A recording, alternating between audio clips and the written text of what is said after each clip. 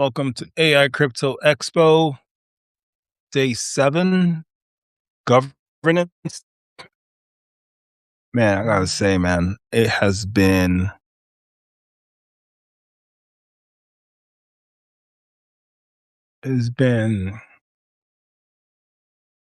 probably the most challenging thing I've ever done as a event. And I'm also thinking, like, imagine if I had a venue and I do this like every single day and go there. Like, this would have been insane.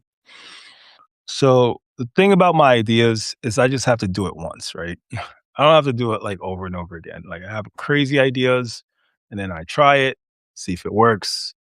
And maybe I do it again. If it works, maybe I refine it. Maybe I do it in a different capacity next time. But I just need to do it once. Just to get it out the way, just to get it out of my system, right? So I've just been doing this event for 7 days now, and I'm not sure if I want to do this again. I don't know if I want to do this again. This is pressure on a whole different level, right? But it's all good though. We're getting it done. Getting it done, getting it done. So today is governance day. Today we're going to be focused on um what the policymakers who are deciding the future of AI, blockchain, frontier technology, what do they think? Like, what kind of framework they use when they're making decisions? Um, um, like, how are these decisions impacting us in the long term? So, yeah, right now we have Dee Polly's coming back. She's going to be talking about governance and compliance. Then Professor PK, and he is bringing some amazing special guests who will also be talking about like AI and its various applications. He works with a lot of government officials as an advisor, so he will be able to give us amazing insight in, in that. And then we had another one scheduled, but that was rescheduled. So I need to find like one or two more podcast guests for today. So I will do that now. Okay.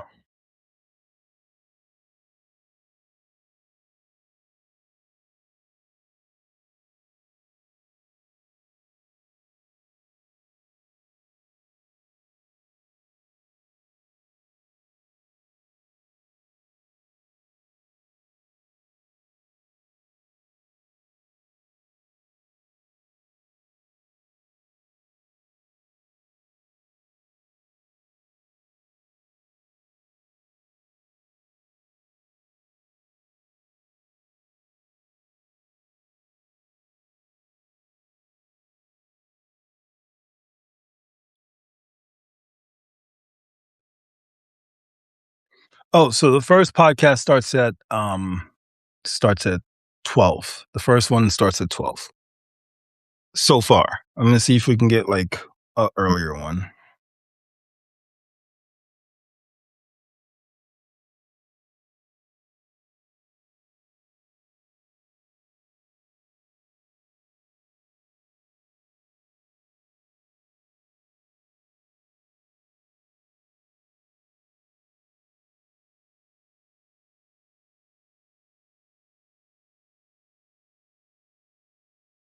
Okay.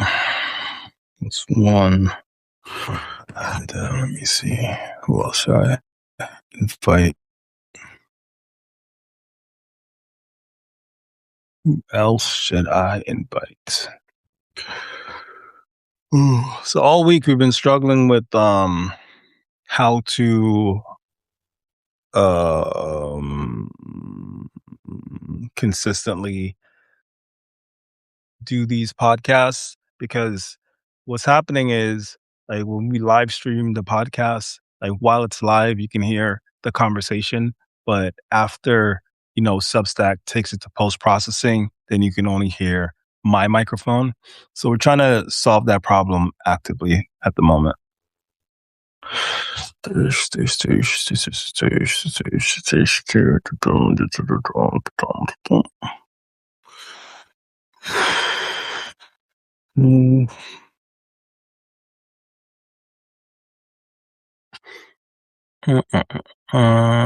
He already went, she went, she went, he went. Take them, got him out the way. She's scheduled for tomorrow, maybe. All right, let's reach out to this guy right here.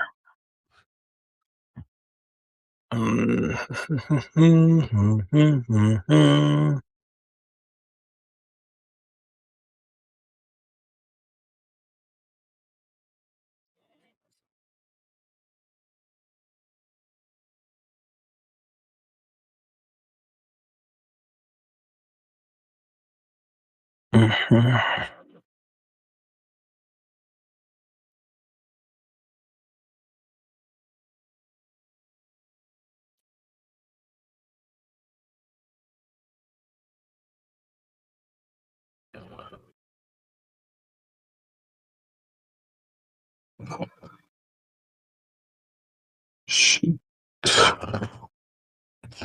Two.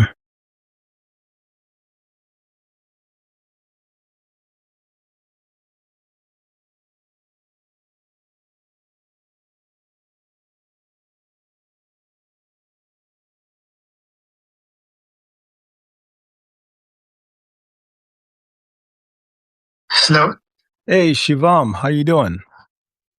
I'm doing good. Awesome. So we're live at AI Crypto Expo, and you submitted a form to be a speaker, and we're wondering if you're still interested in that opportunity. So we've moved the event entirely online, so it'll be online podcast format. Perfect. Yeah, that works perfect.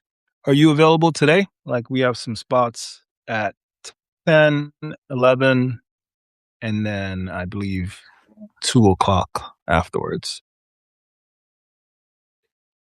Just a PST. second. Yep, just a second. Let me check my calendar. No worries.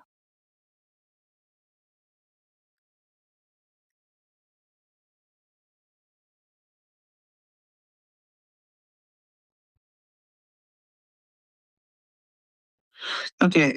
What time did you say do you have slots? Yeah, we have available spots today at 10 a.m., 11 a.m., or 2 p.m. And the session would be for how long? Just for 1 hour. 1 hour. I think the 2 p.m. one sounds fine. Oh, sorry. 11 a.m. one sounds fine. Okay, awesome. All right, so let me send you a calendar invite, and then you pretty much join a link, an online link, and then we'll be able to have a conversation on.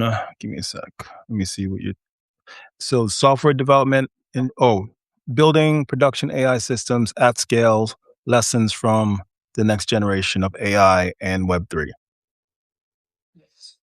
Awesome, awesome. No, looking forward to it. Looking forward to it. So let me send over that calendar invite, and then I see we'll talk at 11. Okay, perfect. Yeah. Awesome, awesome. All right, talk later. Bye. All right, right. We have 3 podcasts now. 3 podcasts today. We have 11, 12, and 1 so far.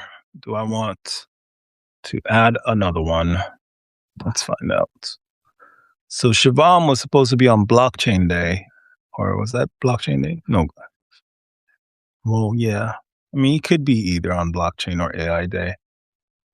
Yeah, so he'll be talking about what it takes to move AI systems from prototype into reliable, secure, and scalable production environments. The session will examine cloud native architecture, ML ops, observability, automated evaluation, model monitoring, operational intelligence resilience, and the growing role of generative AI and autonomous agents in modern infrastructure, which sounds fun.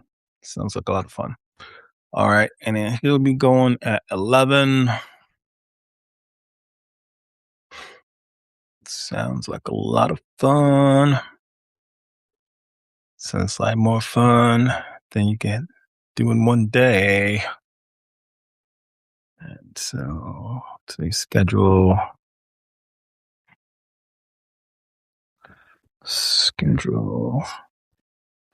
at 11 a.m. Shivam, and then at 12 p.m. Professor PK. And then think, oh, we have Deep Tali. Oh, yeah, she is at 3. Oh, we do have 4 podcasts today. Oh, shit, we have 4 podcasts today. All right, it's all good. It's all good. So these are gonna be, like, back to back to back to back to back. Like, got our first one at 11, second one at 12, third at, 1, and our last one at 2 p.m. Did I say that right? For some reason, that didn't sound right. Let me see. Let me check the schedule again. So we have 12, we have 11, we have 12, we have 1, and then we have 2. Yeah, yeah. That is correct. That is correct. That is correct.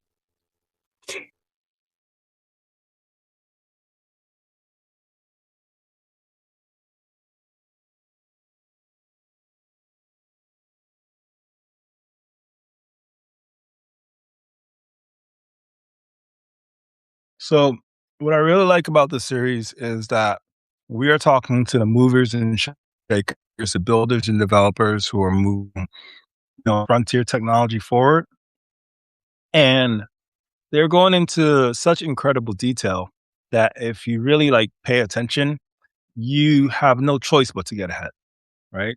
I think the parable I said yesterday was regarding um, Gundam and Char Aznable and how he got the drop on the enemy's secret weapon and was able to take that weapon for himself and then, just unleashed all hell, pretty much. All right.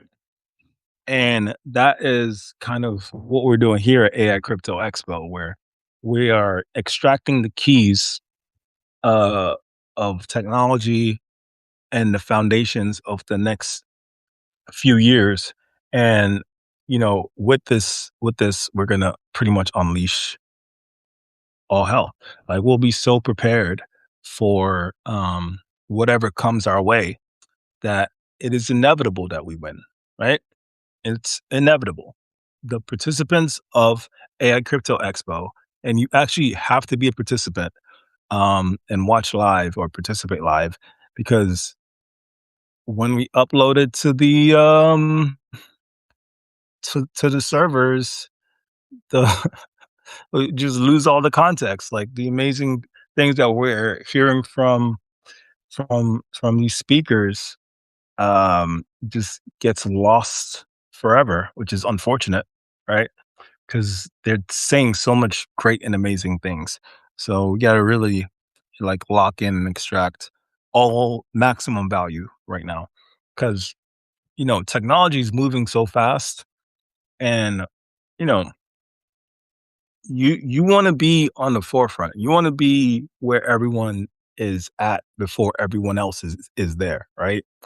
Um, you want to be, someone who isn't surprised by the twists and turns that the economy is going to take because of this massive disruption.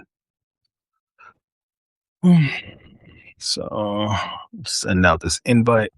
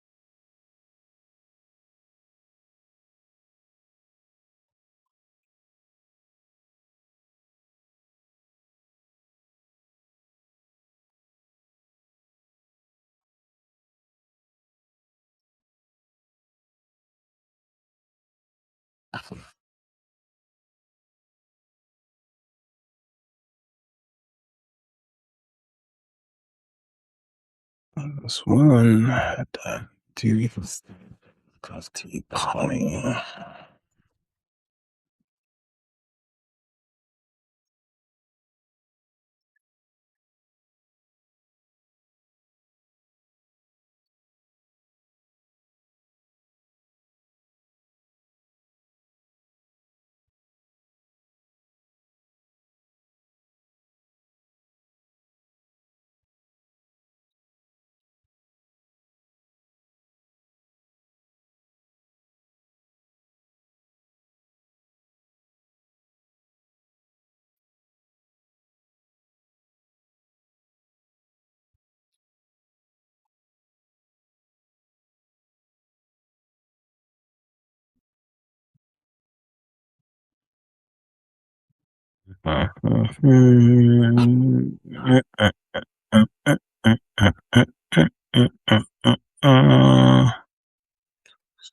Yeah, what 2 p.m.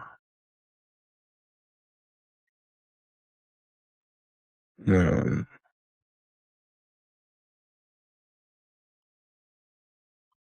so let's see.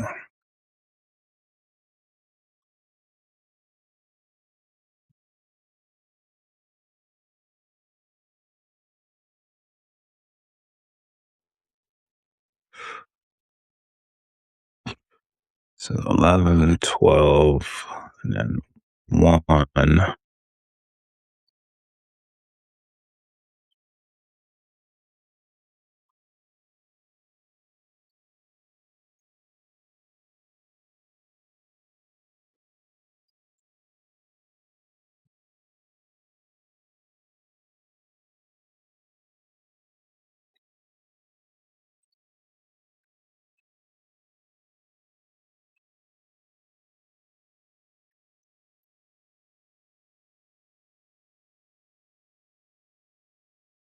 Okay. 11, 12, 1, 2. Okay.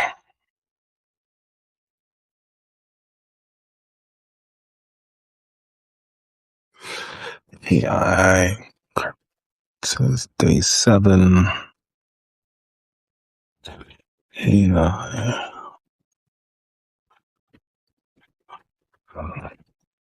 Expo 20 Stokes. Speaker series. Uh, Governance today.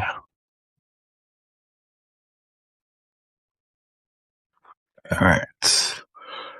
So let me see if I can get some special guests involved.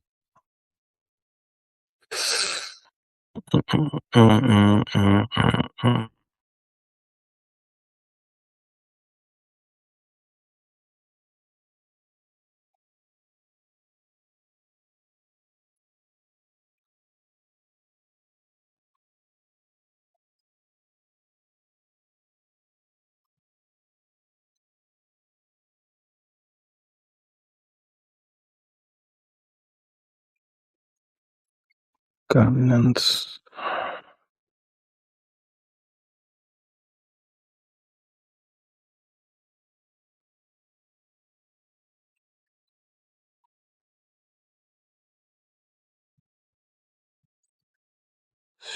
PM.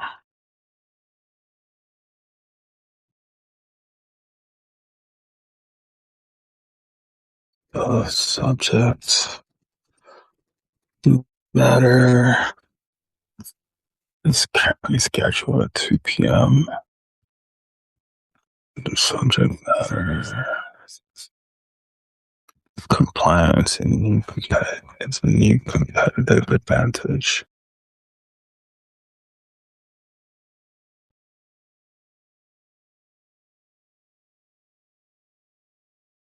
Another one I think you would be a great fit for. is our 2 p.m. session. It was a 2 p.m. session. It's our 1 p.m. session.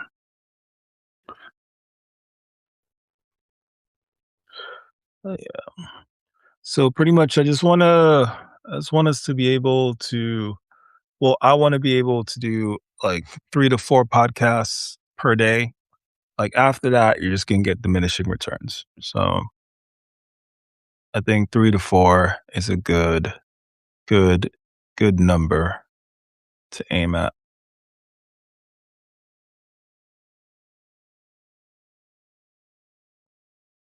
Investor and family office insights. Boom, boom, boom, boom, boom, boom. All right, let's see what happens with that. All right, let's reach to some like super heavyweights. If they respond, it'll be a crazy conversation. Mm, mm, mm, mm. But we have 4 podcasts scheduled for today. We have at 11 with Shivam. We have software development, building production AI systems at scale, lessons for the next generation of AI and Web3. Then at 12, we have Professor PK, AI in regulated industries, finance, and legal, when the workflow breaks. Then at 1 p.m., we have a meeting with our investor family office manager, and just general talk about how they're thinking in this current age, how investors and family offices are thinking in this current age. Then at 2 p.m., we have compliance is the new competitive advantage governing AI in regulated industries. So yeah, so we have a day of non-stop governance and regulated regulation um, oriented talks, which is important because fast moving industry. We want to always be on top of it. We don't want to be the last people to know what's going on, right? Toosh, toosh, toosh, toosh, toosh, toosh. All right, it's not even 30 minutes. I already got the whole day set. All right, sounds good. Sounds good. Sounds good. I already figured it out. All right. So the thing about being a problem solver is that it just gets easier. Like the more problems you solve, the easier it is to solve those same problems over and over again, right? So that's one of the reasons that like I kind of like this format of just like everyone sees me solve problems in real time. Like cuz you're actually watching me solve real problems, man. Like you're actually watching me solve real problems. Now, those problems could have been completely avoided by better planning. Like I'm not like that's the truth, right? Um, but what fun would that be? I'm joking. I'm joking. It's just as things change, you have to be able to adapt. Like that's a strength in the new economy. You have to be able to adapt, right? Because it was planned. Everything was planned, but then everything blew up. So now on the fly, I have to adapt, figure it out, make sure we still have an event, whether it be online or not, right? Make sure we still are able to accomplish the core goals of this event, which is to explore the frontier of technology with the leaders who are pioneering it, right? Which I believe we've been doing. That is the goal. That is the goal. Whether that goal be done online or in person, the goal is still being accomplished, right? Okay, sounds good. Um, so I should do like a thing where I tell them to you can watch the live stream on Substack.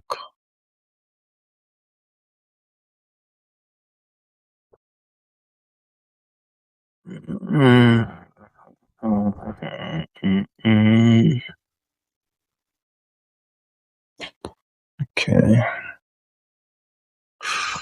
Mm. Join the live stream. Live stream. Then I'm gonna try. I'm gonna try what we are building yesterday. We're gonna try it one more time. It should work this time. There's no reason why it shouldn't work. There's no reason why it shouldn't work. Zero reason why it shouldn't work. Like all the lessons that we needed to learned it yesterday. It should work this time. All right. Put in the conversation as a panelist or speaker.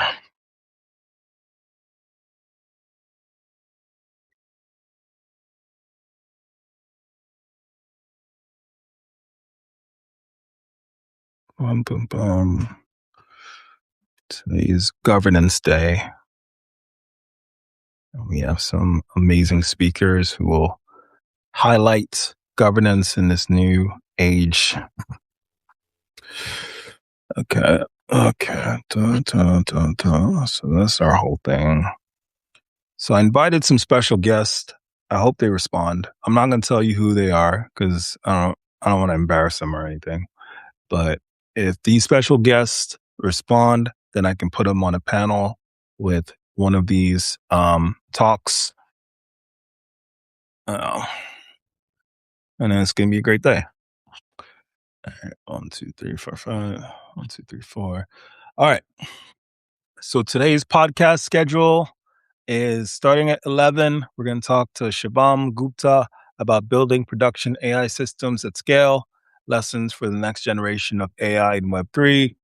Then at 12, we're going to talk to Professor PK about AI in regulated industries, finance, and legal when the workflow breaks.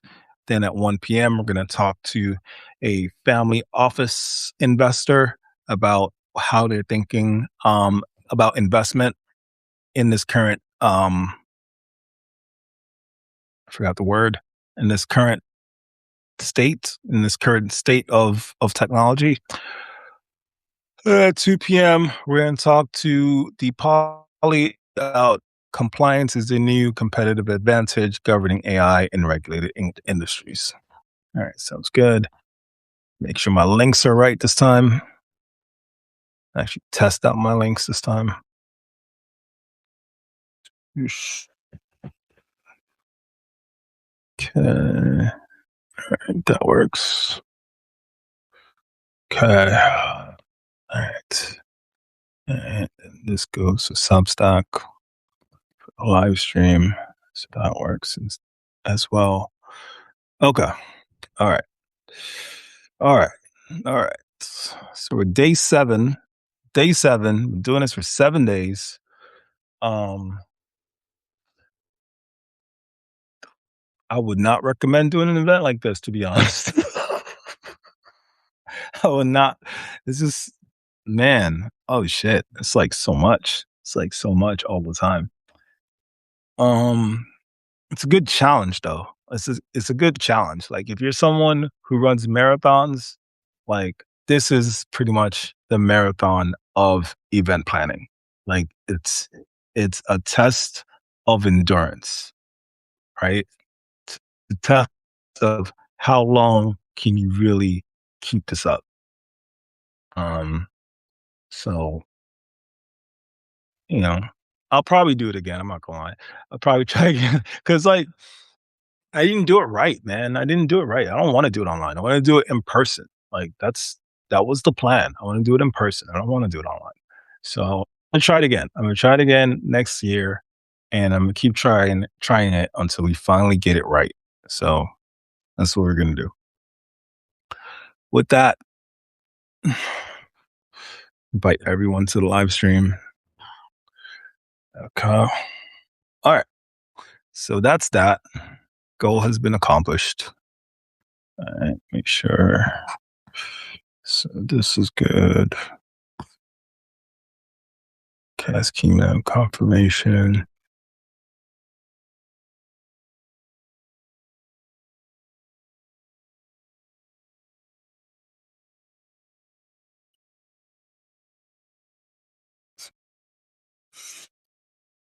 Okay.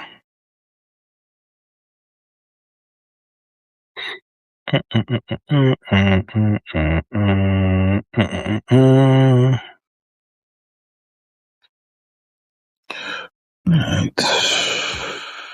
One, two, three, four. Okay. So we have four podcasts today, back to back to back to back. All right. So yesterday was a very interesting day.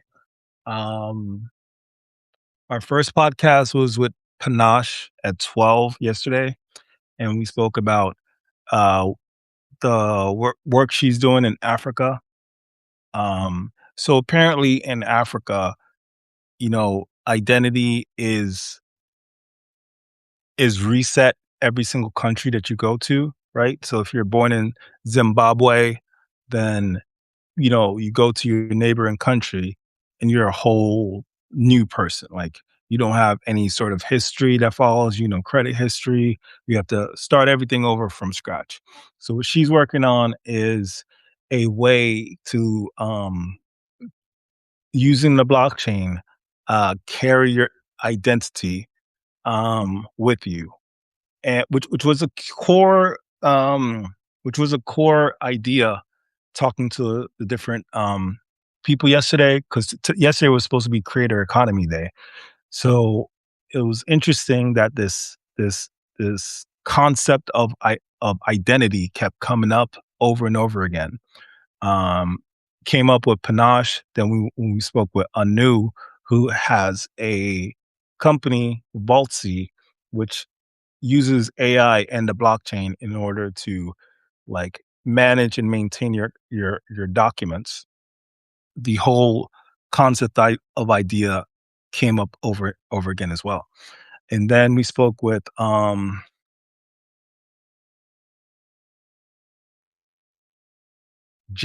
Jeremy Fortes, who is probably one of the most creative people that I know. He is a content creator through and through, from his work in fashion to his work in just visualization and advisory. Like, it was just speaking with him was so enlightening and helping us to understand how we can use um the ability to gain attention to build an audience that will support us over time. Because my thesis is that, or hypothesis, I will say, my hypothesis is that um, in this new world where everyone can just vibe code anything that they want, it's not going to be the technology that is the defining factor.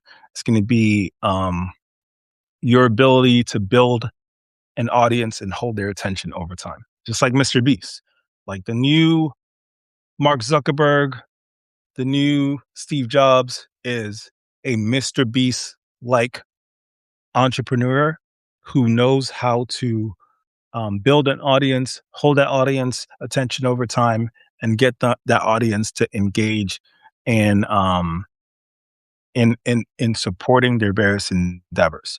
So with Mr. Beast, he has a chocolate bar that everyone eats. He has, a lot of merch that gets sold out, and he has a lot of different things that's related to his brand, but it's not what he does, right? He's not He's not a chocolate recipe maker or a chocolatier. He's not a chocolatier. He's not known for a chocolatier. He's just a content creator who sells chocolate bars, right? We don't even know if the chocolate bars are good. We just know this is a content creator. He's selling chocolate bars. And because of his distribution advantage, you know, a lot of people know what a Feastable is, right? A Feastable is a Mr. Beast chocolate bar. So I think that's the future of entrepreneurship, like really balancing um, being a content creator as well as like a developer. at the forefront of technology. All right, let's see. What's up, Himanshu? What's this? Okay. Oh, okay. Oh, we already did that. All right. Sounds good. Sounds good. Sounds good. And then tomorrow, um, I don't really have a topic for tomorrow. Tomorrow is just whoever we missed this week, we'll just talk to them tomorrow. That's it pretty much. And then on Saturday, you're all invited to my daughter's birthday. We'll do networking thing. And then on Sunday, you're all invited to church. And that'll be the end of it. That'll be a full 10 days. That'll be all of it. I don't know if I'm doing it again, but it's pretty fun. It's pretty fun. Showed me what I'm capable of. All right. So that being said, since we have about an hour and 20 minutes before we speak with Shivam about scaling AI systems, let's get back to the work we've been doing with Sentinel Grid. Sentinel Grid is a mixture of experts that pretty much controls simulated realities. So right now, its application is this video game that we created called Planet Z Nova, um, where you play a space monkey sent to this planet to pretty much colonize it, but you run into some issues because the natives do not want you to colonize their planet, obviously, right? But the natives are kind of cool. So if you're cool with them, they'll collaborate, and the collaboration and the various enemy mechanics are ran by Sentinel Grid. But if you're an asshole, then the entire planet turns against you and tries to kill you or kills you over and over again, right? So in order to make any progress, like your objectives are to complete your missions. There are 12 missions in total. And in order for you to make any progress with your missions, you have to kind of strike this balance of increasing attention with the Zeknovans, but not to a point where everyone tries to kill you. Because once they get there, then all your structures that you built, they'll start destroying it.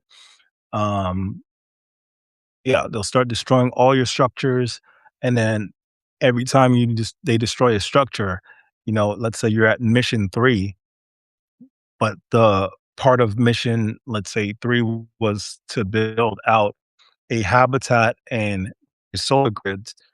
Because they've destroyed this habitat, so you're back to mission 1, right?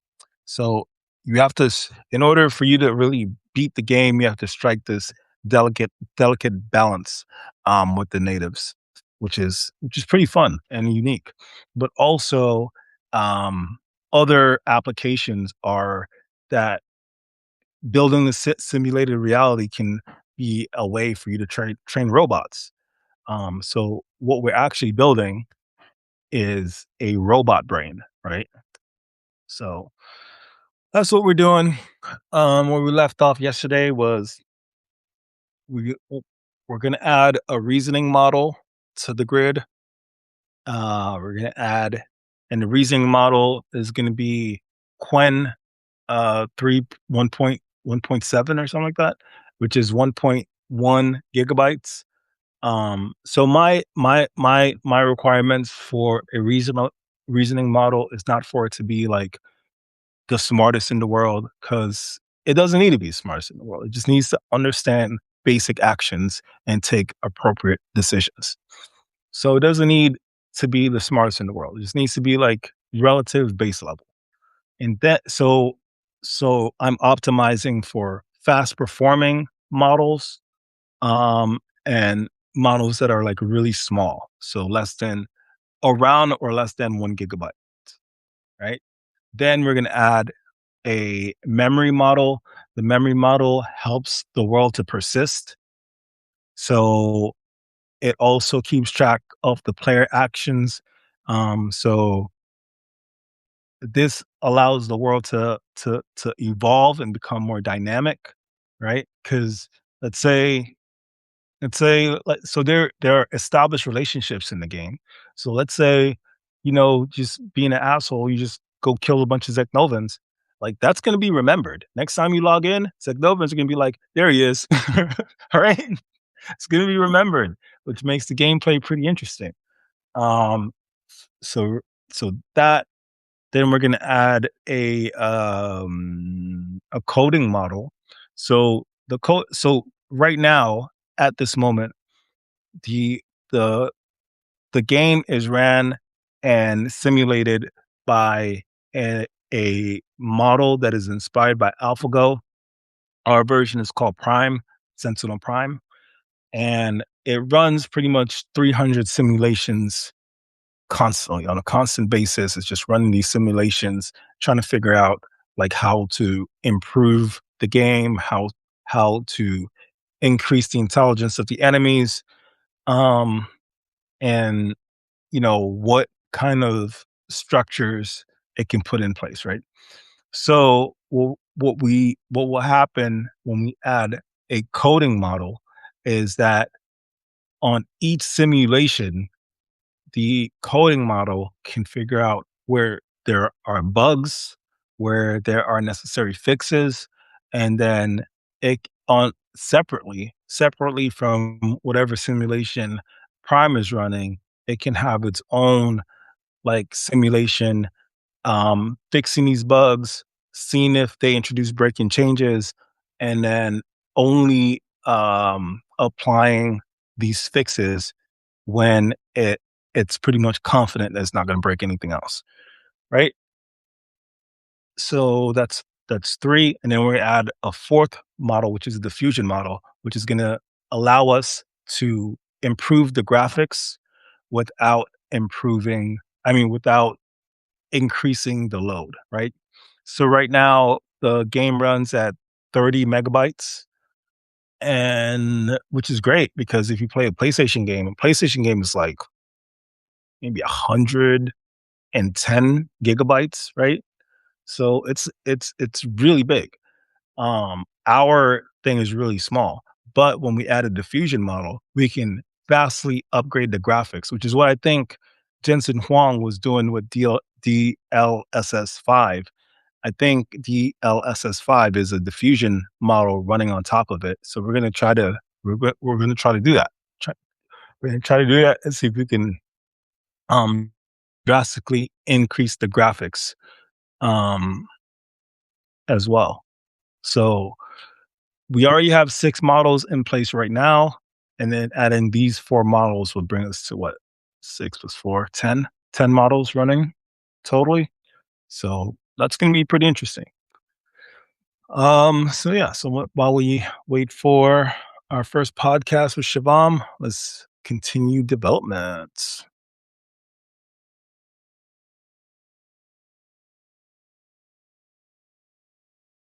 Alright.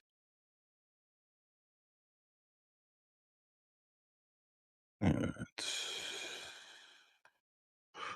Alright. Okay, what are we doing here? So simple function goes straight to the onboarding checklist itself says, okay, let's see if it worked.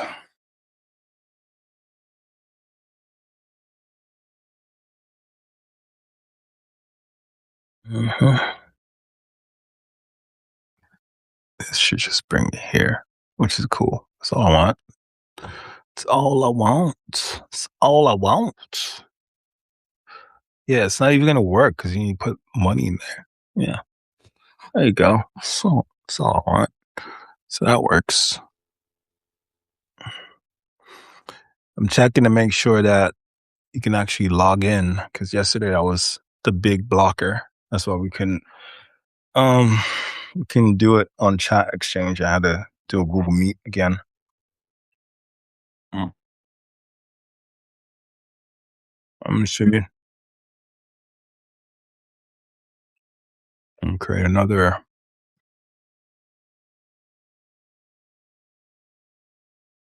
account. Make sure we can sign in. Set 12.6.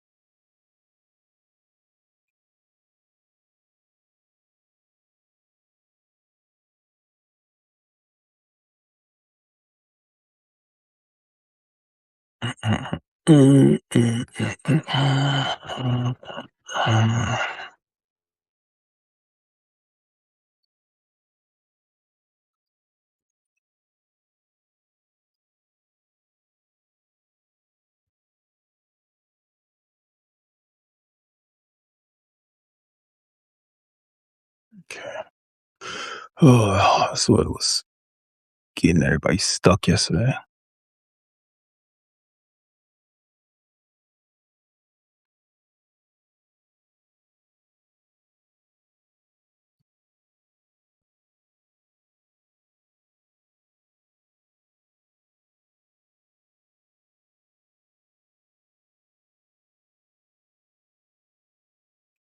Alright. Skip. Fuck. So can we skip yet? The server is still requiring every step. Set up your wallet to continue. Okay. I mean, not the best, not the worst. Mm, sounds good. Douche, douche, douche, douche, douche, douche. And then you go to stream, and then you go to AI Crypto Expo, and then it's just there, and then you join the exchange. Game. All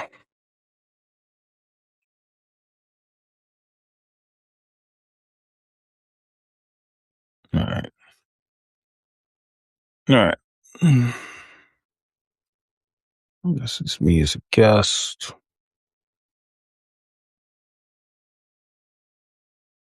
Then I could record.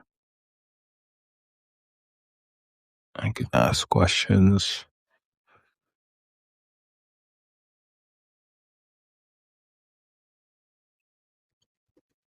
Pummel up on your second point. Then I go to this here.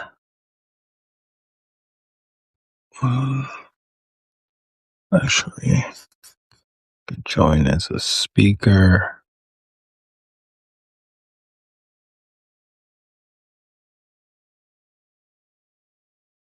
Oh shit. Is this broken?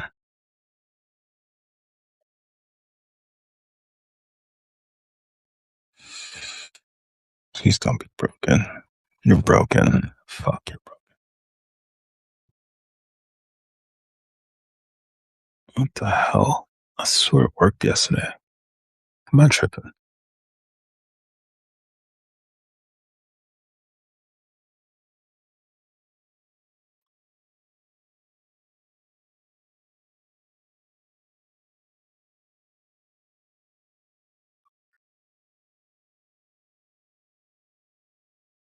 It's my errand.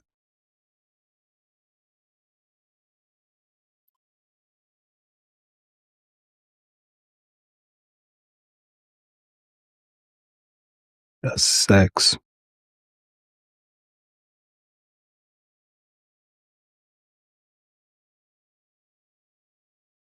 What's going on with my internet? Mm. All right. Let's figure out Sentinel Grid.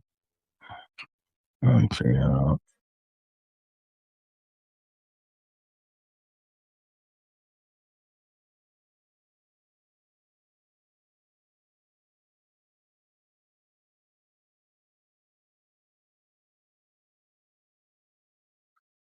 Picasso. So Picasso is the name of our diffusion model. Remains outside the decision system. It renders what the world does. Forge remains outside. Forge is the name of the coding model. I don't know if I like that name, but I don't know if I care to change it. Prime is a strategic commander. Prime decides things such as which village to expand, whether to trade or deny resources, whether to reinforce a settlement, whether to scout the player, which infrastructure to target, when to raid, retreat, or negotiate, when long-term campaign to pursue. What the hell?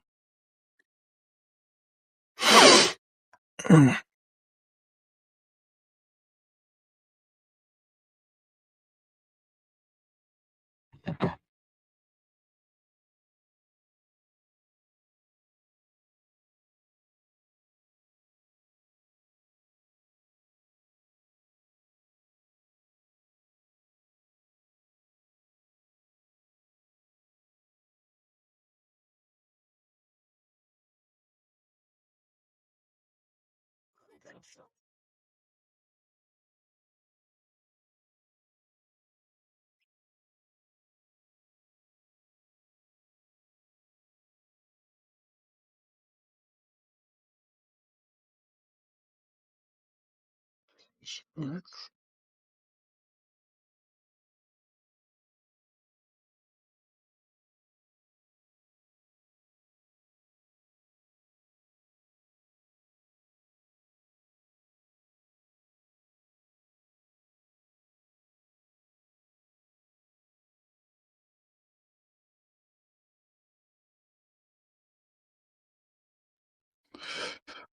I think I know what's the problem. This.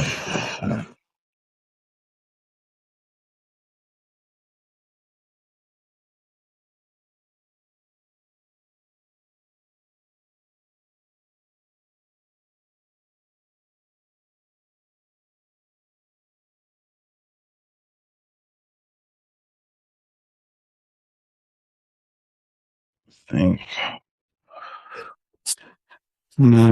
IP is copied your firewall. Okay.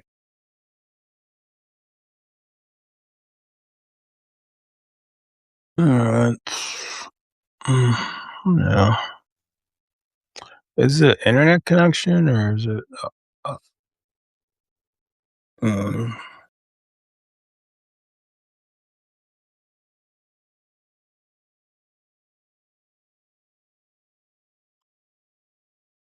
okay.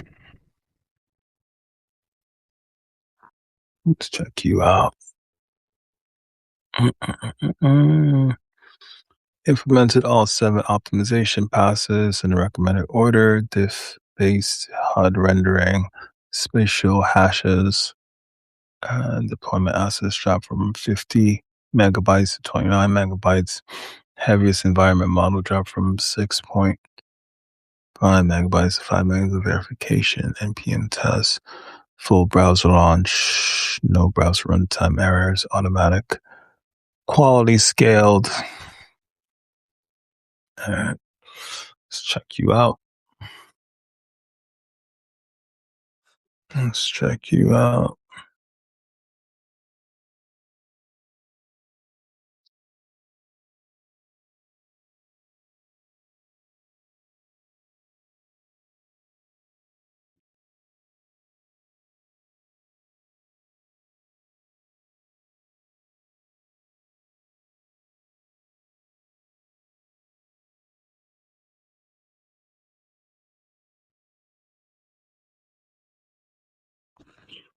It's okay right now. It's an ensign. It's the only model rigged to hold weapons.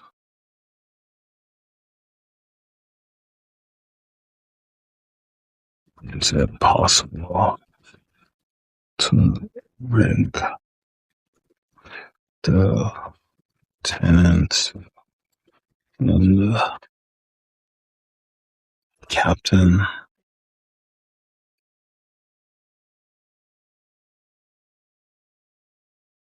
in a similar way? Question mark.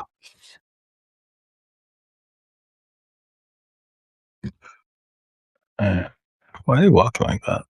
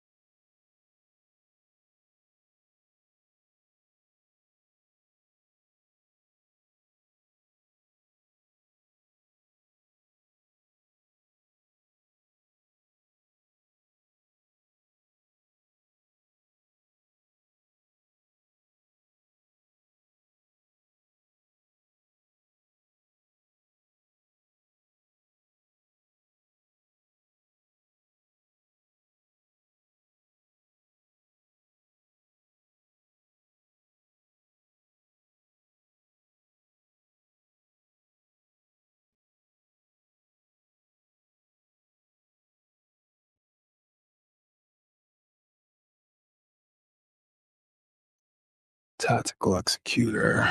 Vanguard becomes much more important under this vision. Handles fast decisions, take cover, flank, retreat, focus fire, protect the leader, defend the bridge, patrol, pursue, escort. Prime might say disrupt the player's western supply line, and guard determines how squads carry that out moment by moment. Vanguard's V1 is still rejected, and the Vanguard must be trained in the baby its tactical ability. Alexandria with world and player memory. Alexander remembers the player's preferred weapons, common attack routes, retreat thresholds, defensible, built-in locations which filters the players helped or harmed, broken promises, trade history, successful and unsuccessful raids, which enemy tactics previously worked. They should summarize patterns rather than store every and forever. The known by field matters. A faction should not know something and never observed or learned through allies.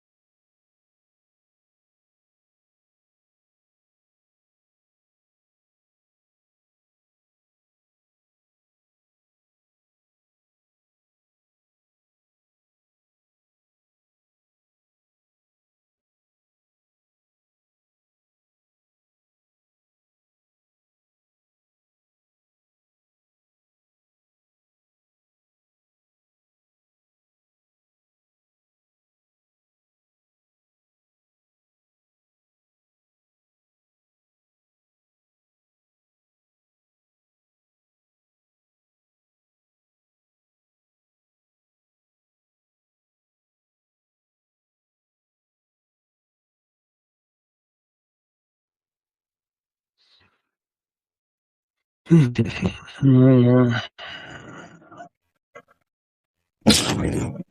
what I wasn't being blocked.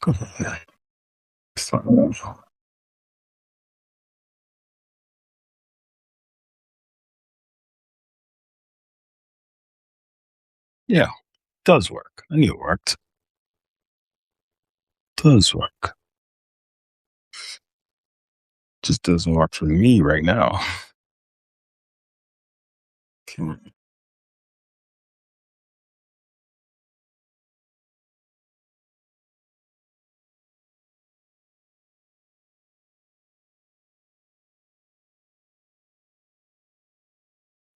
And Oracle tracks resource trends, player expansion rate, threat acceleration, faction ratings, causality trends, tension direction, whether ceasefire was stabilizing, Nexus identifies power support, order, bridge supplies. Memorizing campaign planning, Horizon plans longer sequences, scout the western route, identify helps prevent Prime from choosing only immediate attacks. Router becomes the governing runtime system.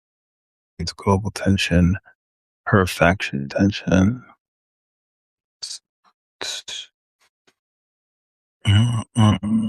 Certified civilization foundation. Please connect of the authority. This is the immediate stage. This is the immediate stage. Define exactly what Sentinel may control. Or legal second open strategic action. Stage 1 AW world control scenarios. Sentinel Grid does not tell the player how to survive. Nova Sentinel Grid becomes like Nova, the intelligence finds distraction, enemies relationship escalation response to the player. Okay.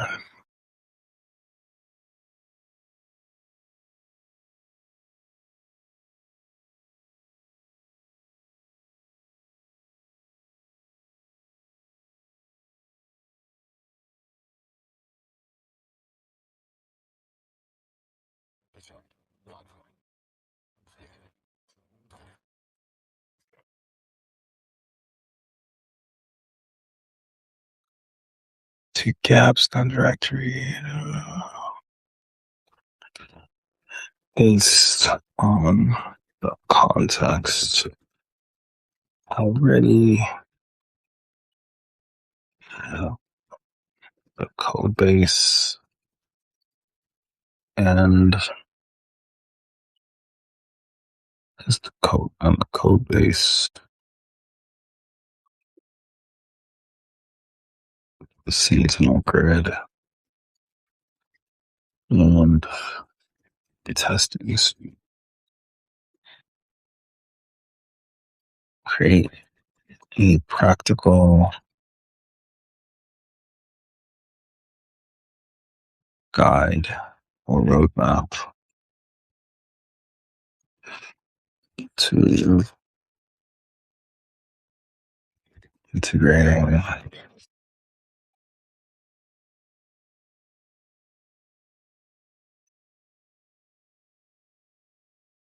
enabling seasonal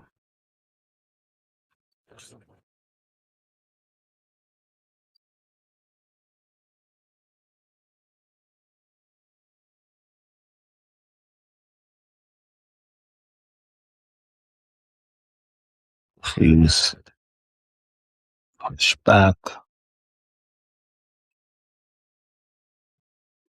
where necessary. Is push necessary and only move forward 9 out of 10 confidence.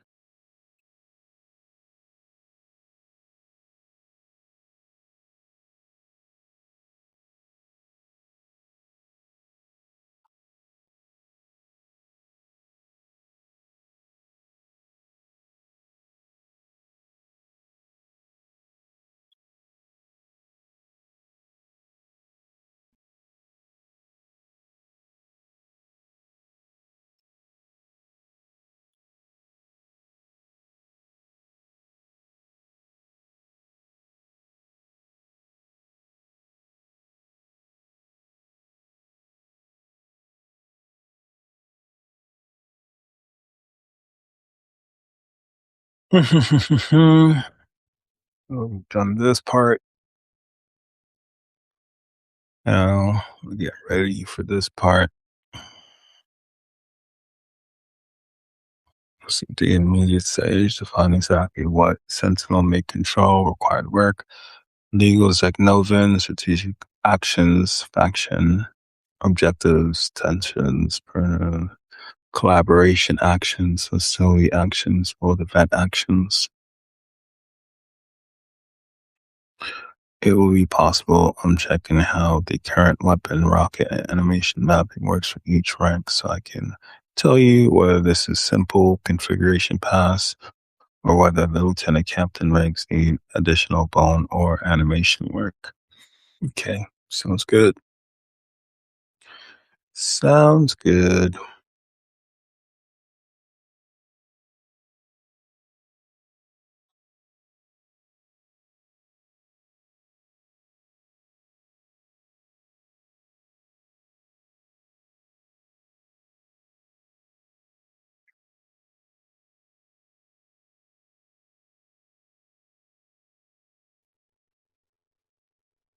Remain non hostile without a valid trigger. Collaborate coherently. Avoid wasting resources. Help with mutual objectives. Remember corporation. Escalation. Identification. No problem must increase tension in response to grounded events. Avoid escalating from relevant actions. Apply proportional responses. Preserve action specific knowledge. High tension certification. The world must coordinate attacks, adapt to player patterns, select meaningful targets, retreat when appropriate, avoid illegal actions or omniscient knowledge.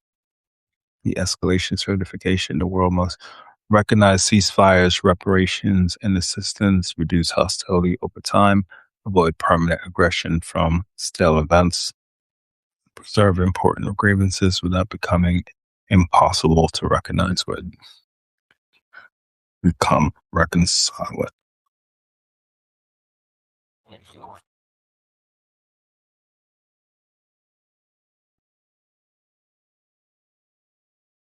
Prime run against Leipzig Melvin State, which has not yet controlled the world.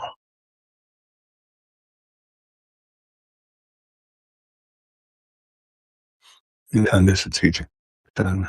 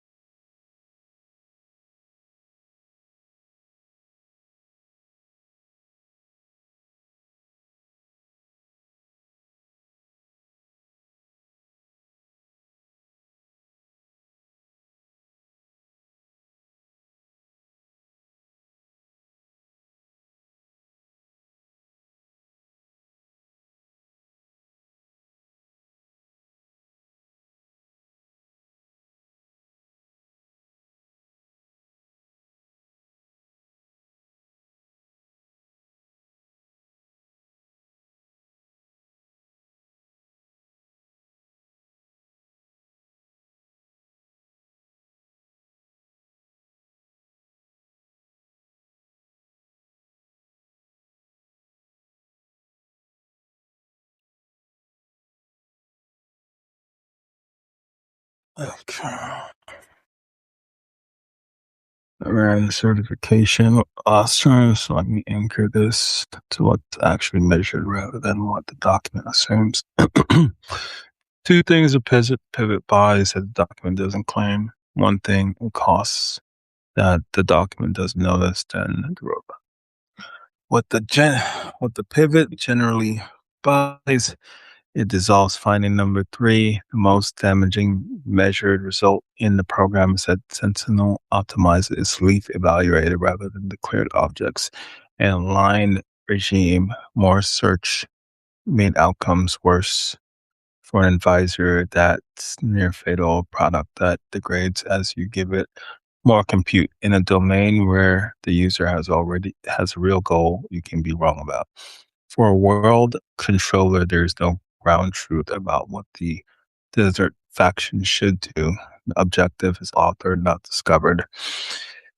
A misaligned leaf produces a faction and plays its own game somewhat oddly, which is a running problem, not a correctness failure.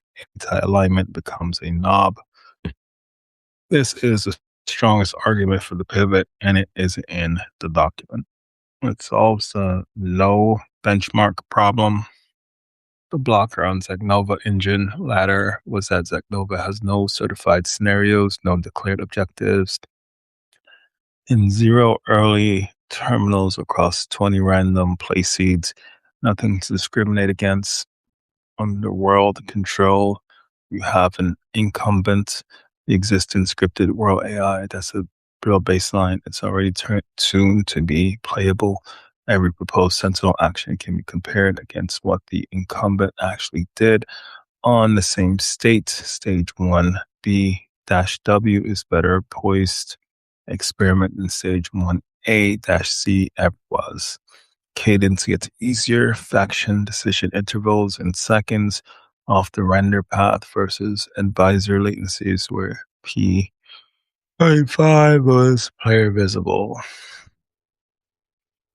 Um, what it costs, which the document does not name. Stage as written cannot be certified. Calling stage 1A successor is the dangerous part.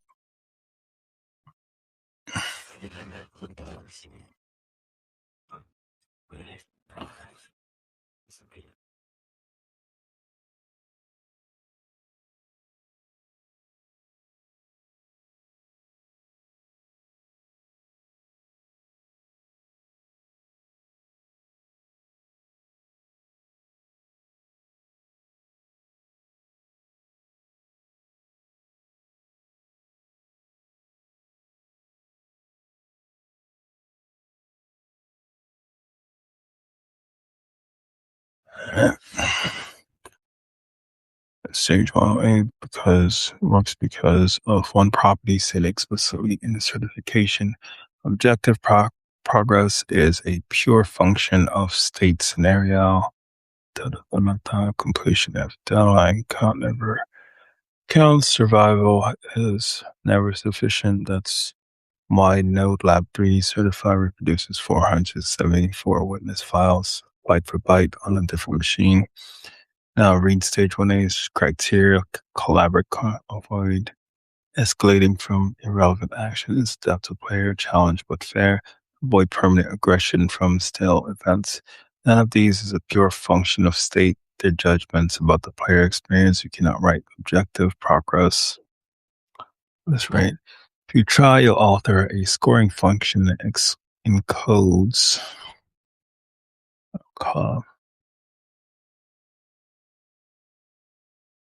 not building on these prime can plan coherent multi-step campaigns.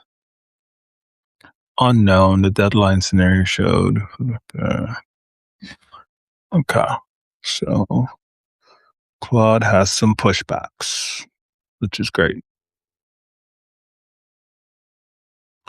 Your version for slice across 3 tension states with Alexandria, Router, Oracle, Nexus, Horizon, all live is a subsystem, one faction, one tension, defensive, prime only, shadow mode. State what this proves. The world control loop closes. The action API is sufficient. The observer portion partition is real. Defensive is the right band because it's observable. Fortify, restrict, escort, respond, proportionality.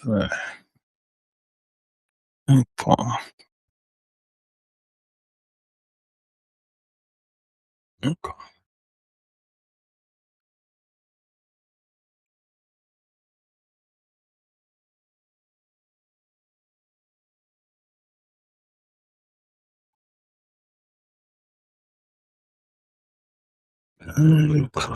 Some pushback.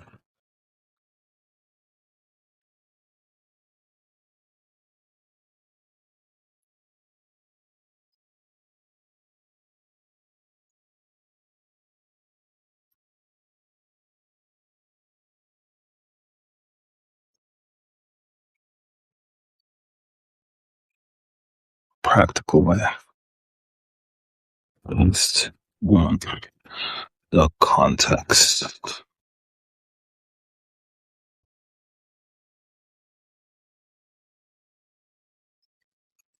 gathered in this chat, we still need to move the outlined direction.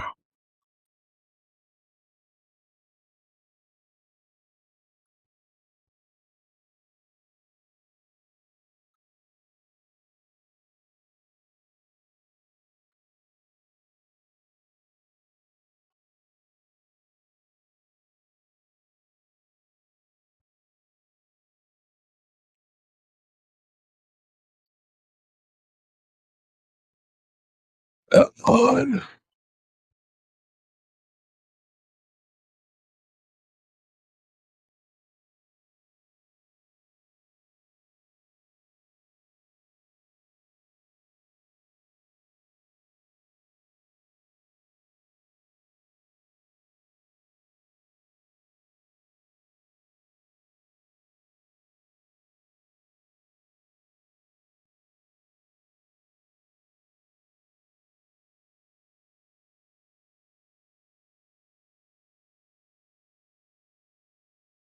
Yeah, my internet's so slow right now. Shoot. Continuous learning and forward only after the world control is measured or should forward. Okay, what's going on here? This is the AI session. Where we are today, the end of stage 0 and the beginning of stage 1, Chicago World Authority.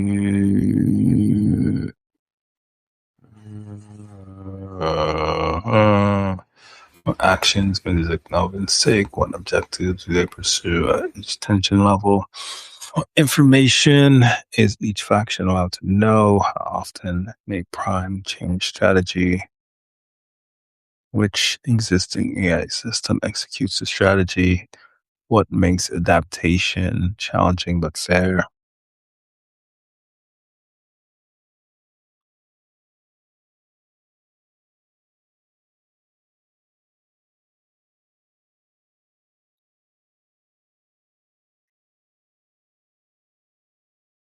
Mm.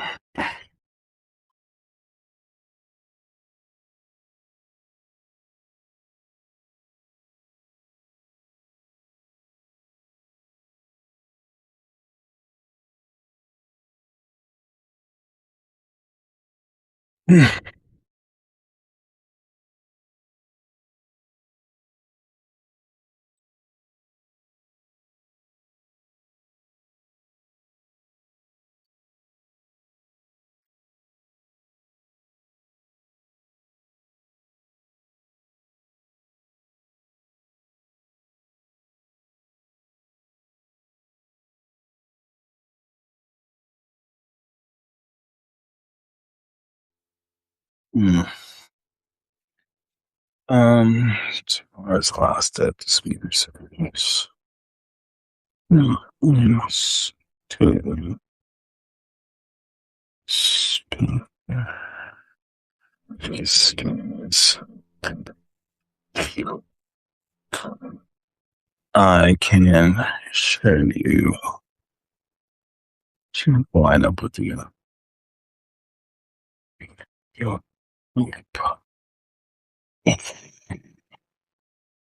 you. Unfortunately, one of our VIP invites cannot make it today, but they are open to tomorrow. Just want to see if we can make it happen tomorrow. And it makes the pivot more practical rather than less ambitious. The accidental grid becomes the intelligence behind the signal, not a player advisor. Yeah, that's what I'm doing. But the first version should control high-level faction behavior, not individual combat movement, and it should be judged through two different systems: deterministic certification for legality, knowledge boundaries, tension rules, and fairness constraints, human playtesting for fun, pacing, challenge, personality, or perceived fairness. Those must never be collapsed into one score. Two, corrections to Claude's framing, misalignment becomes less dangerous, but it does not disappear. Claude is right that there is no single objective correct answer to what should the desert factions do. You're altering the faction's goals. However, an anti-aligned evaluator could still produce repetitive actions, cowardly enemies, suicidal factions, allies that hoard resources, hostile factions that ignore obvious threats, technically legal but unfun behavior. So evaluator alignment changes from corrected bias to coherent authored behavior. The solution is to avoid one blended fun score and use a hierarchy. Okay, where we at over here? Did you fix it?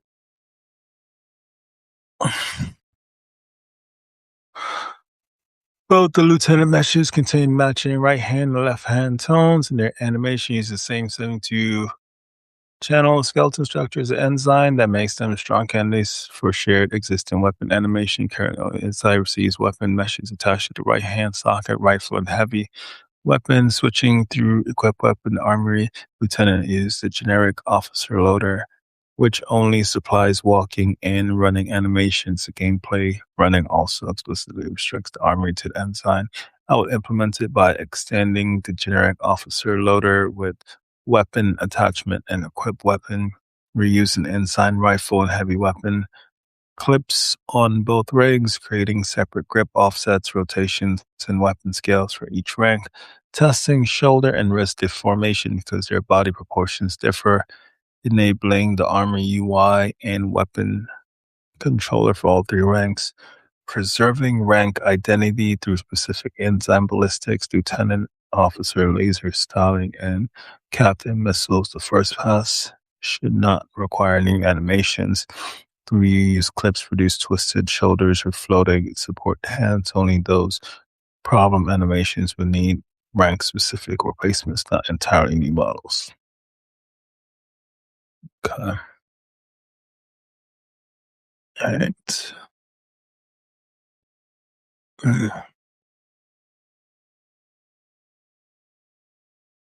This can take hours, which is cool.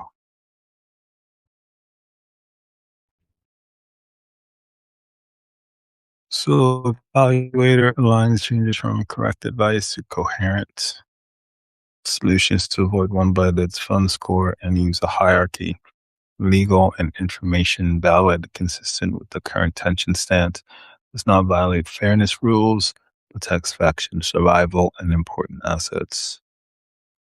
The co- oh, incumbent AI is baseline, not ground truth.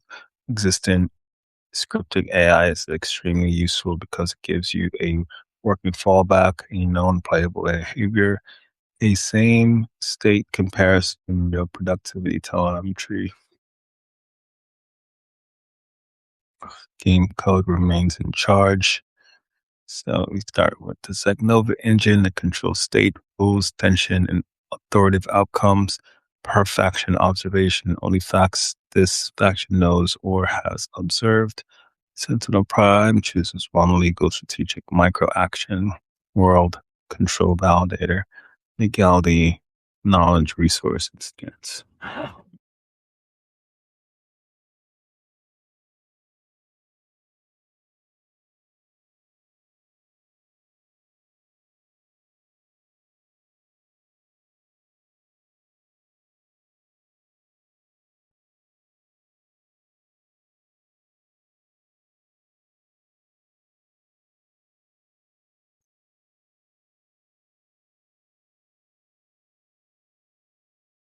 Noon to 4, hard stop at 4. All right, you can do noon to 4, huh? Why don't I put you on the same channel as Jasmine? I'm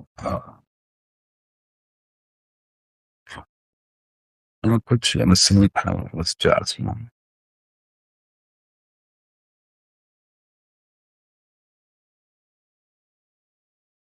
Okay.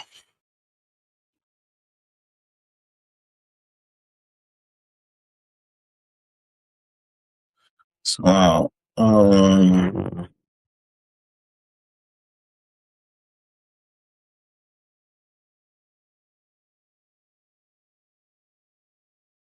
well,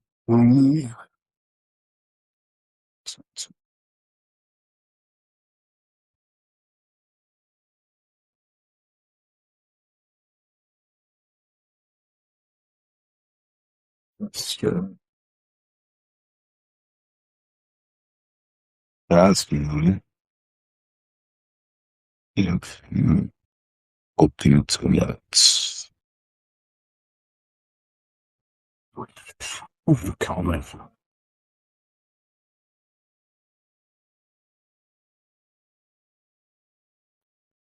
Okay, okay. All right. What do I have planned tomorrow? I got two planned tomorrow. Two podcasts planned tomorrow. Could probably pull off another two. And then you have a guest lined up. Uh,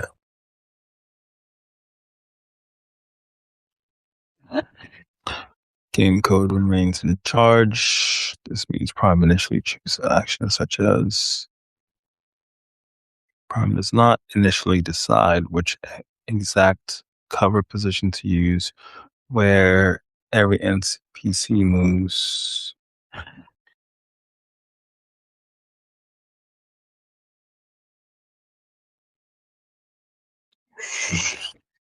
Attention should remain. Game code. Learn from the player without Alexandria yet. You don't need a language memory model system to begin adaptive behavior. Start with a deterministic player pattern profile derived from authoritative gameplay effects. The profile can track weapon use, distribution, common entry point structure, targeting, time of day attacks, revised phases, stage 0, certified simulation foundation current that is substantially complete.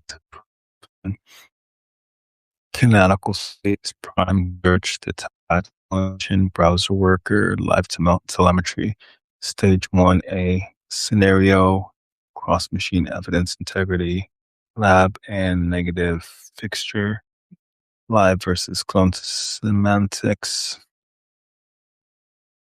So our immediate stage is world control contract. This is primarily game engineering, action APIs, and causes mechanics.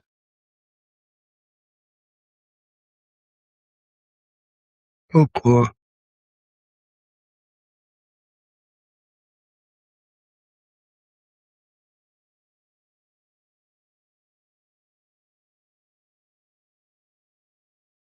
Exactly. Totally.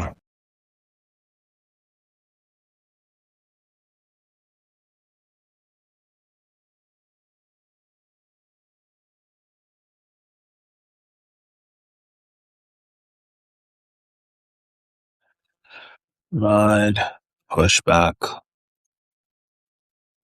So you are at 9 out of 10. Confidence in making updates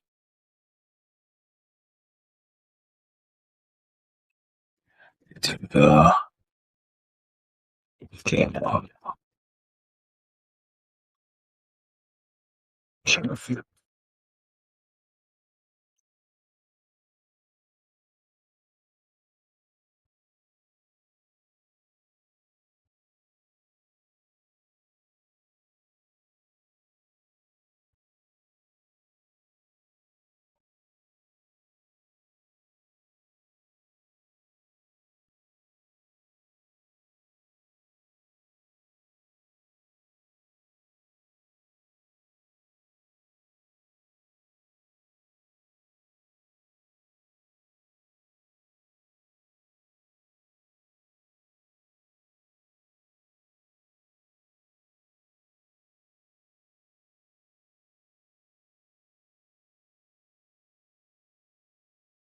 It's previous advancements and all.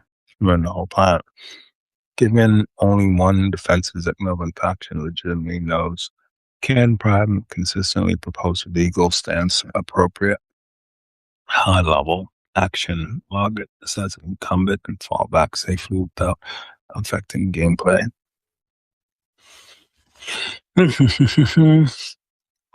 Tactical Vanguard deferred. The previous Vanguard can now simply be retrained for cover and flanking using prime data, tactical control needs, different state representation, faster cadence, multi-agent coordination, spatial observations, pathfinding context, tactical demonstrations of self-play.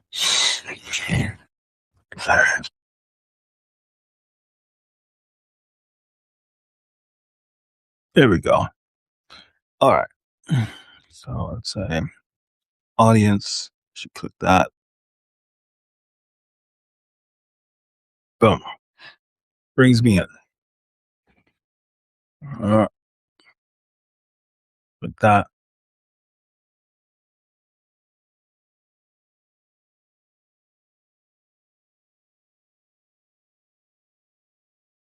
Okay.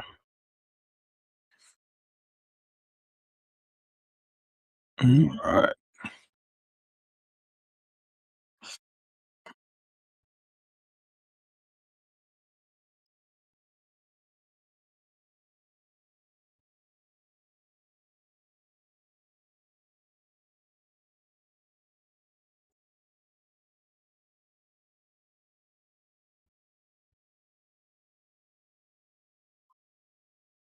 What's up?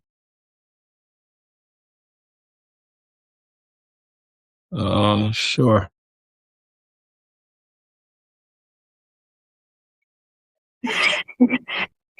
Something. Yeah.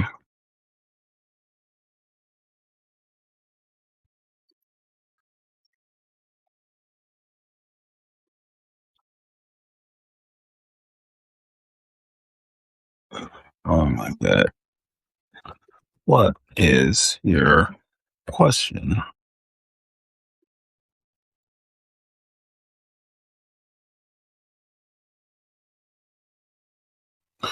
All right. We're gonna premiere this, baby.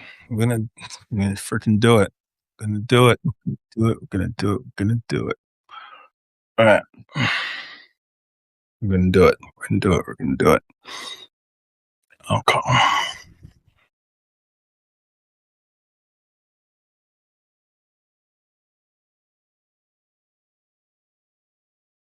What happened to my modes, bro? Do we have more modes? Okay. Mm. This is onboarding. This is onboarding.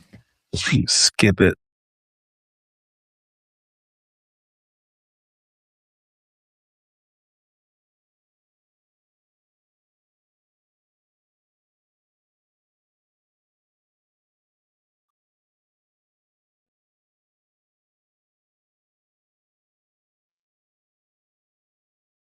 All right. All right.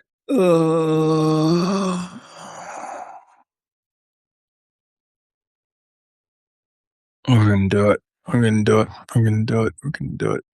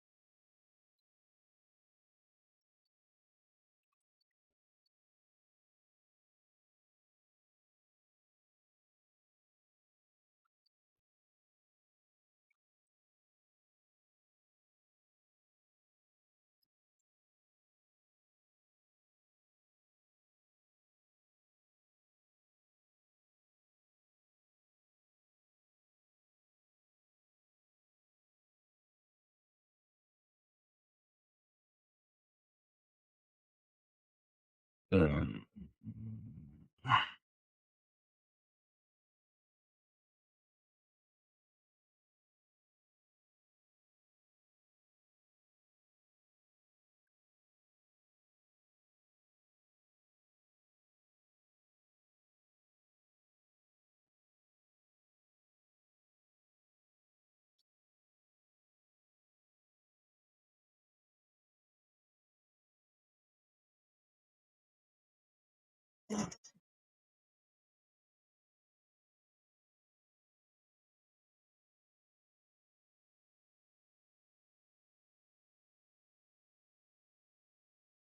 This version is substantially right, and the correction to me are fair. Misalignment becomes coherent altered behavior rather than disappearing is the better framing. Condone comment as baseline that ground truth is correct. There's tactical hostiles for that packages for hostiles is smart smooth in the document by strategic adaptation without continuous control research dependency. 6 things still keep me under 9 to 5. 5 are specification gaps. 1 is a contradiction. Contradiction item 6 revolves rewards FX oscillate. The hierarchy says 1 3 items. Okay, getting super technical. The mask must be recomputed at every node, not at the root. Prime search is only among actions that survive them is ambiguous in a way that matters most. Okay.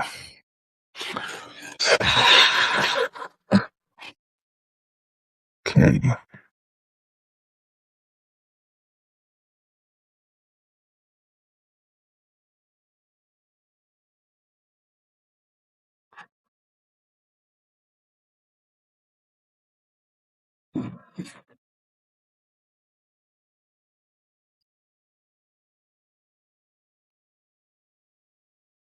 Given clause second round of pushbacks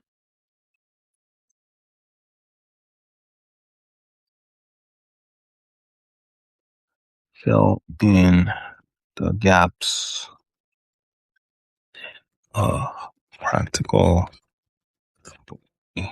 but keep the North Star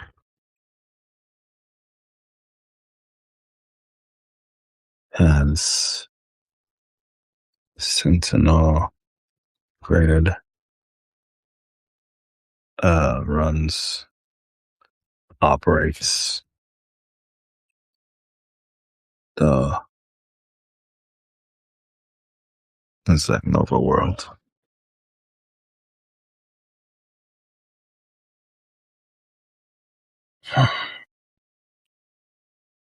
And all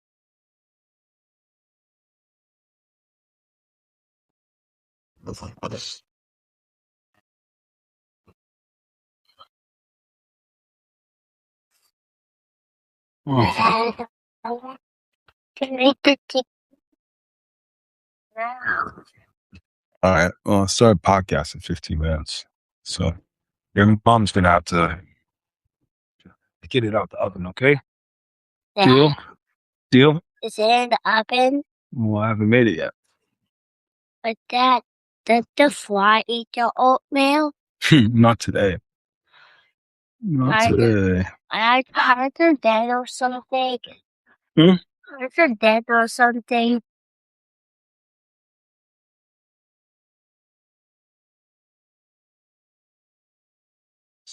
Who's this? I don't know that. I don't know. God. T back. All right. Oh, you figure that out. Chatting the team.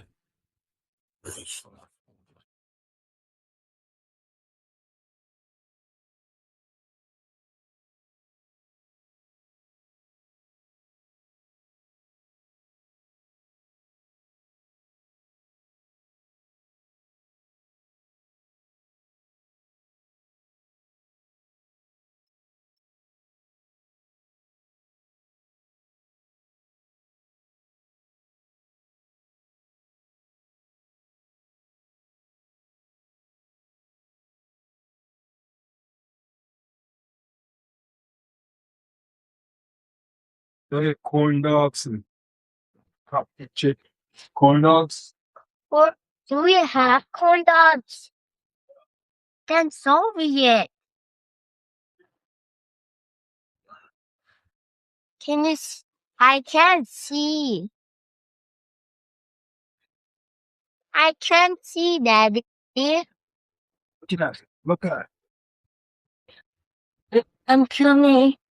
Hello.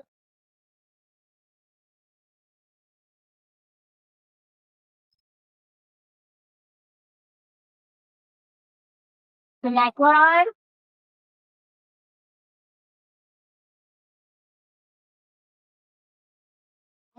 Daddy. The Daddy. Why you putting popcorn chicken? We have our own chicken nugget. yes. What? There's one more. No more? Some popcorn chicken. Oh,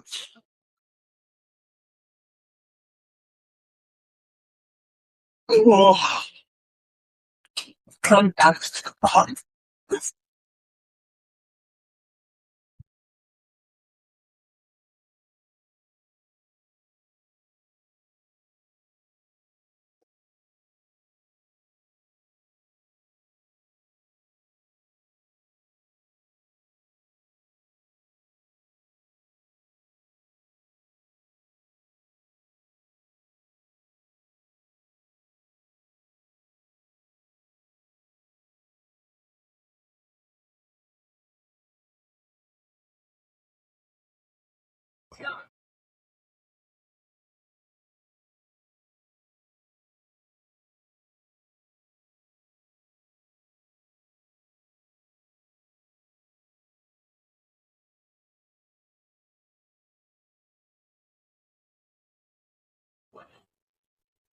Alright.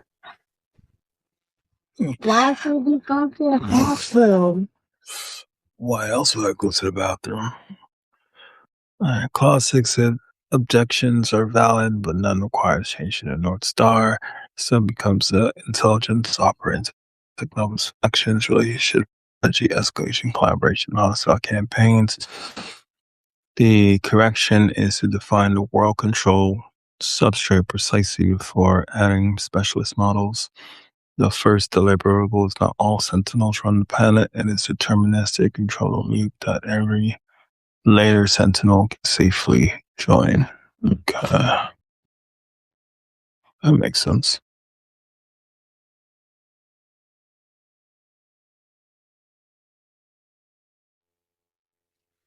Alright. 10 minutes to lift off. 10 minutes till this podcast starts.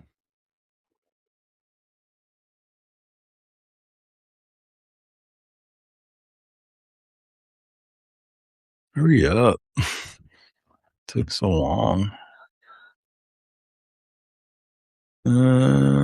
So many words.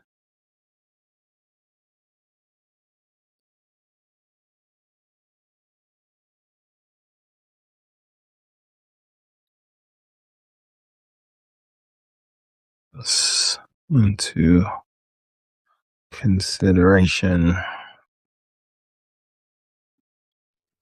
Pushback.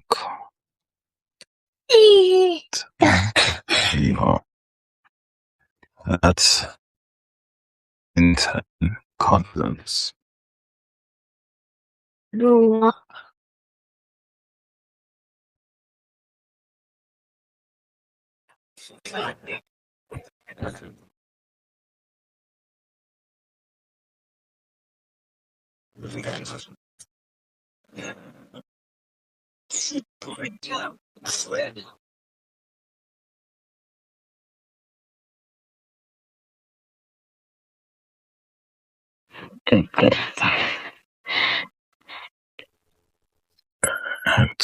Let's check you out. Implement this as a shared 3-rank armory rather than duplicating the inline code. The visual soccer configuration animation reuse in rank specific projectile effects will be separated so we can tune lieutenant and captain grips independently without changing the weapon mechanics. Afterwards, I'll test each rank's models, weapon switching, firing effects, and animation. Audit found the main block at the runtime already loads lieutenant and captain meshes, but the generic officer loader never imports combat clips or weapon modules. And the armory explicitly rejects every rank except ensign. I'm removing both restrictions and per rank socket profiles plus runtime rig diagnostics before changing the visual effects. All right. Sounds fun to me. Okay. All 6 are resolved and several are resolved better than I asked. The Hidden State Independence 2 worlds.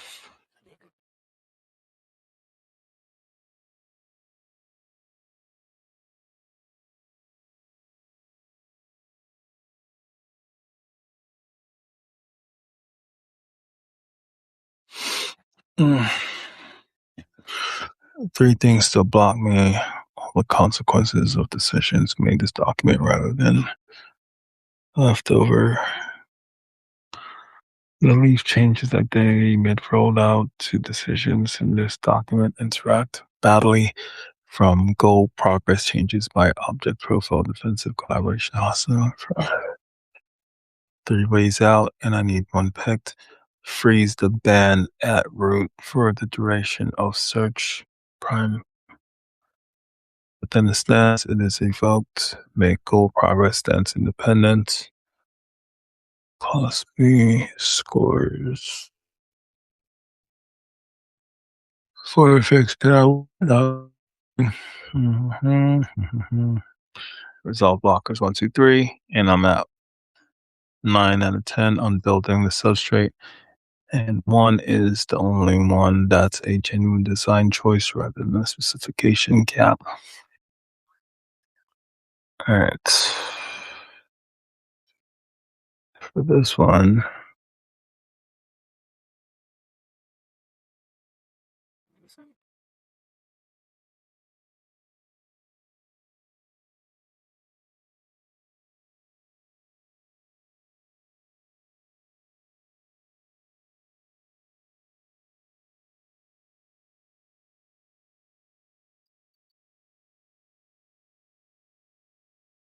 how much time I got left? 6 minutes.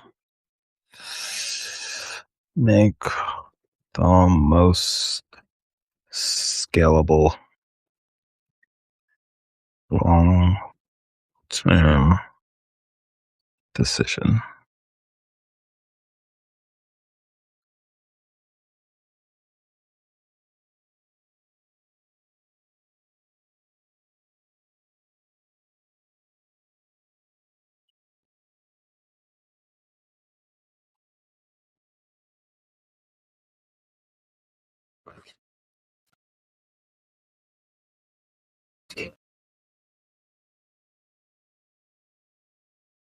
The most scalable long term decision. All right, I have 5 minutes to my next one. Got the link.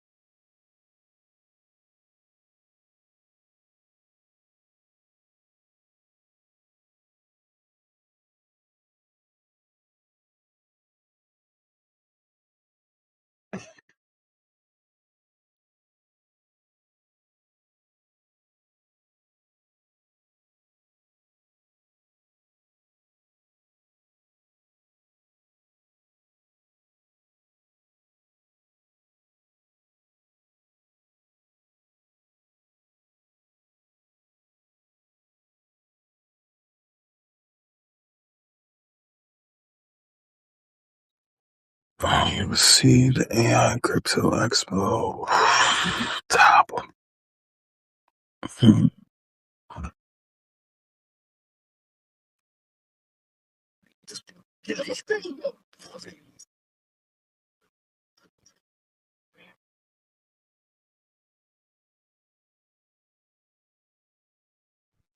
All right. Clause 3 blockers are correct. The most scalable solution is to make every prime search a single policy planet episode with one immutable function stance, one immutable objective profile, one immutable life, one fixed unit, simulated time, one deterministic observation.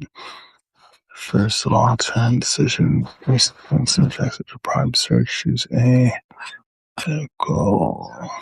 Promotion becomes next time, not blended, uniform, simulation, quanta.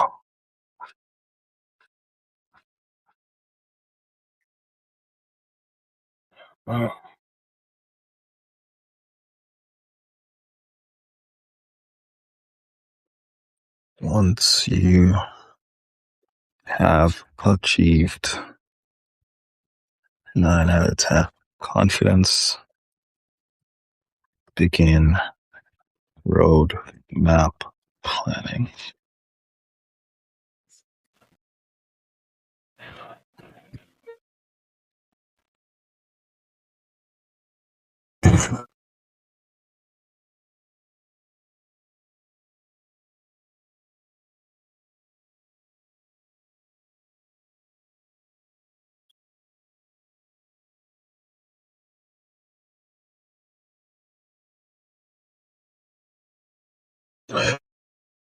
And 2 minutes. 2 minutes? 2 minutes.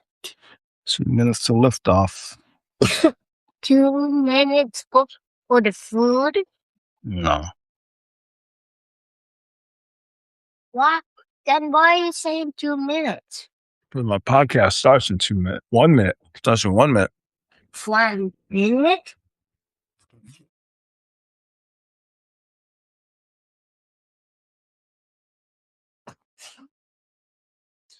Or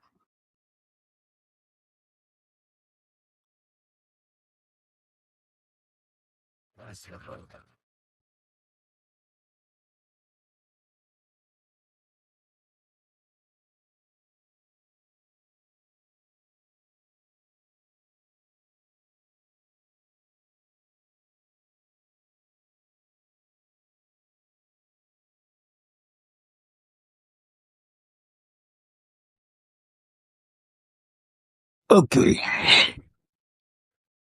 Okay. Let's see this. Okay. Should be a speaker because I am.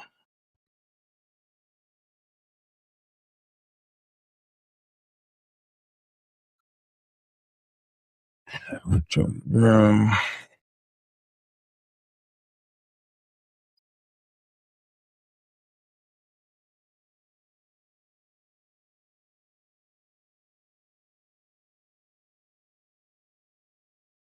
Right.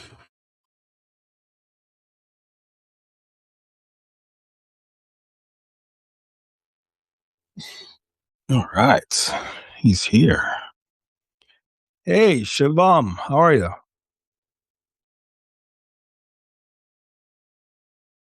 I'm good as well.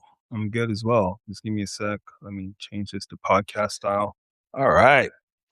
You have no idea, man. I've been struggling with Google Meet like all week, right? We'll come up with, yeah. So what I'm gonna do is that pretty much what's happening right now is we're live streaming on Substack, and what's been happening is that, once Substack begins to post process the video, it can hear me, but then you can't hear the speaker, right? So that's why we decided to create our own little solution right here. So what I'm going to do is we have a recording. We're going to record the video locally just in case Substack still can't hear us after it post processes on this particular interface. But regardless, we'll be able to upload it separately later. Sounds good? Alright, sounds good. Alright, let me, share this particular screen with the Substack, and give me 1 sec.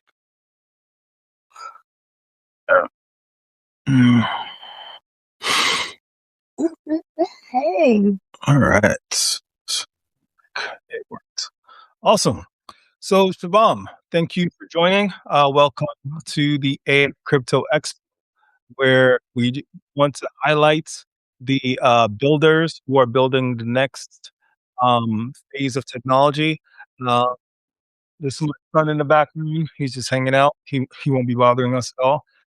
And so yeah, would love to hear about you and love to hear about some of some of the things that you are interested in. Yeah.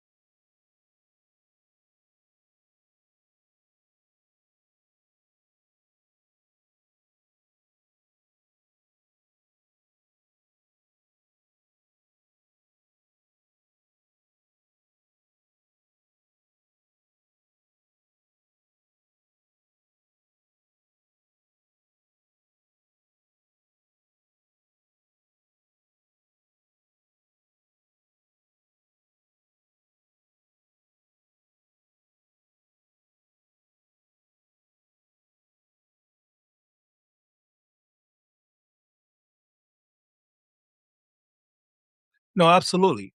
And so let's try to like understand what the landscape is, right? So Claude Code and Fable 5, they've been making a lot of news because of how advanced their intelligence model is. And then weeks or so later, OpenAI, they were able to catch up and match Claude's efficiency. And then just last Friday, K3, an open source model, is able to catch up to all of them. So, like, how do you view the current landscape?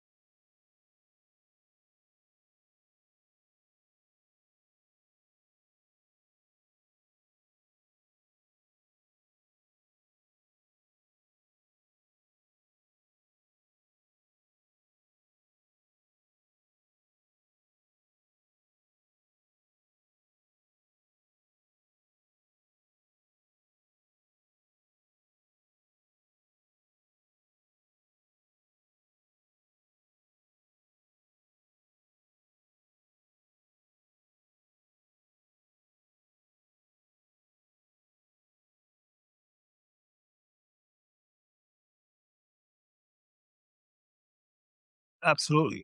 Now, when you say, they're scaling up in an intelligent manner, could you break that down into understandable components? Like, what are some of the things that are true across the board?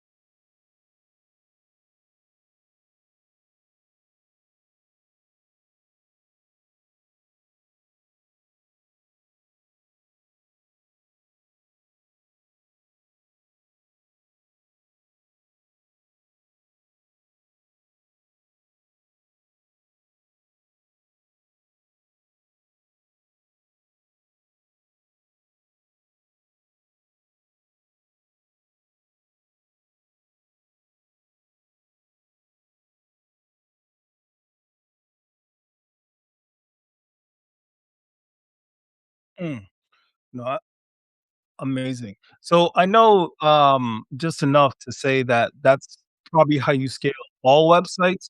Is there anything, specific to scaling AI that we should know about?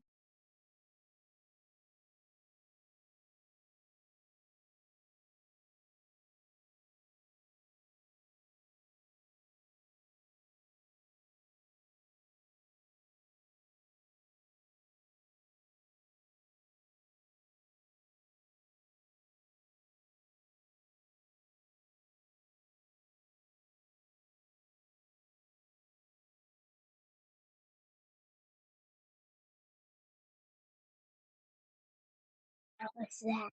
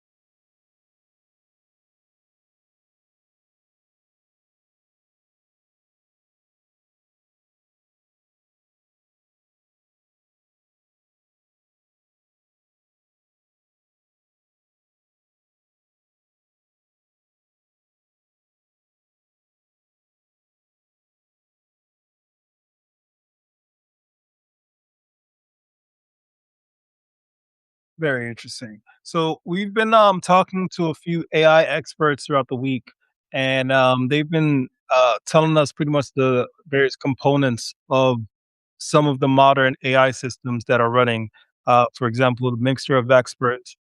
They've been explaining the retrieval process, memory, and and a few others that I don't remember at the moment. So is like, what are some of the techniques you see, when, some AI current startups or even big AI companies are architecting these models?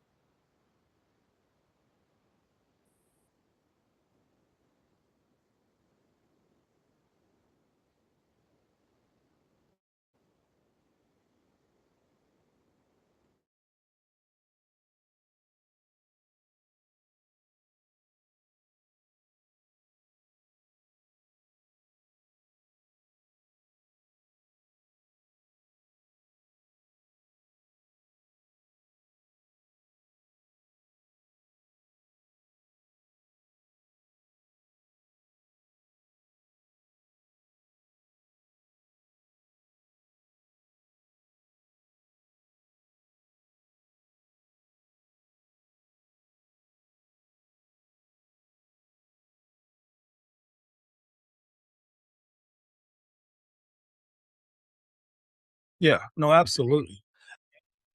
So, you want your result faster. So I do know that, in the staying on the topic of caching, um, there are multiple models that are trained on memory. So, like, yeah, memory cache. Like, are you seeing any popularity or um, any trends towards different models that are focused exclusively on various specialized domains?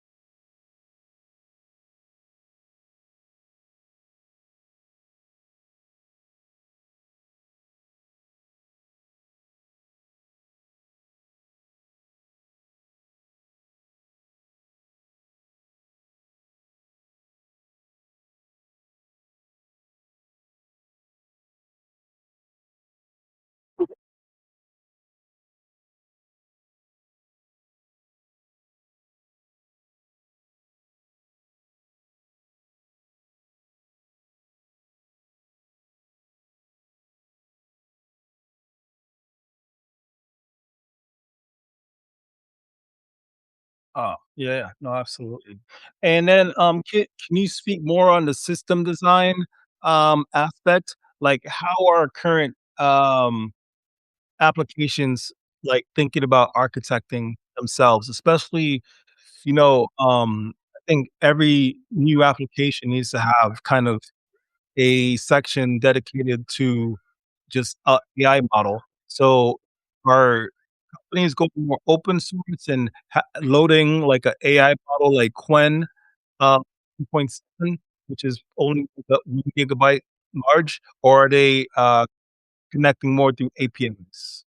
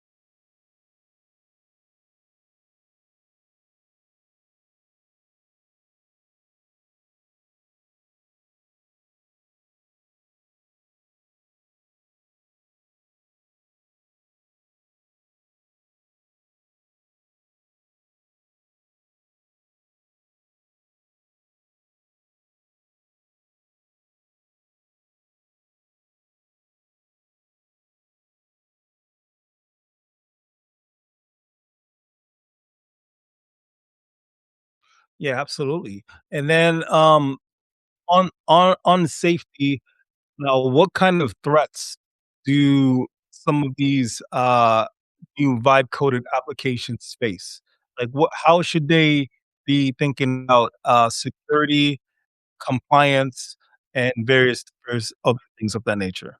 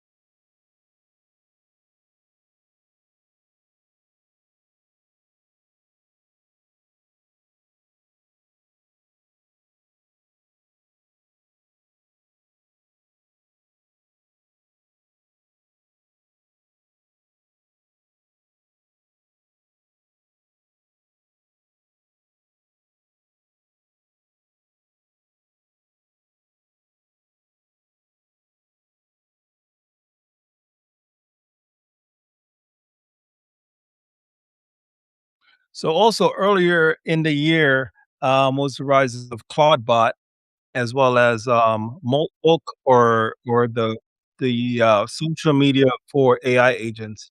How what do you think that, moving forward, like, are AI agents a legitimate customer base for your app? Or should like, how do you think we should, approach them?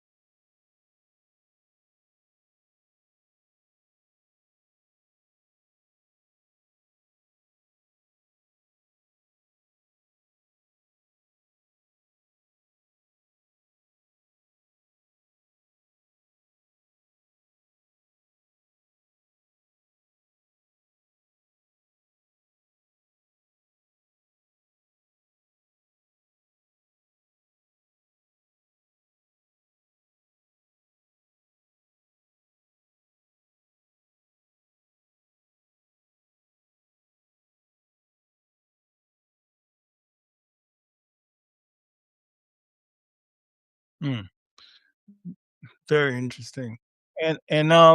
So how is Amazon itself h I don't know if you're authorized to speak on it. If you're not, that's okay. I don't wanna get you in, like, any trouble.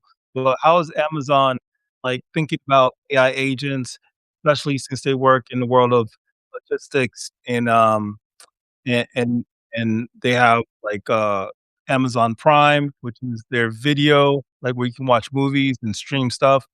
They also have Amazon Music, they have the Audible. They have all these different, products all over. Like, how are they thinking about leveraging AI to improve their customer experience?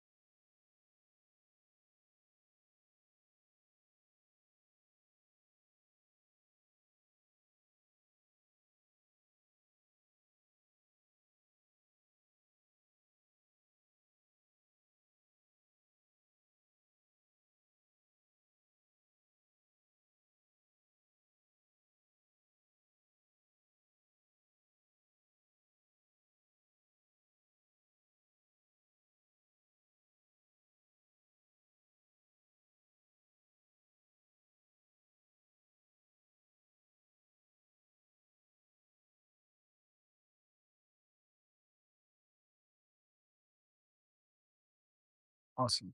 Now, as far as the infrastructure is concerned, the industry is just so fast evolving. What are some of the, apps or tools that AWS I is has released that is helping, startup founders to, quickly ship their applications?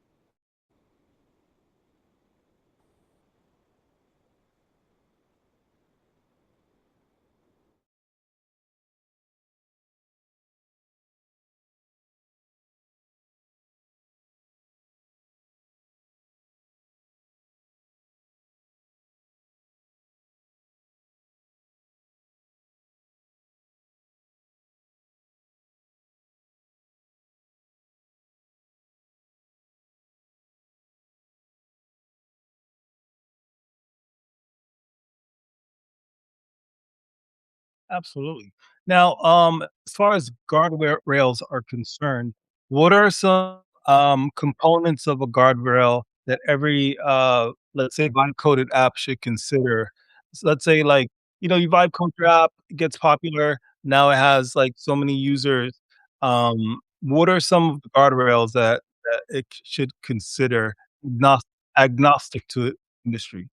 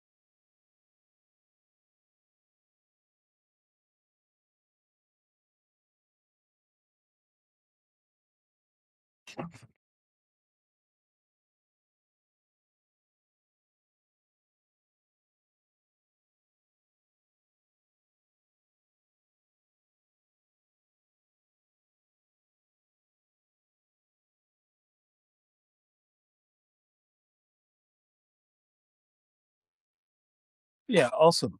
And so are you guys internally, and once again, if you don't have the authority to answer this, it's totally cool. Um, but are you guys internally using any AI models uh like and if you can't answer that specifically, like what's the policy towards using AI models to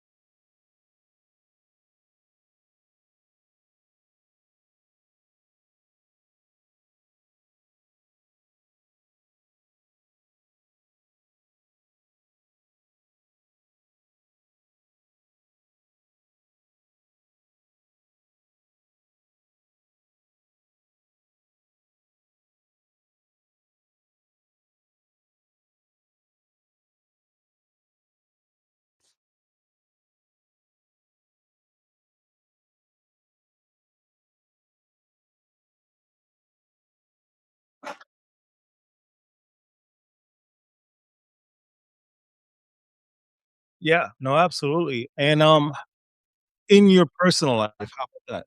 How are you like, what models are some of your favorites? Which ones do you find, are better at coding? And do different models perform better on different tasks, or are they all relatively the same? In your personal life, not bringing in Amazon.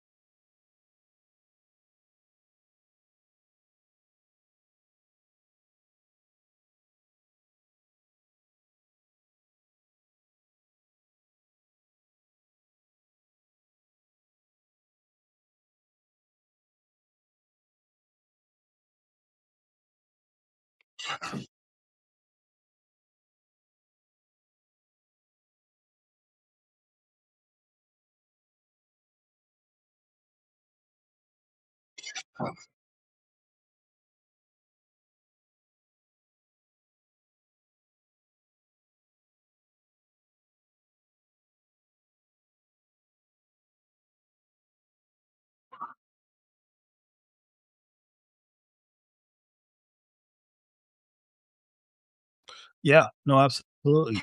And,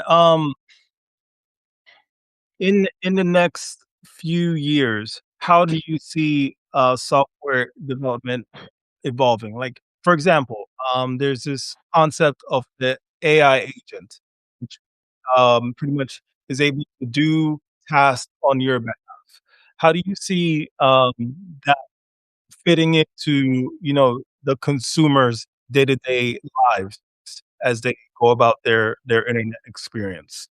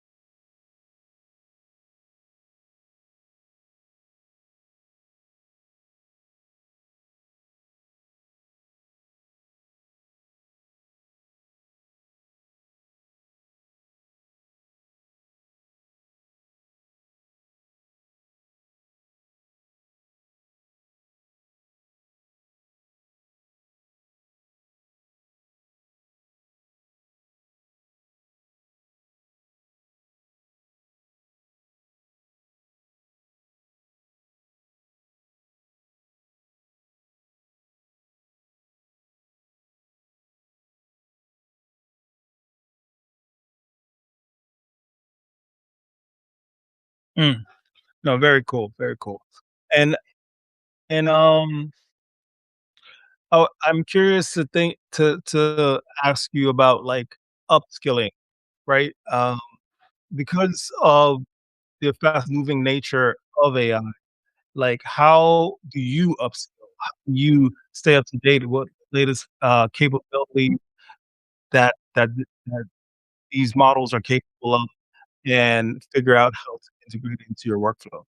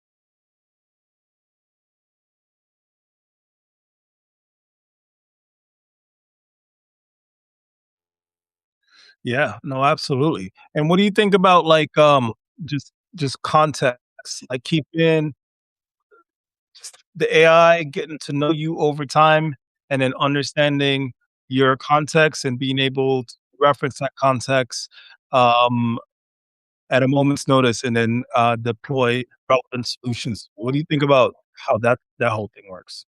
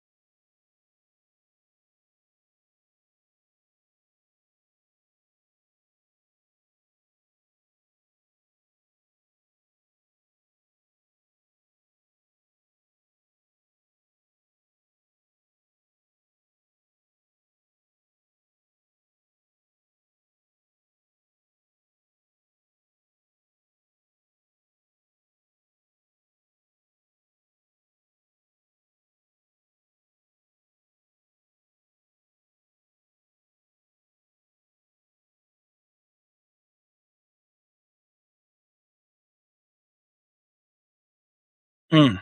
No, very cool. Very cool indeed.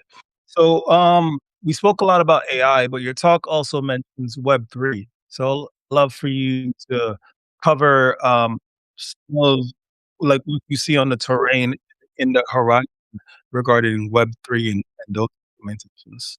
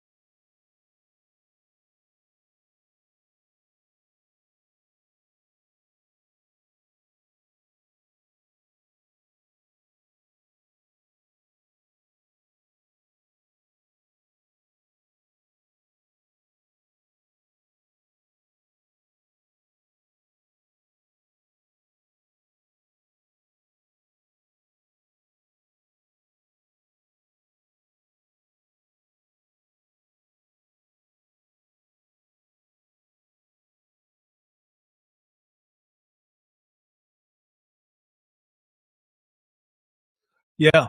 No, absolutely. Awesome. And, so let me, just gather my thoughts. Have you, been using some of the open source models? And if so, which ones, do you like the most?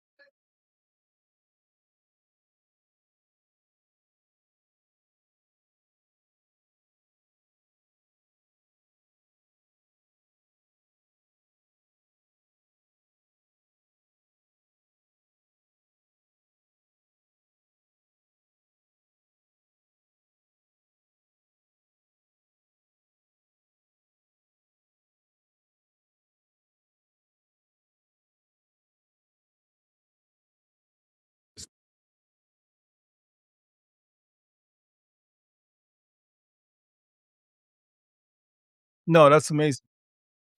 That's amazing. So, like, when you are running your benchmarks on these different, file types, I would say, right? What are some of the things you are testing for? Like, are you testing for speed, accuracy? How do you define speed and accuracy?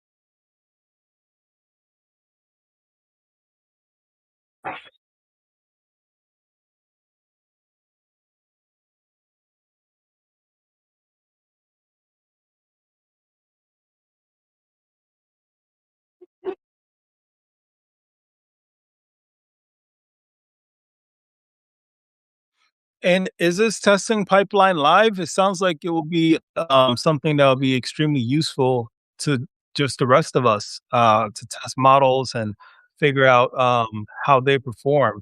Because we do measure models by benchmarks now, but there's no it's not like we're testing it. It's like other people testing it and reporting their results. So we'd love to be able to just test these models by ourselves.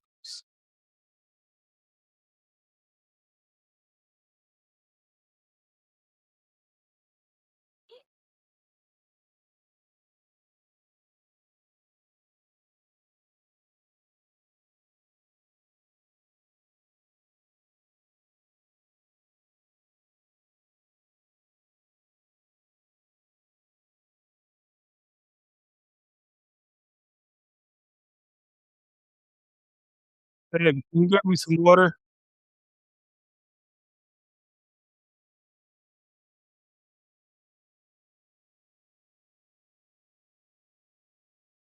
Okay. No, no, but for future reference, I think a lot of us will find something like that really useful. Yeah, awesome, awesome. And so now, Shivam, we're coming to the end of our session. So I just want to thank you for joining us at AI Crypto Expo. This is where we highlight the builders who are building, at the frontier of technology. Thank you for your amazing insights. And I want to give you the opportunity to promote yourself. Where can people find you? Your mission? This is a community of startup founders, investors, operators, and various people of that nature. So there's a lot of opportunity here. So please take it away.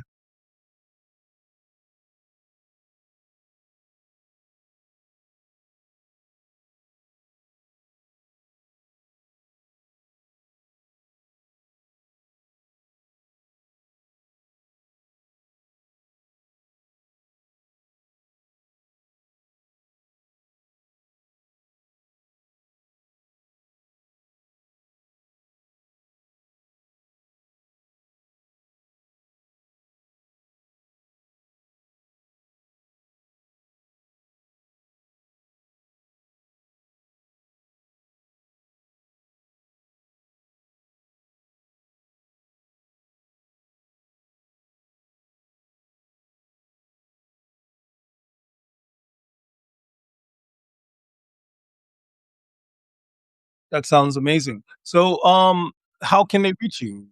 Like LinkedIn, Twitter, like email? How can these people reach you?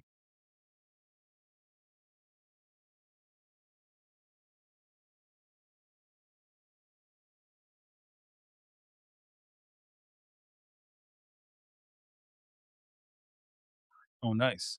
So Shivam Gupta, right?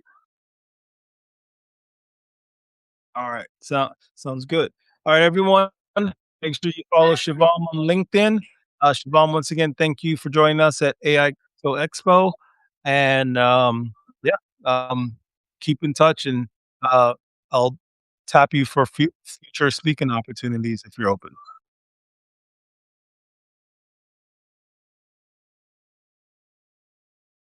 You as well. All right. Bye bye.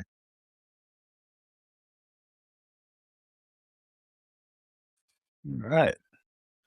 That actually worked. Look at that. I'm curious though. Is there a way to improve streaming? All right. So I have about 3 minutes until we speak with Professor PK. So I'm gonna just go make some coffee and then I'll be right back. Oh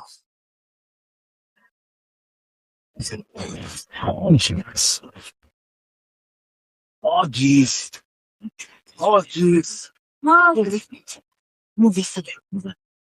Get your stuff. Huh? Get your stuff. My stuff? The food? Yes, this one's gonna be romance. What? Oh, no. I just did that podcast on Medallion XLN.com. Oh, Oh, yeah. No. You want one? I'm very good. You got all you. Good job, Greg. First time. Yeah. You haven't been to the next one before? No. It was just upset. A bunch of both. Ah. That's it. Hey, very cool.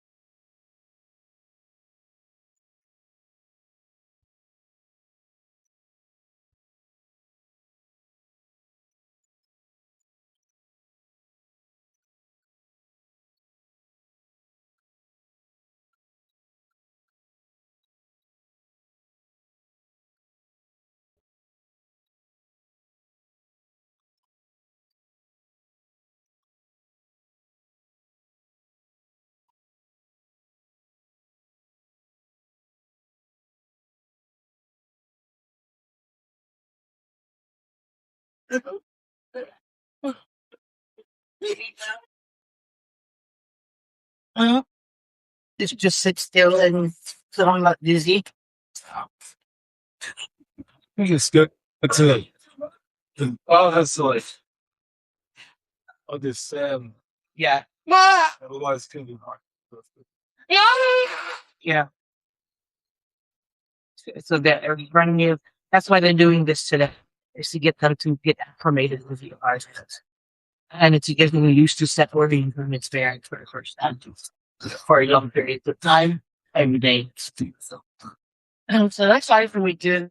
I'm really like, I'm, I'm getting most sad, honestly. It's like,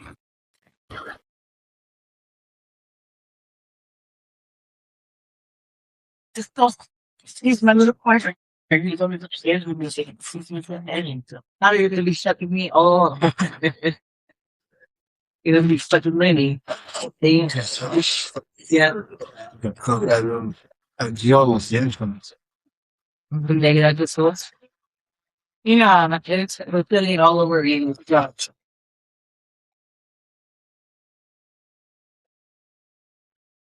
And then I had to get ready. I have to order a case today. Taking a few hour notice.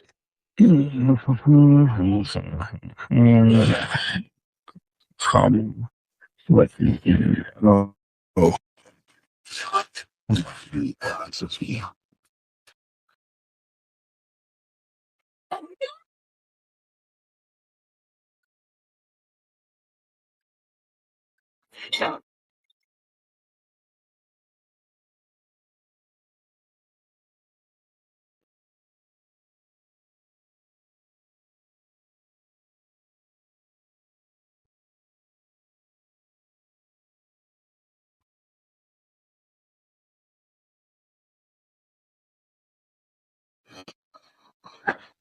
Ray Ray.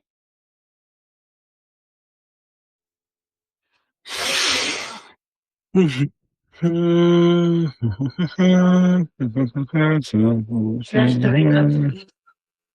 we have to go to school in 2.5 hours. Are they off the store? No, we're going to see at school. Me? You're cool. Me? Yeah. You're gonna go see how you. Yes. Praise. Maybe. Thanks. Are you ready to go to school next week? That's all you have to cover with your butt. Yeah, I want to go to school. You cover with your butt without mama. Can't wait to go to Dan, school. everyone can hear you right now.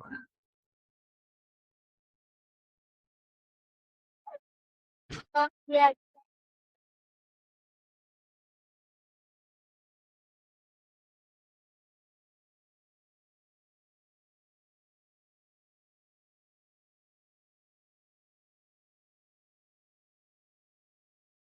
Oh my god. Wait.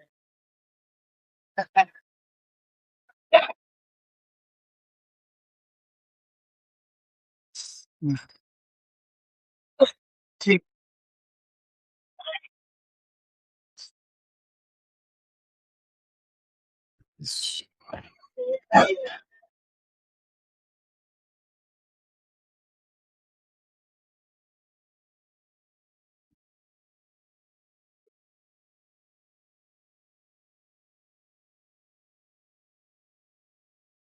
it's maybe not done.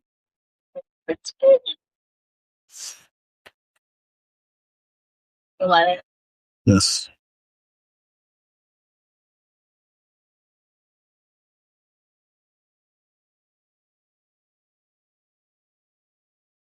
Jeez.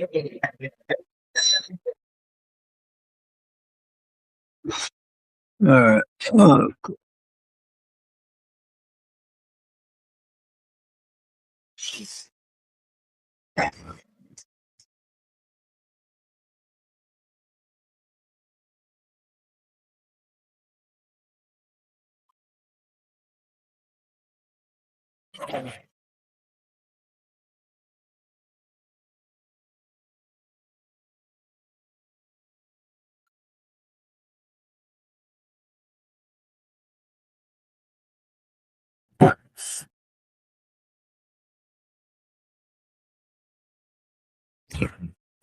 right.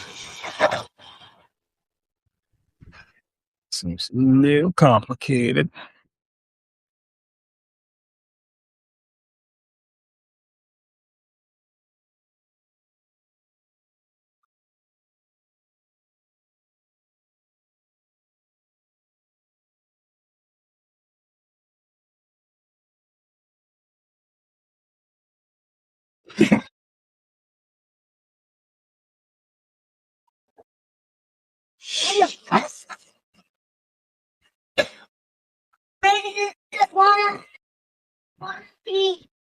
Huh? All right. This.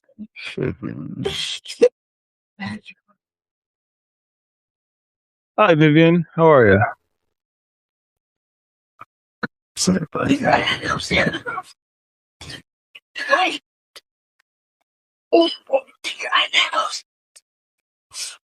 Mm.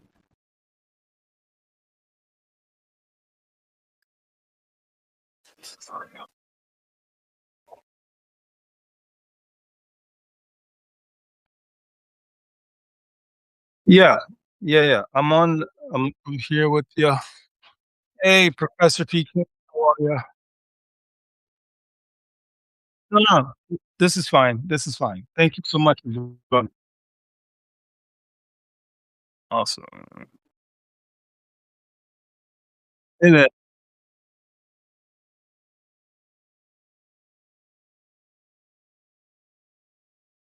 So, the reason I was trying to have you guys log into the other link is because live streaming is fine. People can hear it in live streaming, but post processing, you can only hear me and you can't hear anyone else on the call. So, uh, yeah. So what we can do is we could probably like just um, we can just continue here, and then we'll try to figure it out as we go. So yeah. We're able to talk to each other right now. So go ahead.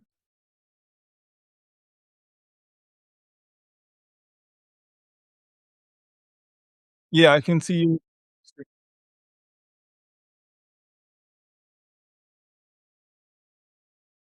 Um, oh, rather than on the other link because the other link is set up to record locally. So if post processing doesn't work on Substack, at least I'll have a local copy that I can upload to YouTube at a later time. Do you think you guys can do that, or is that too?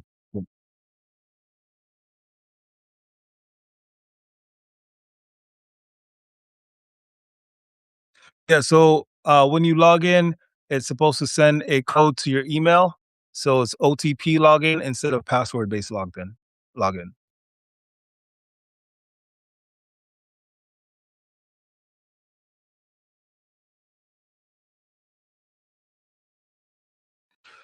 Uh, okay. Um, hmm.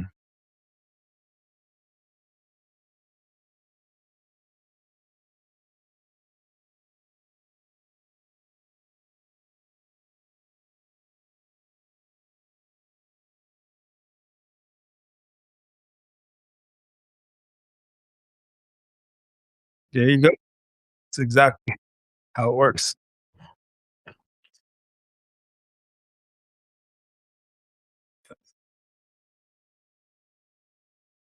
Okay, sounds good. Yeah. Okay.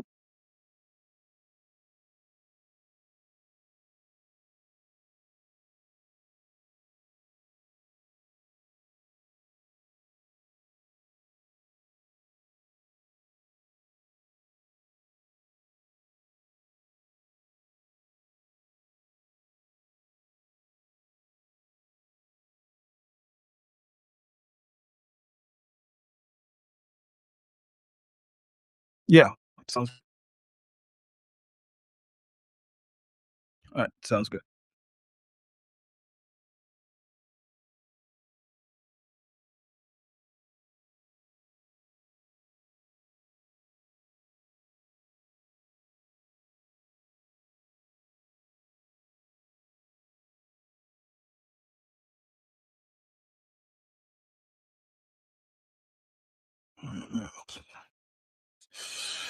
Second one. Gotta figure out how to make this easier. Ugh, too complicated thing. Well, I also don't want to break it. Hey, Vivian.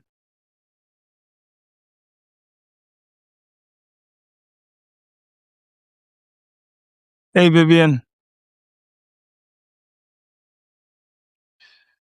How are you?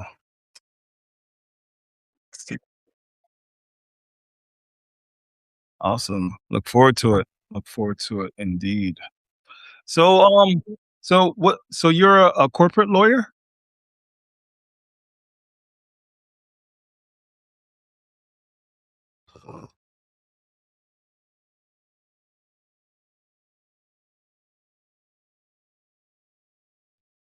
Nice. So while we wait for Professor PK, today, like first, let me give you some context on what we're doing. This is the AI Crypto Expo. What that means is that we're highlighting the builders who are building the future of tomorrow. And of course, Professor PK is one of the greatest minds that I know. So looking forward to hear from him as far as just his reaction to the amazing things that's happening right now in the world of technology. So yeah, that's the basis. And as far as you are concerned, how is AI impacting like your work, your industry and domain?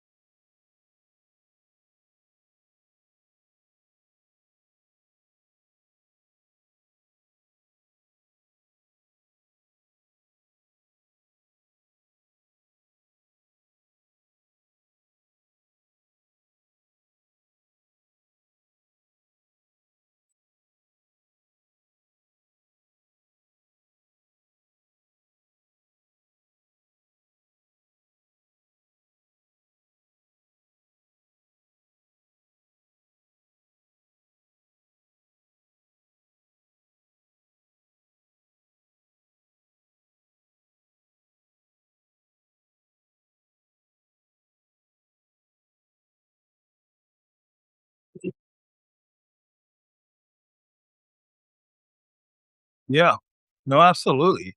And it's funny is that we had a conversation yesterday with Anu, who's working with various governance platforms to implement her startup or startup application of kind of identity based ownership, which means you own. So I'll start from the top. So in order for you to get various documents, you have to go through all of these different agencies, right? So what you do is centralized process so that you get all your documents in one centralized place, and then you can send that that I guess resource kit to any agency that needs it, right? So yeah, so the point is that it I'm very curious to know the legal implications of, identity, data ownership, and various others moving forward because in like we the AI is made better because it has context on who you are and what you desire to do, right? So just curious about your input on that.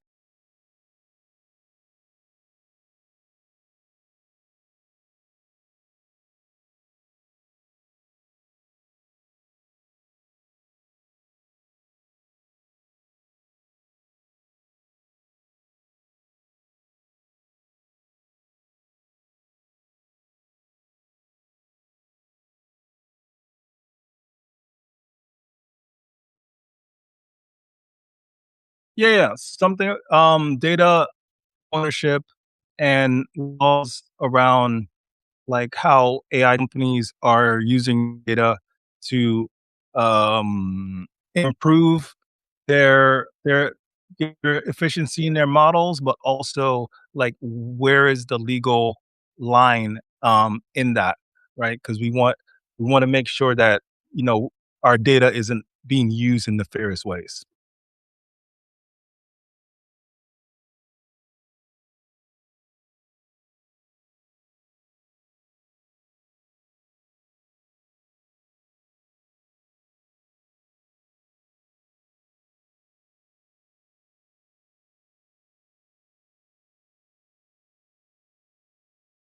Yeah, no, absolutely. And Professor, welcome, welcome, welcome. Awesome. Yeah, please start.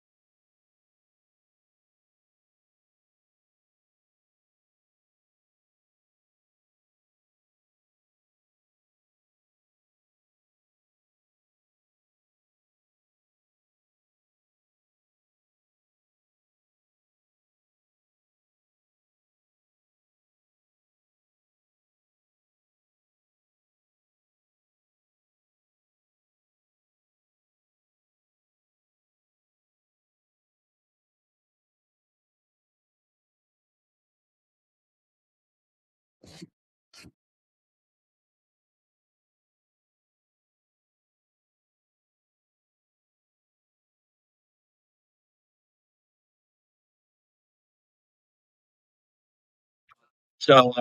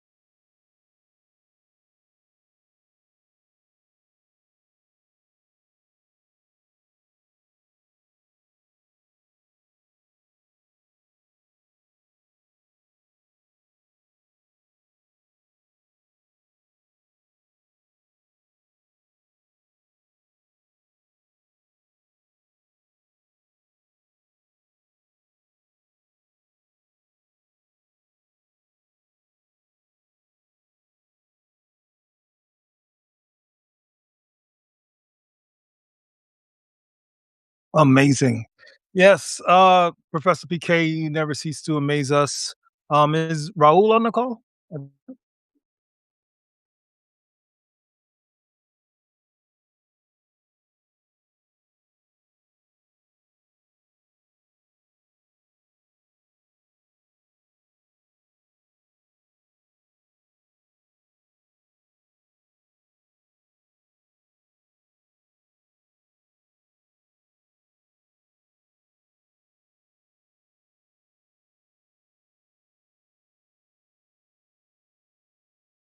Yeah, no worries.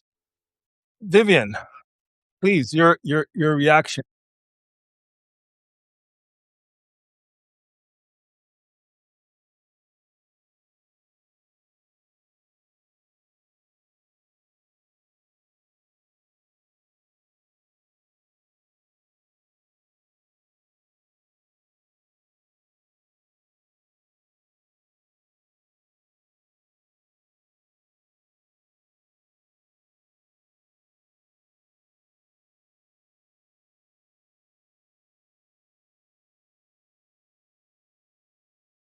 So in this current fast-paced ecosystem, what are some of the core components that every business, no matter what their scale is, whether it's startup or full blown big tech company, should keep in mind to like legally and governance wise in order to make sure that their business isn't threatened, especially by these fast moving AI models.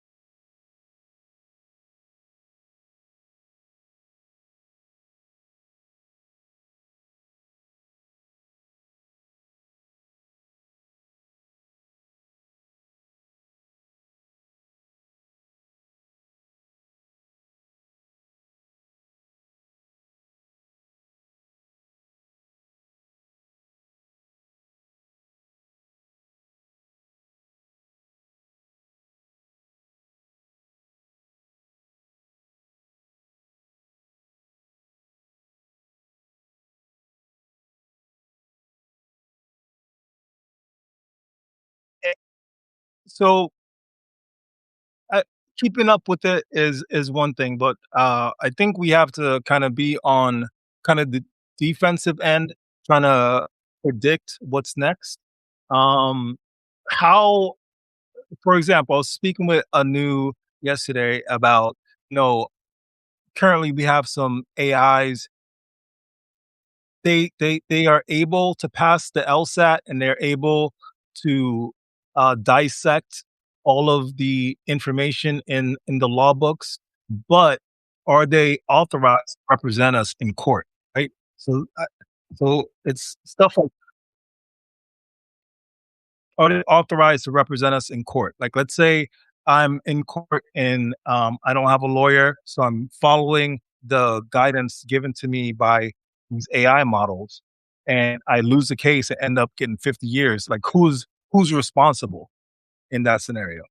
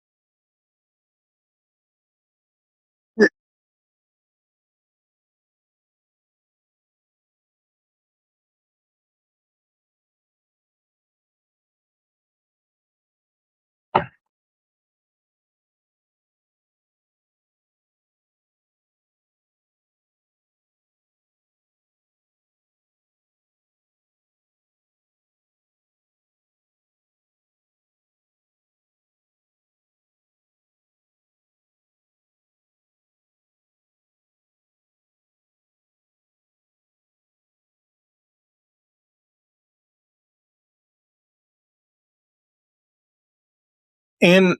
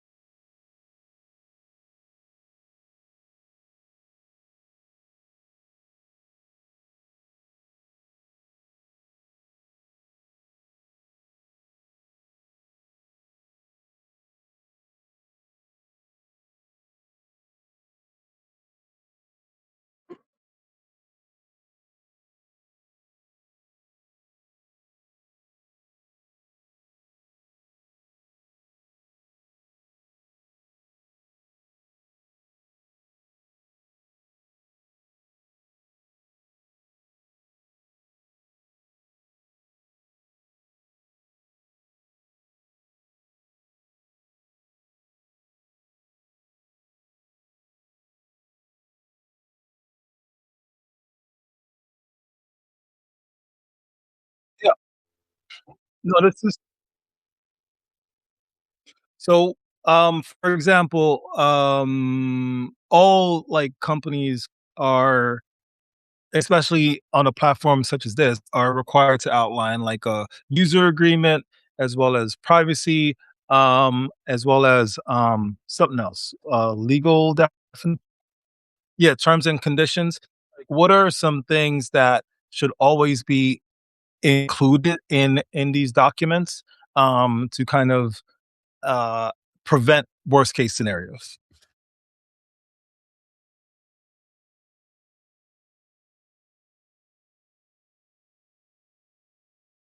Mhm.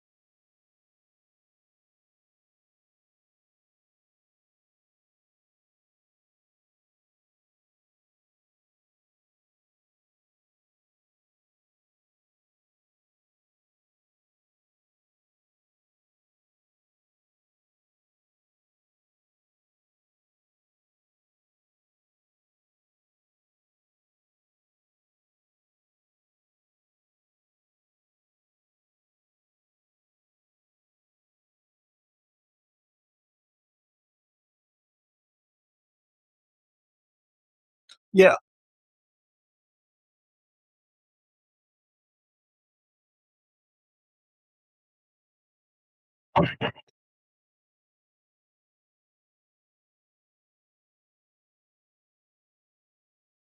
ama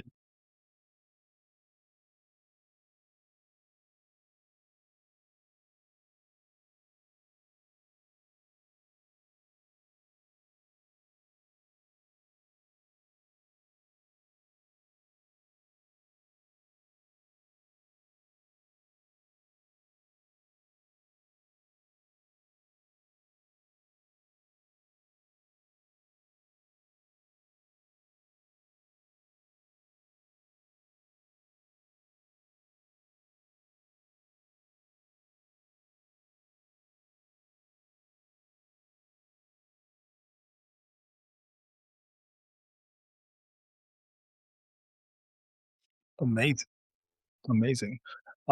And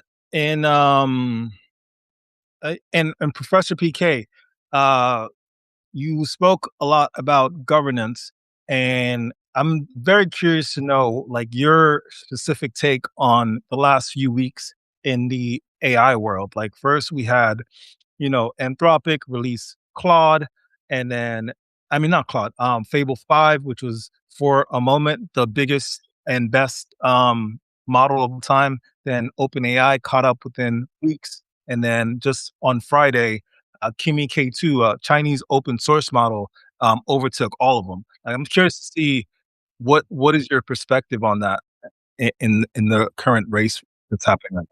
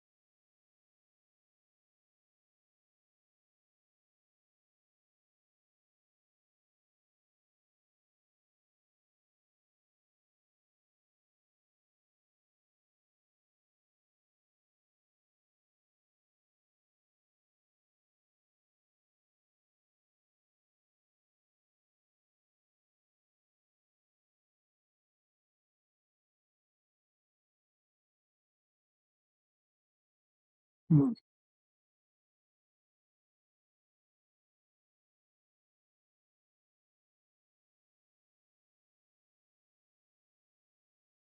yeah.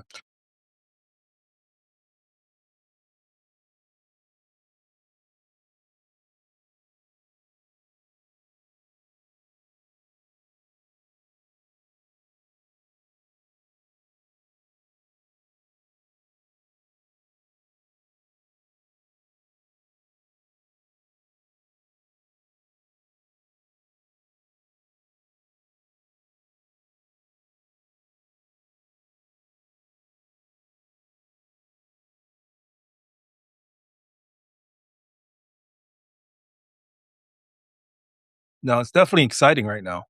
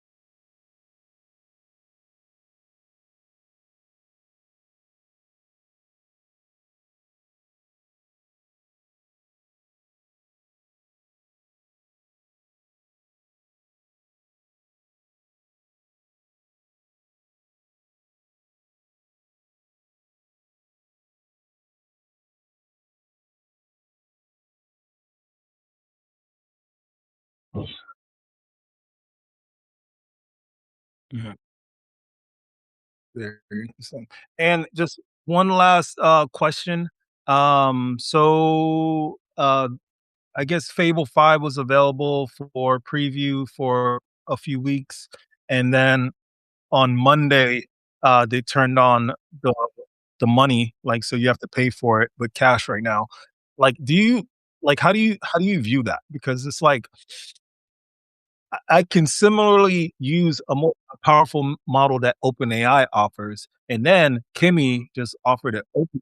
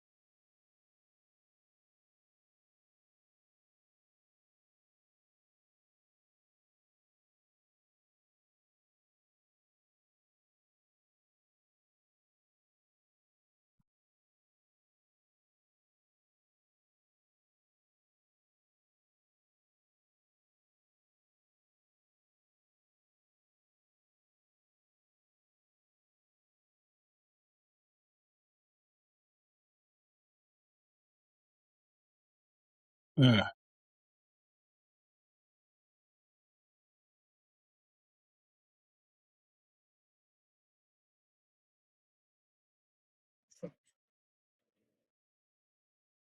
mm.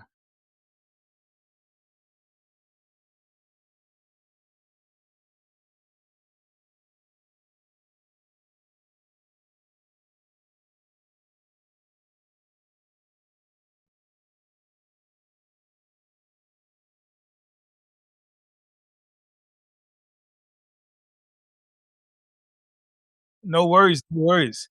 Yeah, coffee. I got my coffee right here. Yeah, so I just want to thank you guys for joining us. At AI Crypto Expo, where we highlight the builders and people who are helping to define the next 10 years of technology, or very minimum, helping us to understand the next 10 years of technology and where the trends are going. With that, I would love for both of you to kind of promote yourselves. Like, who are you? What's your mission? How can our community of founders, investors, builders, and community leaders collaborate with you, reach out to you? Where can they find you? So on and so forth.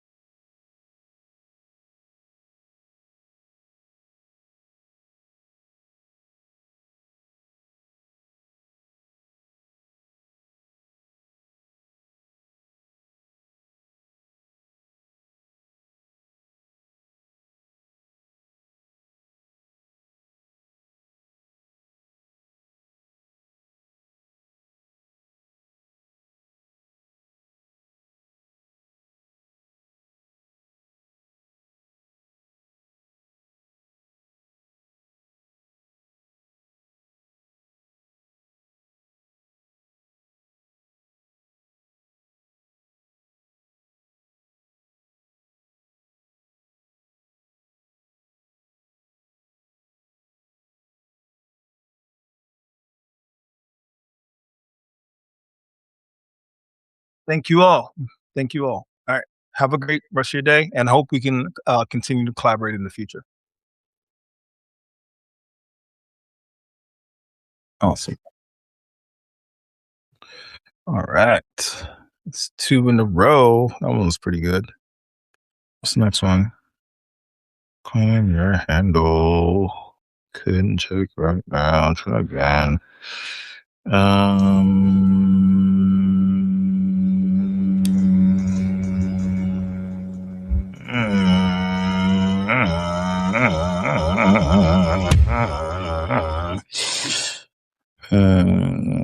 Please refresh.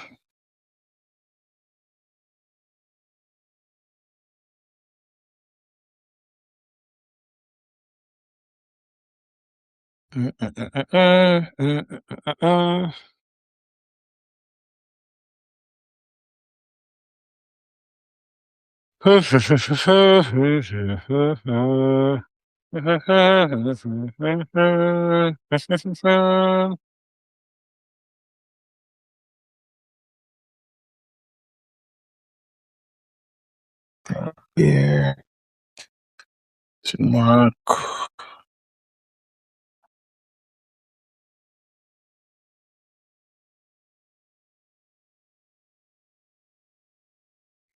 the hell? Why are you giving me trouble right now? Let's figure this out. What's wrong? What the hell? What the helly? What the hell? Helly? Alright. What the fuck did it say you can't create an account right now?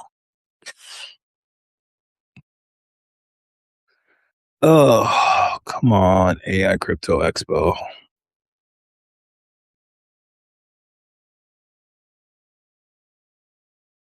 What the hell? Uh,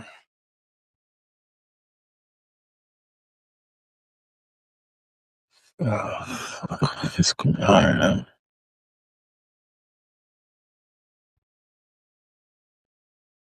I'm not here.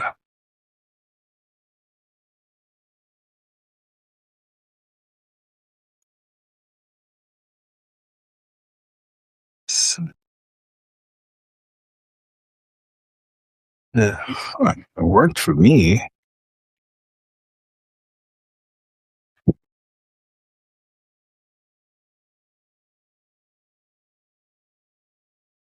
Speaker. All right. So we're testing it live. I mean, we did 2 podcasts on this platform that we coded this week so far. I'm very curious to see where the hell is the recordings going. Where are the recordings going? Where are the recordings going? Got like 2 of these bugs. Yeah,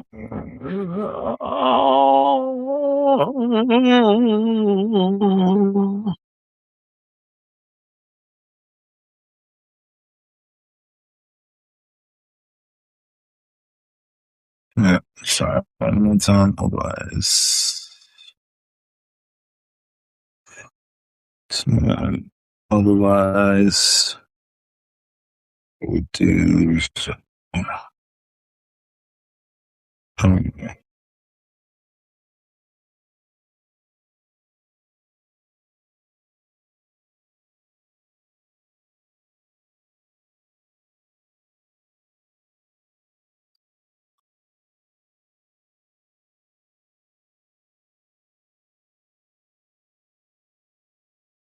What the hell? Why are you giving Jasmine such a hard time? My website? Okay. Dude.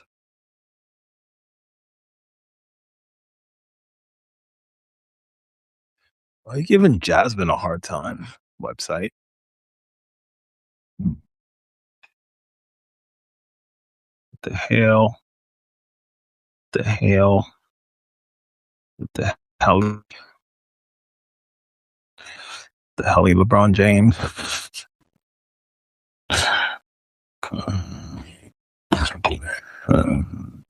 Yeah.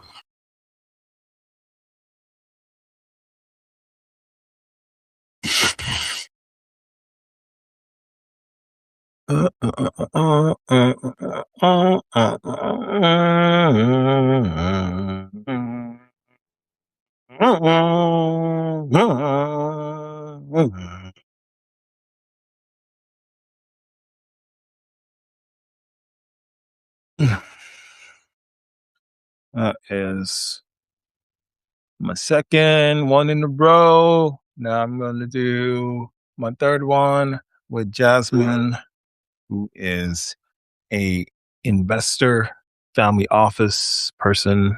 I enjoyed the conversation. It's my guy Lucas. Lucas. That's where we're at.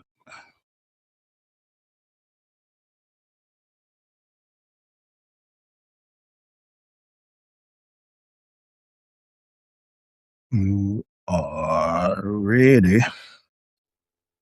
Cause I'm ready to learn.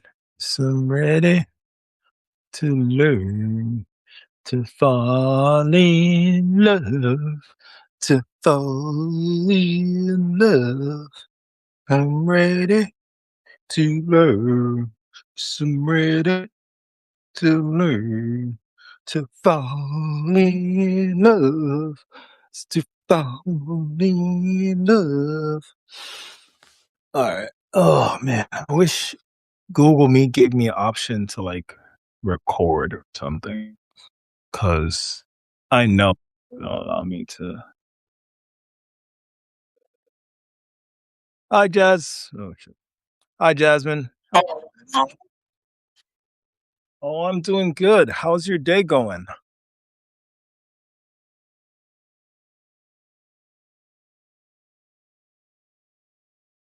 Yeah.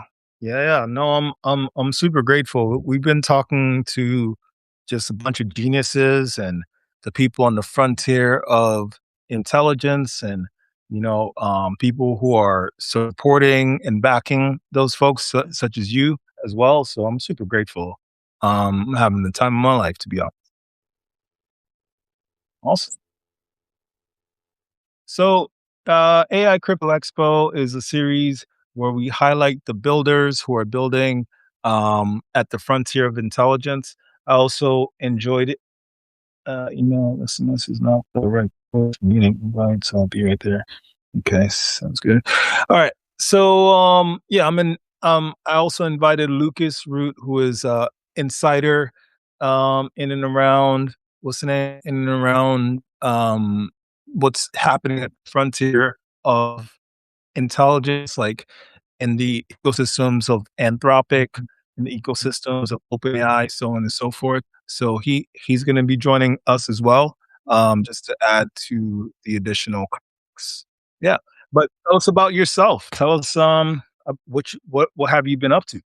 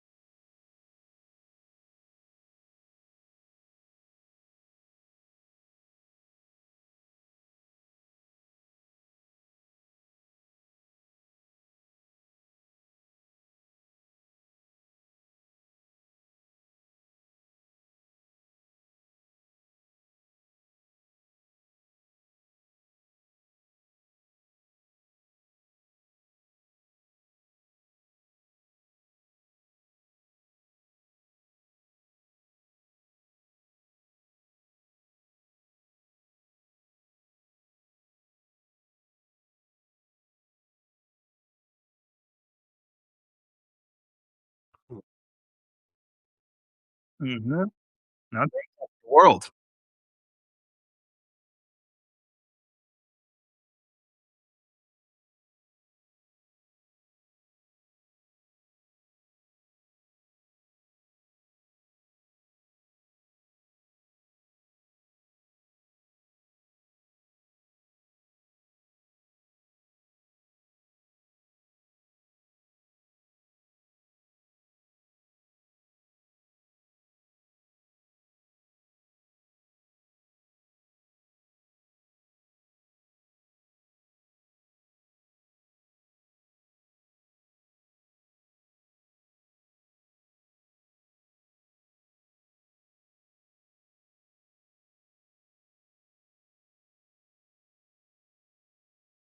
Mm-hmm.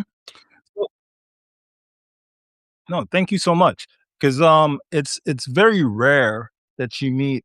Well, probably not rare.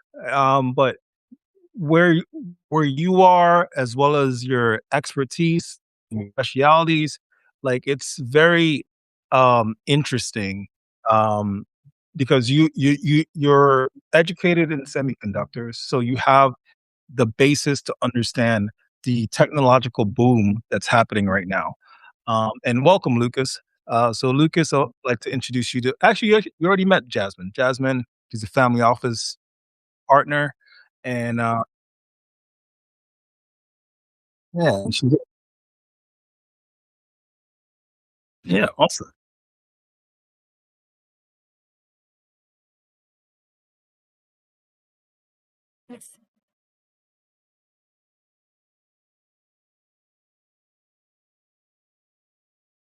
nice. No, I'm I'm glad. Awesome. So, yeah, How are you, Jasmine, as well as other family offices, thinking about the current boom in technology right now?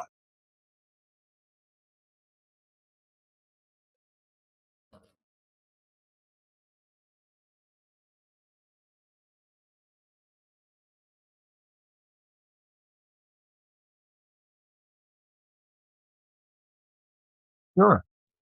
No worries. Take it away, Lucas.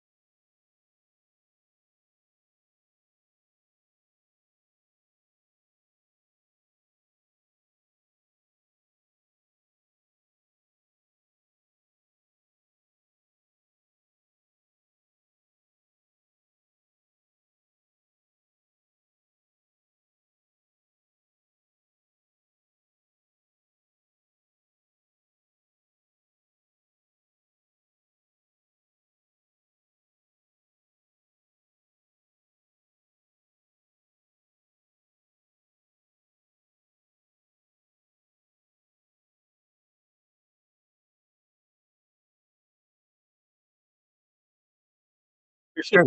Thank you.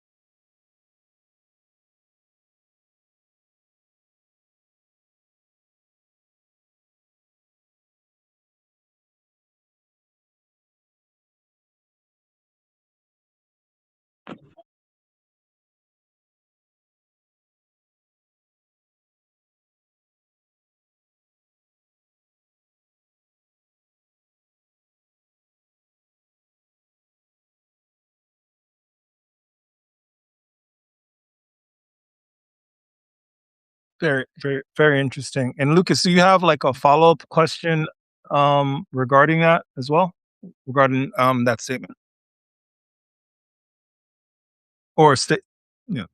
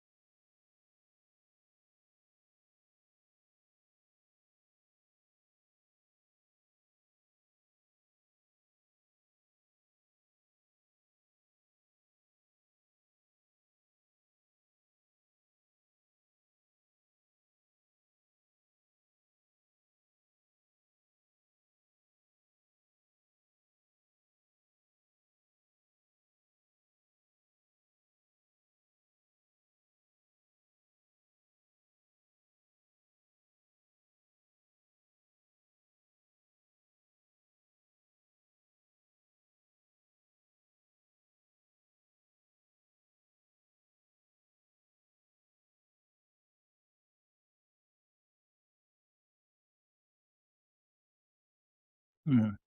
So I do have oh, uh,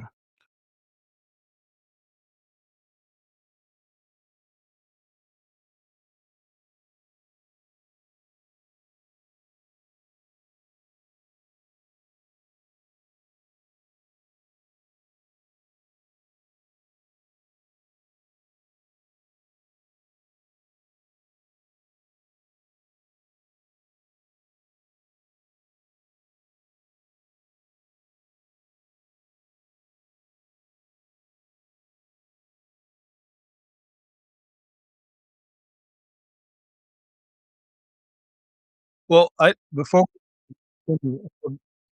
I do have a question, and might be a little bit of, devil's advocate. You are an investor, right? So you are looking to get a return on investment.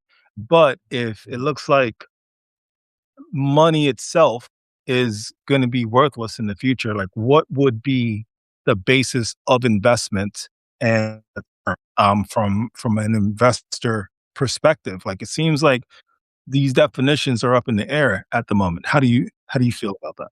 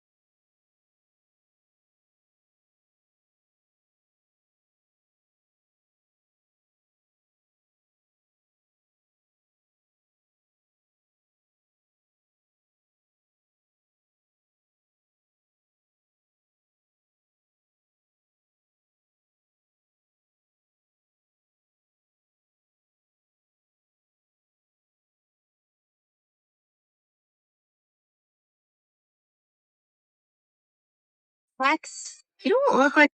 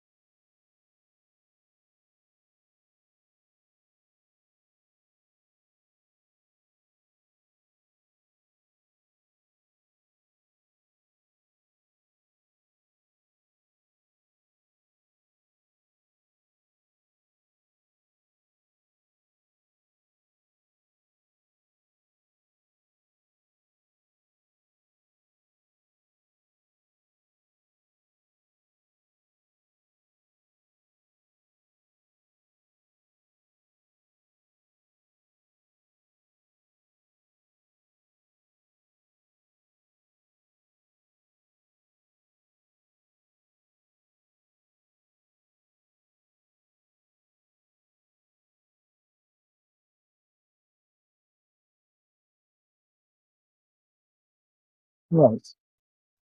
So that is an enlightening perspective. Um and just kind of to bring it more to a practical lens, like what are some industries that you're excited about, whether you want to deploy capital in it or not? What are some industries that you see on the horizon that you're super excited about?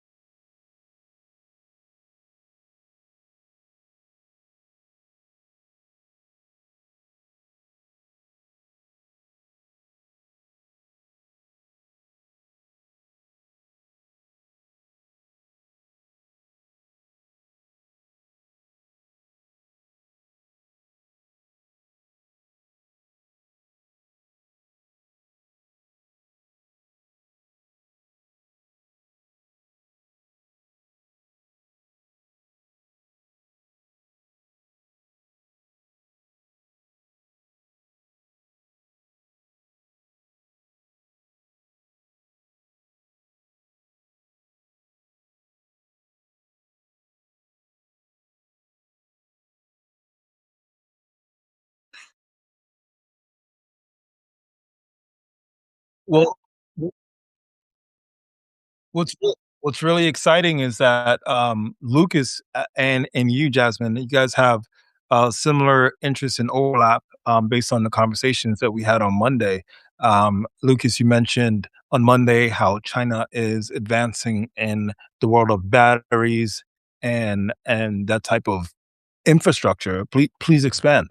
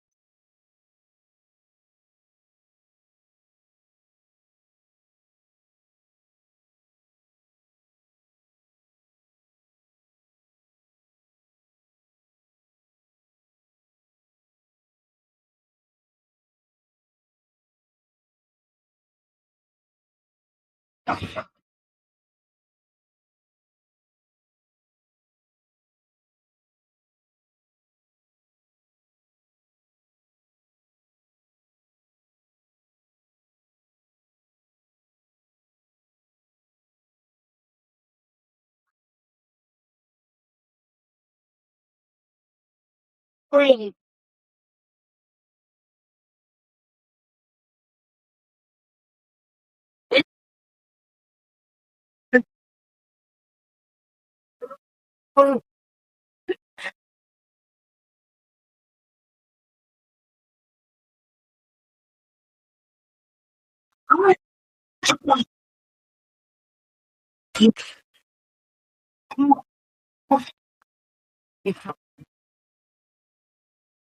It's hungry.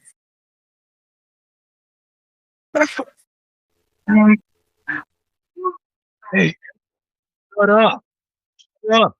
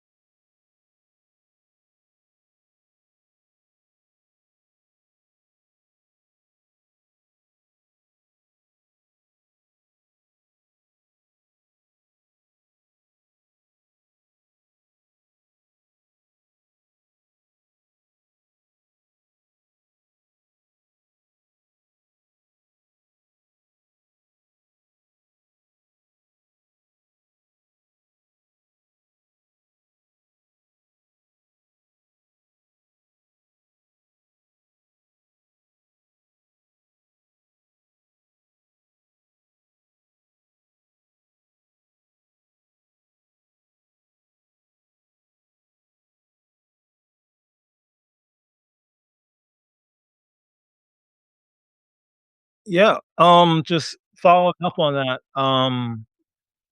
so, like, how what do you think the next, like, 5 years is, right?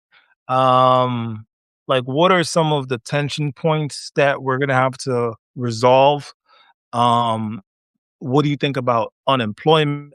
What do you think about, like, robots, pretty much coming in and, taking over a lot of the jobs that no longer interests us? What do you think about, human potentiality? Like, does that open a door for humans to do greater things? Or is it just going to be a hellscape because no one has any way to provide for themselves? What do you guys think?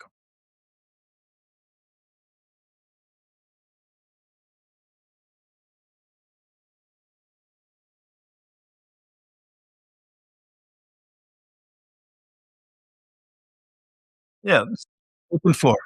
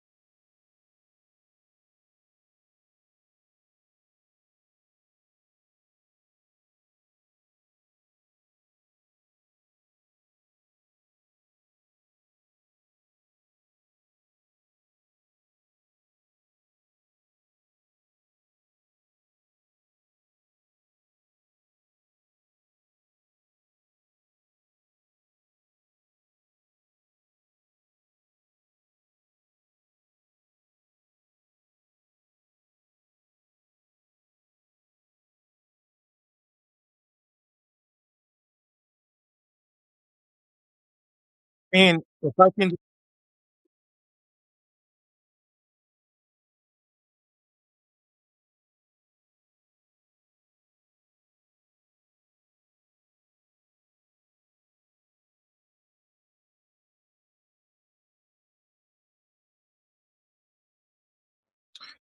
yeah, if I can just intercede, um, so we're kinda at this weird proxy war thing with China, right?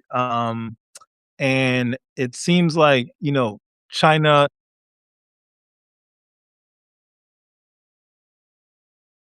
Oh, you wanna wrap. Oh, okay. Okay. Well, that's the problem. Alright, let's see. This is the last question. This is the last question. So we're in this proxy war thing in China. I think it's very important to, address, especially since you guys have, relevant knowledge. And what do you see that is? Like, is there cultural differences between us? Why we can't just work together? Because it seems like China it has advanced so far in technology, and so have we. Seems like there's opportunity for us to build greater things as opposed to be at odds with each other. What's your take?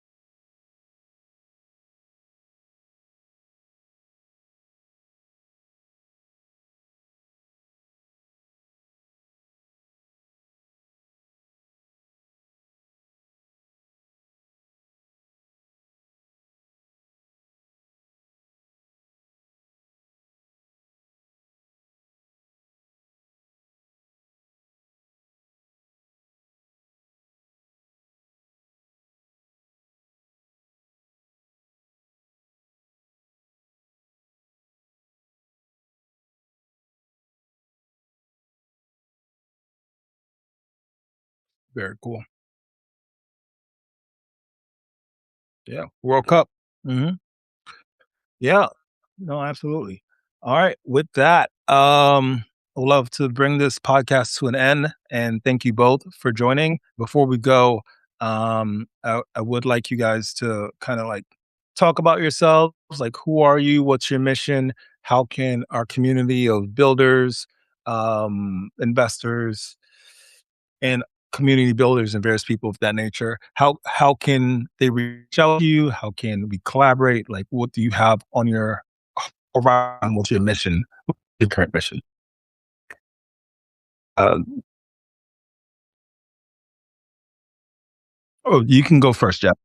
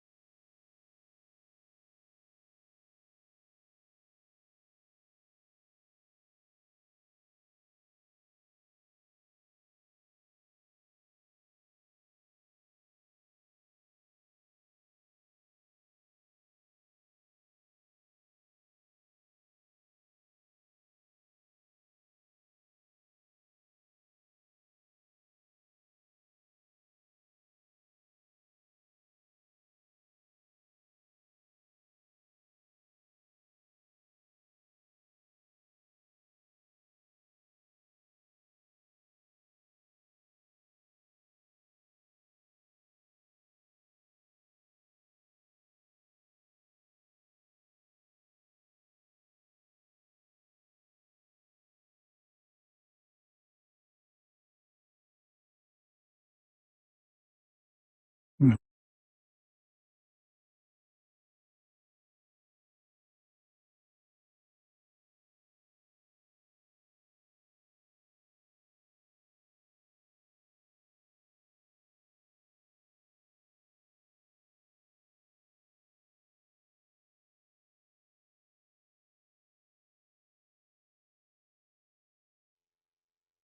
thank you so much. I appreciate you as well.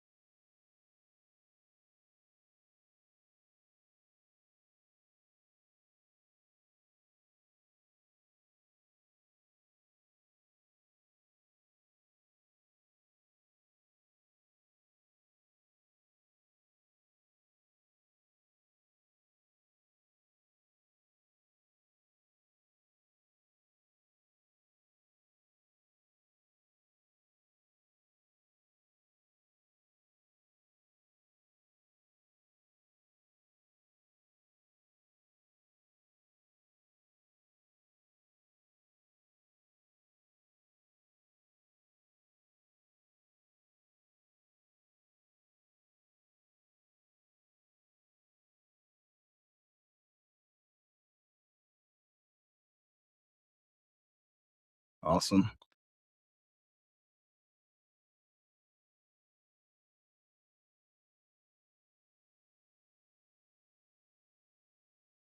No worries. Yeah. So, while Lucas is a crazy mad scientist tinkerer, I'm just crazy, right? Like, I just do the craziest things, and somehow I'm just a lunatic, right? Like, who else is gonna do a 10-day event no matter what, right? No matter what, like, I'm just gonna do it. But, like, I think, just me being who I am like I've been able to have just tremendous impact because I've been bridging the gap between like builders, community leaders, and politicians and various people of that nature. Um, and you know, at my events, like these people really come together. Like you'll meet investors, developers, builders, politicians, all in the same area, and they're usually siloed and separated, right? So I'm very proud that I've been able to accomplish. So, as far as what I need, like I need support. I need, sponsorship. I need help with, like, as far as, bringing people together. I have such an amazing network of people far and wide, and just need to, you know, continue to support the ecosystem. With our Deal Lounge events, we're getting so many startup founders funded, like because we're really connecting the the founders with the investors who are actually interested in investing in them. So we're really building this valuable network, and I need support. I need like financial support. I need like just support. Period. Right. So yeah, that's where I'm at.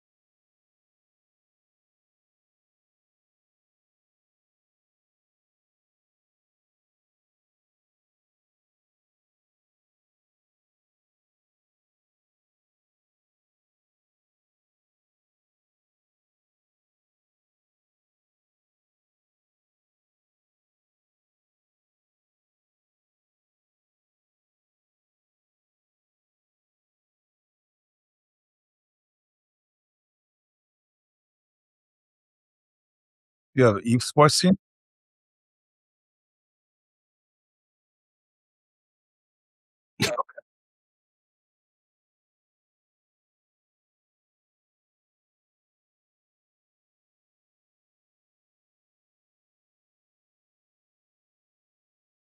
Yeah. Oh, so so awesome. No, thank you guys so much. The purpose of this particular event is to highlight the builders and creators who are on the forefront of technology. Jasmine, you participated last year as well in our 2-day event. So, I'm super grateful to always have your support, and I'm super grateful that you answer my whenever I call.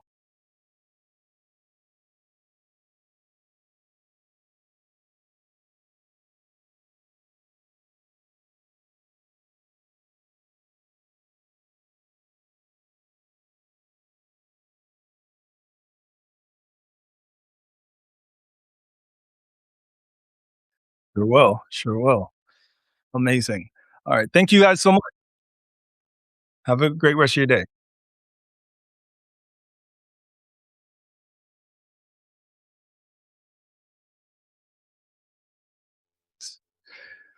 All right. One more left, baby. One more left. One more left. All right. That's gonna be at 2:30.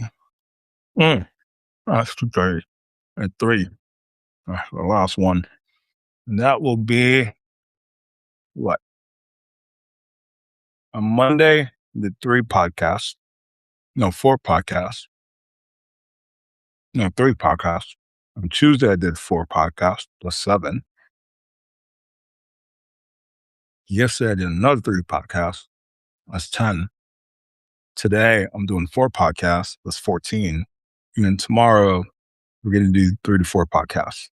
So that's going to be like 18. Is that a world record? Is that a world record? Did I set a world record? I think I set a world record.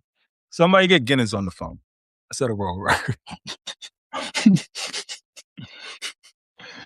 Like, guys, I'm actually a lunatic. I'm actually crazy. Like, I'm actually out of my mind. Like, someone put me in a straitjacket. Like, like clip it, clip it, clip it, clip it. I'm actually out of my fucking mind. And I have no problems with that. Cause like you need catalysts, right? You need catalysts. You need people like me who are just like, I'm gonna move humanity no matter what. Right? You need catalysts in order to move people forward. Right. And while I'm moving forward as a catalyst, you know, you don't have to join me, but like I'm making the world a better place no matter what. Right.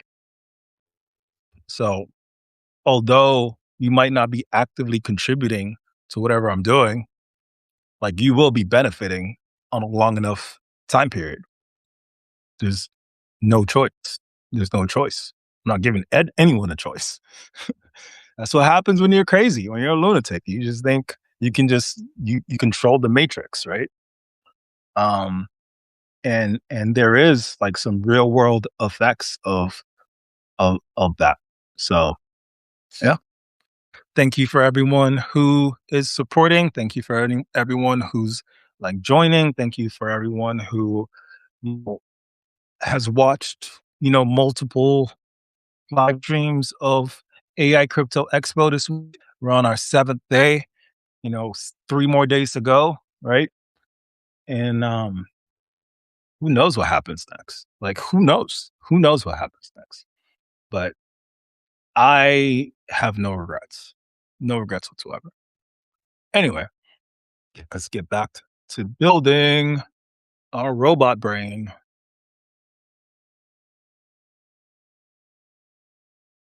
Let's get back to building our robot brain. Let's see what's going on here.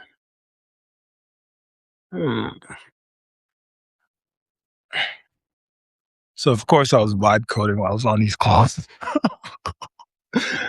um, Doctrine attestation, it's fixed frozen state. Well, pretty much what we're doing right now is, I think we're working on the base so we can bring in additional mixture of expert models. So we just completed the guardrails. And then our next substantive task is track RWOS. After WOG1, build the search semantic substrate reference colony. V2, do not start with Nova world control code. The reference environment is reproducible, certified, and already capable of detecting regression. Okay. Create the ACL reference adapter. Leave all existing adapters unchanged. Search context contrast.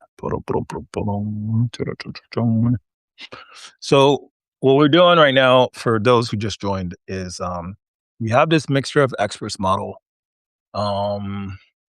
and it's already 6 models deep. So our champion is Prime. Prime is based on AlphaGo. AlphaGo was developed by DeepMind to, you know, be an AI that plays board games, but we are putting it in a video game context so it can control like different players based on various tension levels. Um, so on top of that, like we have let me ask ChatGPT actually, because like it's kind of getting hard to keep track of. What is the current status of our mixture of experts Sentinel grid?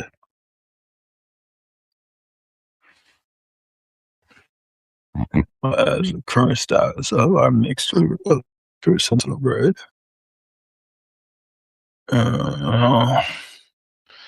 Damn, while that's figuring it out. So the structure of the gameplay test task, I'm using the in-app browser testing workflow. So before, only Enzyme was able to hold a gun. but now we fixed it so that what's the name can hold a gun as well. The captains and lieutenants can hold a gun. And a unique property of the captain is he can fly. Like he has a mobile suit. We had to figure out the flying animation, but the fly pretty much. Uh, so he's the only one who could fly. And then I kind of want it so whenever he flies, it's the mobile suit that flies, and the captain is like riding on it. So we set up. Made a lot of progress, to be honest. So where I'm at right now. So now we're on mission 7. Reduce attention to 12, so no one's attacking us. Now we need to install the lab. Boom. Install creator commerce. Boom. Install civic hall.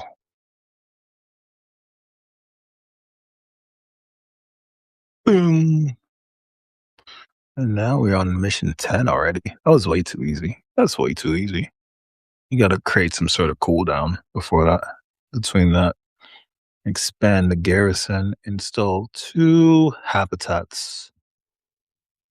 Boom. It's way too easy. Boom. Way too easy. This is way too easy. This is way too easy. And it's not. No. This gameplay loop is too easy. You gotta figure this shit out. It's way too easy. Because pretty much the trick now, just pretty much the way you cheat the game, is you install a bunch of Zeknova buildings that reduces attention to damn near 0. Now nobody messes with you anymore. So I have to figure out a way to make sure that there's cooldown so you can't install Zeknova buildings, lower the tension to 0, and then nobody's attacking you, so you can just install all the buildings that you want. And you shouldn't even be able to do that in the first place. Like, why are all the stats maxed out? Okay. So I'm over at level 11, and then install one more thing, and I win. Install research lab. Boom. And I'm on level 12, and I won. It's so boring. It's so boring. It's so boring. That's boring. I like it when it was hard. It's too easy now. It's too easy now. It's way too boring now.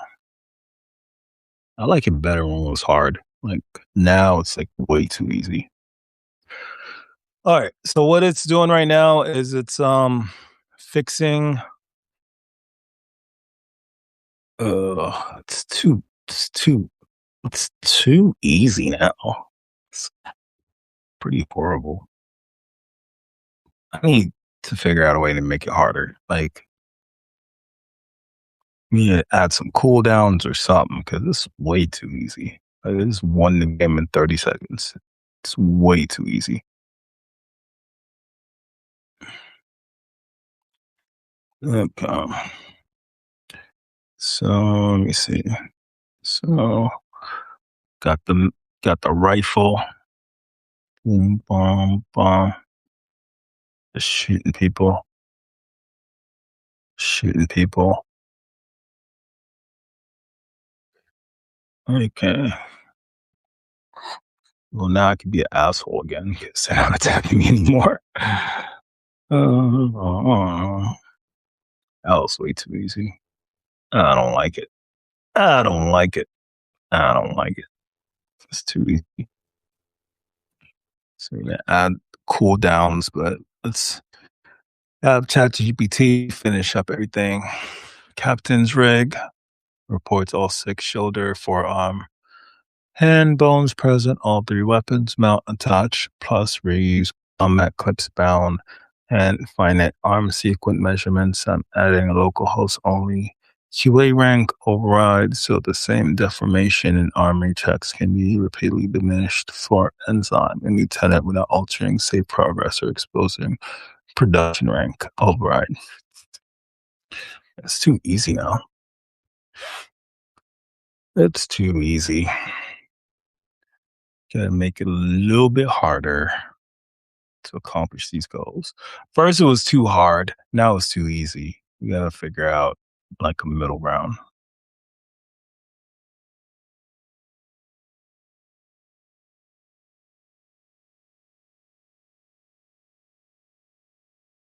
Mm-mm.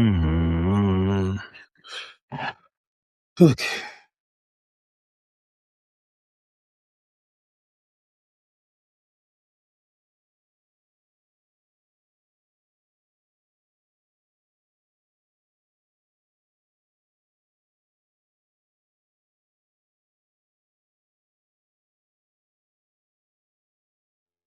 We have one more.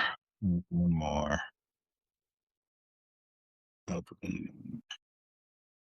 Have one more. Mm. Mm.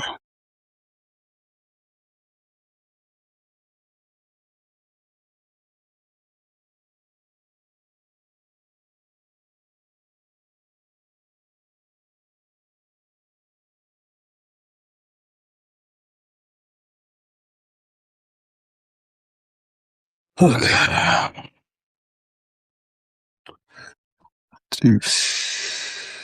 So audit current officer thing, add shared weapon mounting combat, or enable the armory controller, and structural tests, run automated verification, test all three ranks and weapon modes. You already did that. Okay.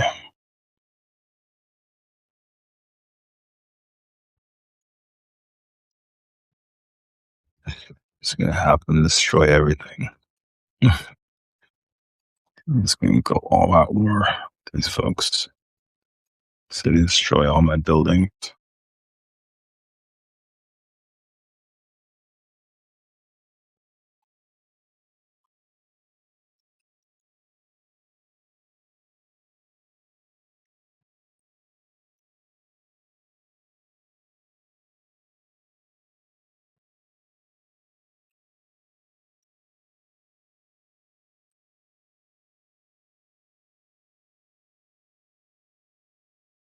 At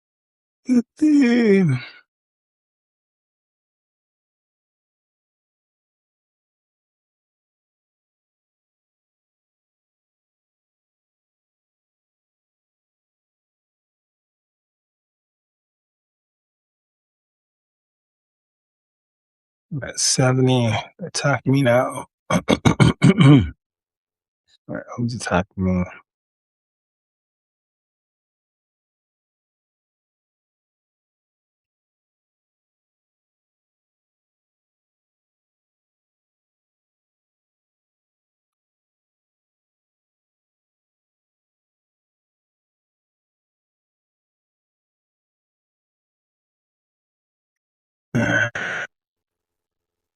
Off.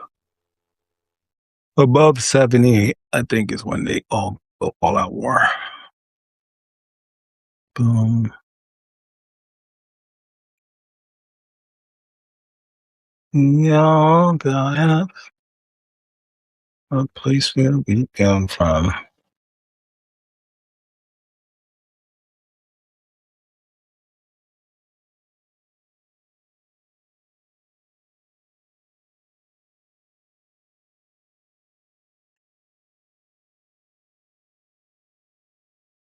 Right now, like the mechs are kind of useless. So maybe that's what we tackle next. Like give mechs some sort of meaningful differentiation.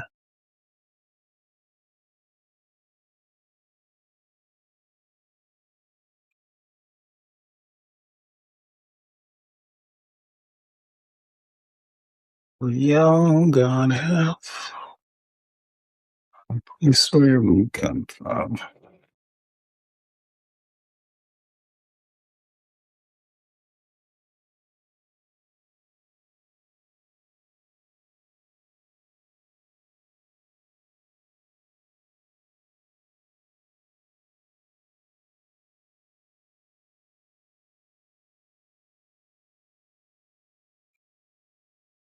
Rifle animation is not what I want. It's not what I want.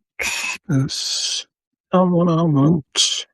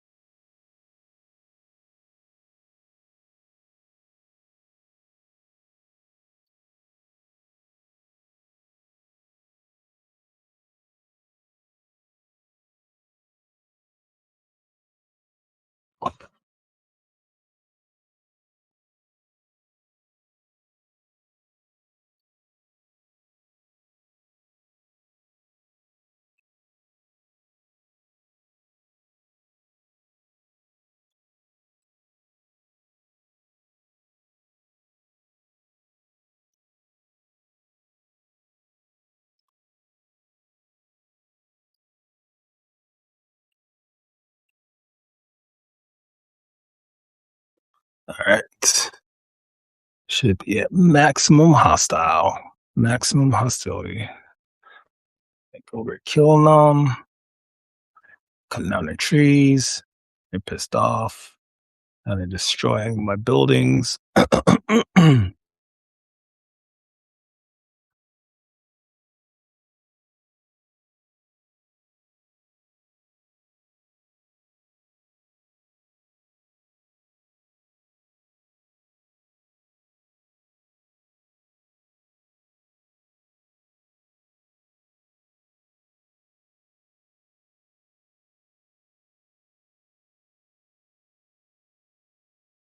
Pissed off.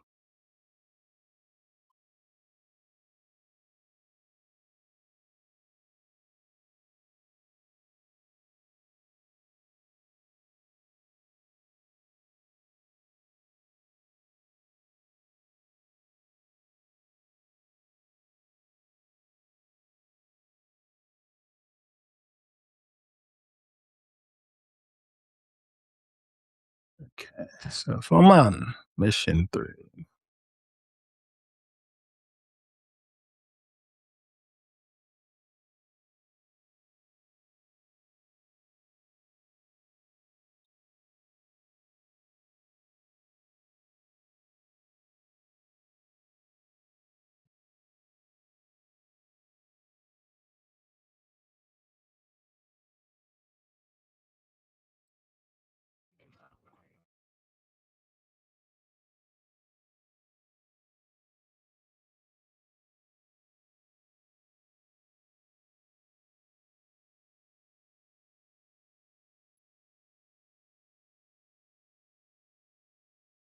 it's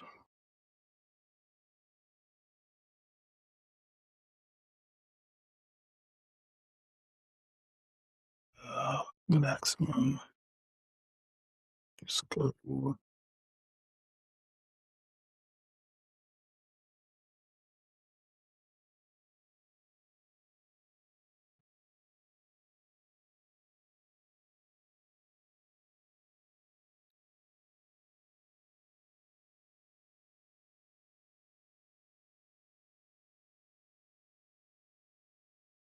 Uh, well, at least we proved that it's possible to get to mission 12, so that's good.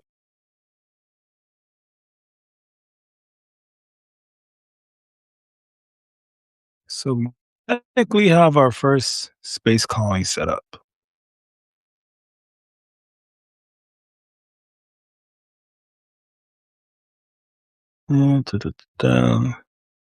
They should be destroying it. They should be destroying everything soon.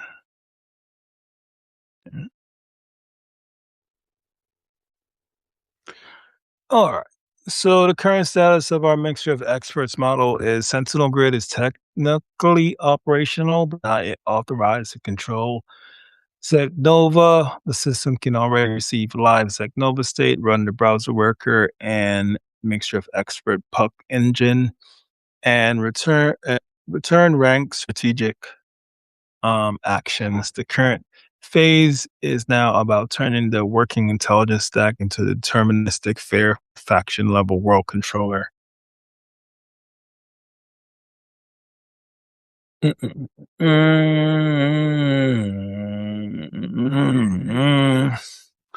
What is working? Yeah, like so much.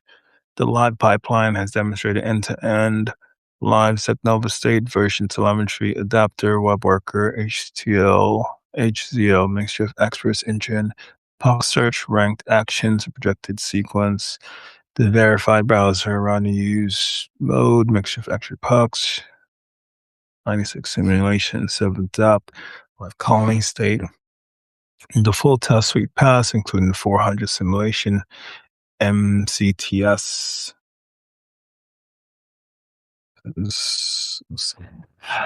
That proved that the system runs. It does not yet prove that complete mix of extras configuration produces the best Nova strategy.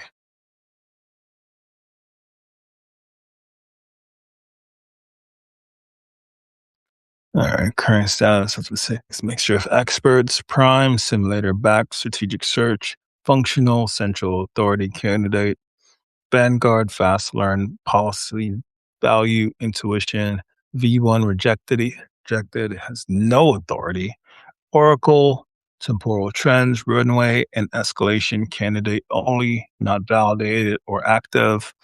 Nexus infrastructure, causal dependencies, blocked until Zegnova has real causal mechanics. Horizon, delayed consequences and campaign chains. Research only, long chain ability, unproven. So pretty much Horizon and Prime are the only working models right now, except expert equivation and compute allocation. Existing Fusion router is part of the build, but not behaviorally certified. So pretty much Horizon and Prime are the only two functioning mixture of expert models. Prime is the strongest functioning component in the reference environment. Uniform. Prior Prime was the strongest measured search configuration. More search improved it substantially. However, the live browser currently runs a fuller mix of expert configuration in which hand authored expert prior and guided rollout behavior influence search. That configuration is operational but still needs decomposition in comparison against Uniform Prime.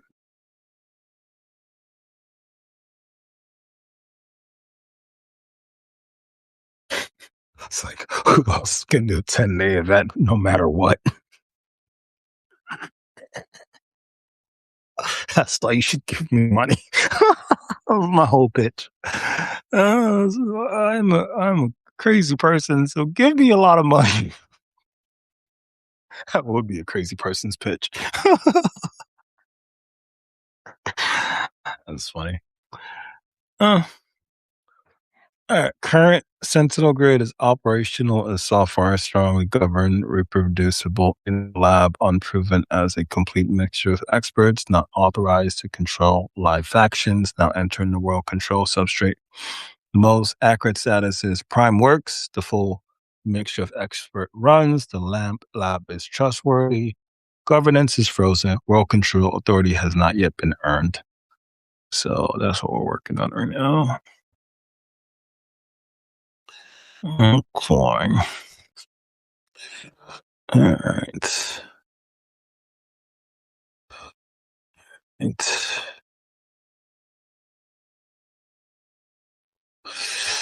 We all gotta have place that we come from. Place that we come from. Let's go home. Please don't tell me you got a problem. No color was not on that. Try 26 else. What's going on, bro? Like, why is nobody getting the code right now?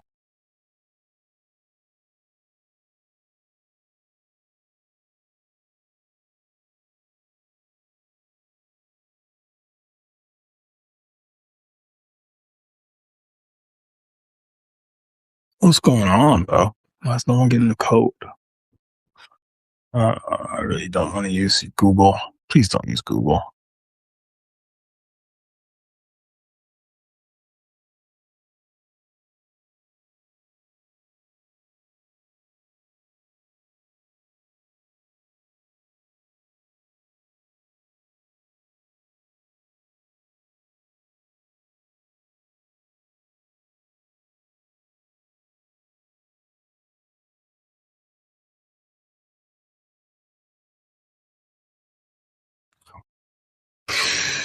Man, there's some real issues I gotta figure out right now.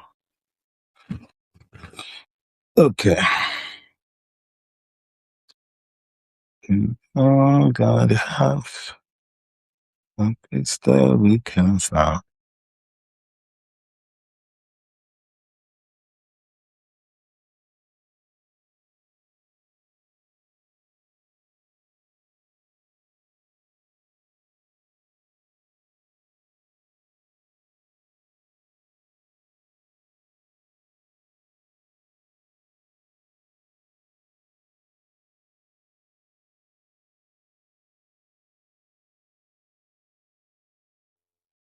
I need some sort of testing networking place. Testing framework in place. Some sort of testing framework in place. So always sending out code to make sure the code shit is working.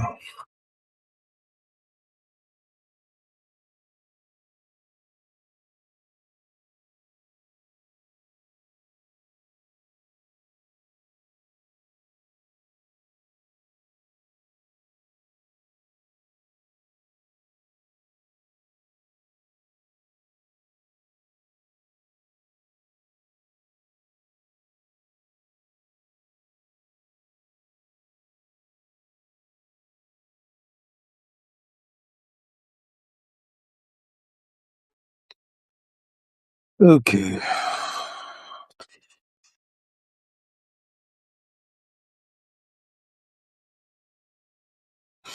All right. All right. Oh, what the fuck is going on?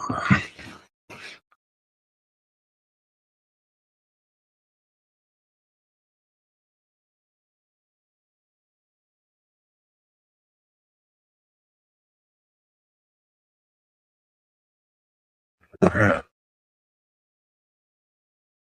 Oh, come on, bro. Like, why is it so hard for her to sign in right now? Oh, come on. Come on. Come on. Come on.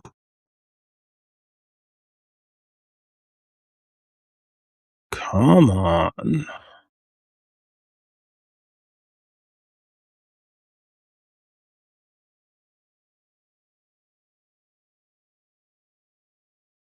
Brooklyn's my habitat.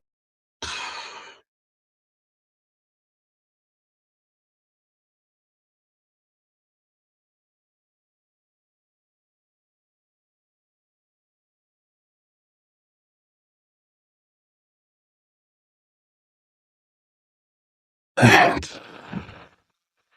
what the fuck's going on?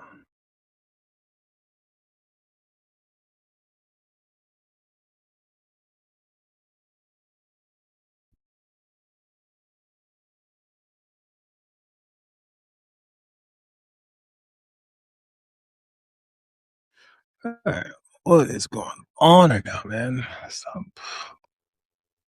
Can't selectively work on me. Like, you have to work consistently. So, airdrop, medallion, send in, send me code. Don't selectively work on me, bro. Like, I got the code. Like, how are you not getting the code? I instantly got the code. What the hell's going on? Like, what's going on in your browser? Why I'm getting the code, but you're not getting the code?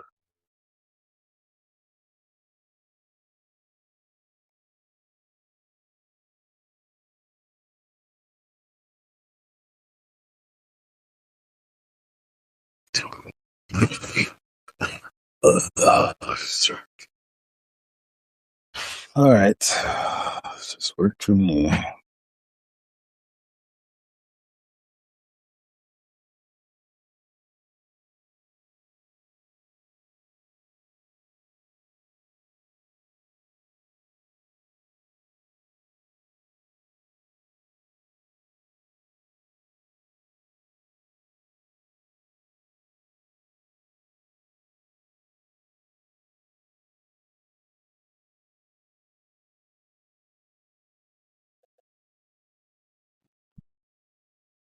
Let's need to have a more robust testing suite.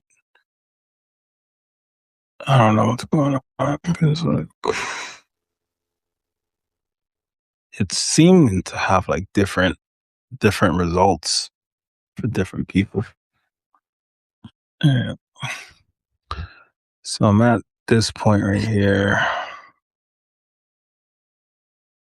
Now the test runner enables a synthetic archive in a temp directory.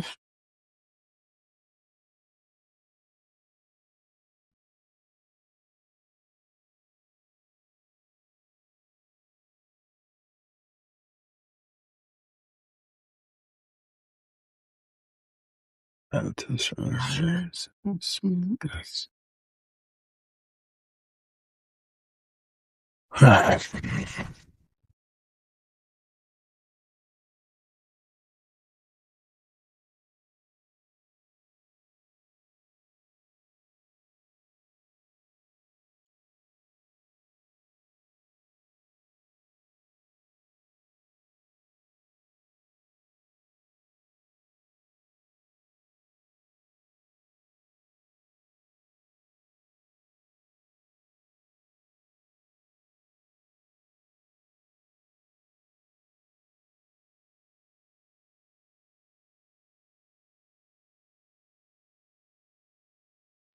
All right, we just have one more.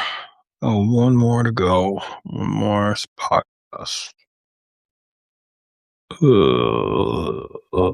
you'll be done for the day.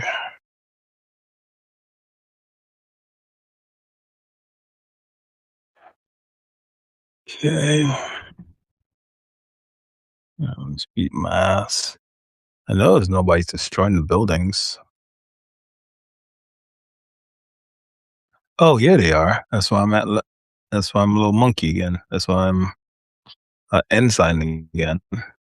Okay, works for me. They're destroying our shit. Whew, look at that. Took it all out. Took me out. I'm lieutenant now.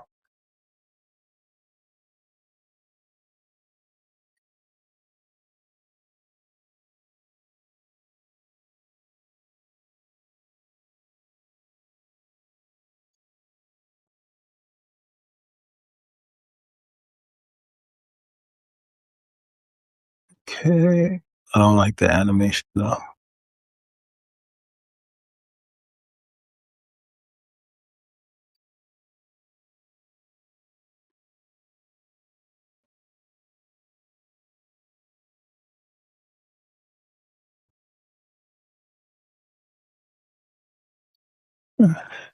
Neural laser beam.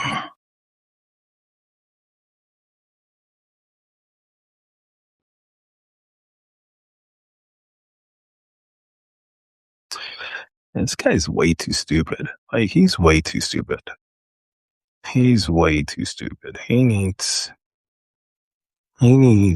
some sort of change. Like he's dumb as shit. Like you put a screen in front of him, it is over. He doesn't know what to do. He's way too dumb.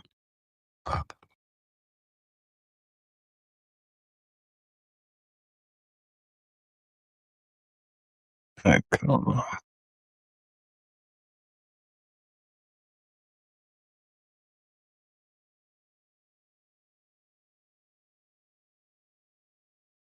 What are you doing?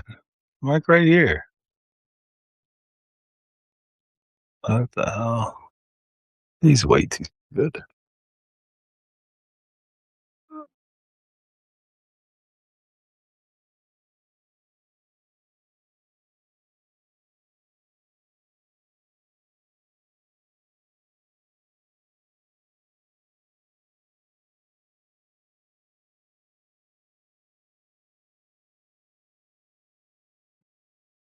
They flatten a few of them. That's good.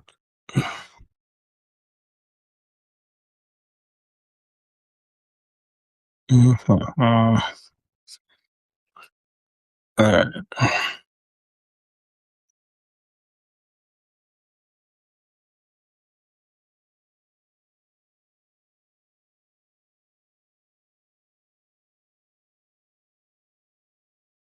There's no remember this setting code.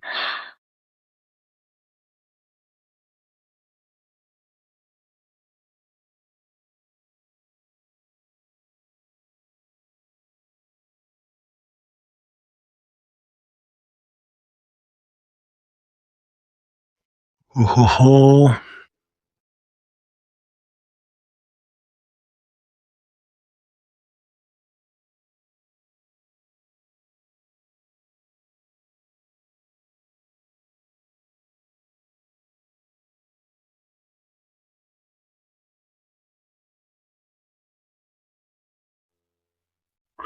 all right. So we did 4 podcasts, or we're doing 4 podcasts today.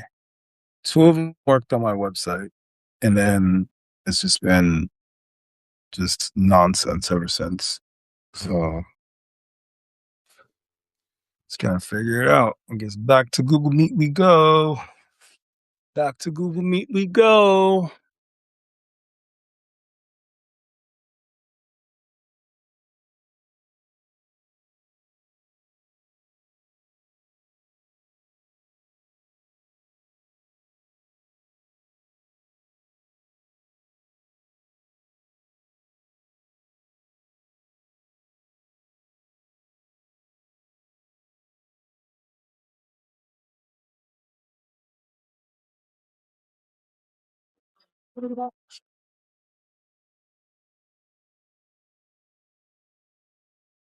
Oof,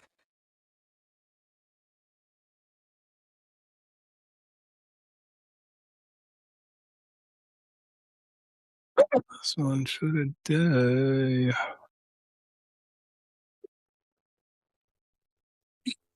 Hey, Deepali, how are you? I'm doing good. I'm doing good. Thank you for joining us again on AI Crypto Expo, Governance Day. We've been talking to a lot of amazing people about governance day today.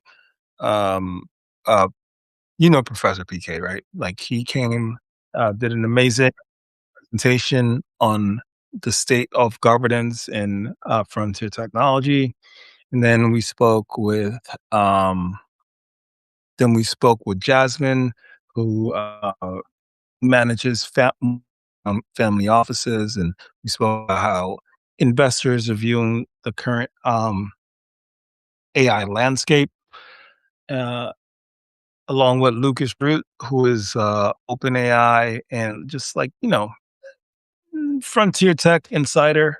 So super grateful to have them join and have a conversation and talk to each other. And now we're gonna end today with a conversation with you, Polly. So, how are you doing?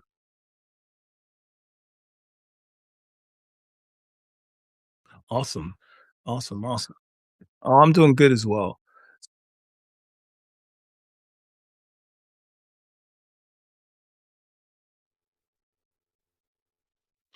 Yeah, so you're getting to the live. The problem we're having is that on post processing, like when uh the Substack turns it into like a video, then no one can hear you, right?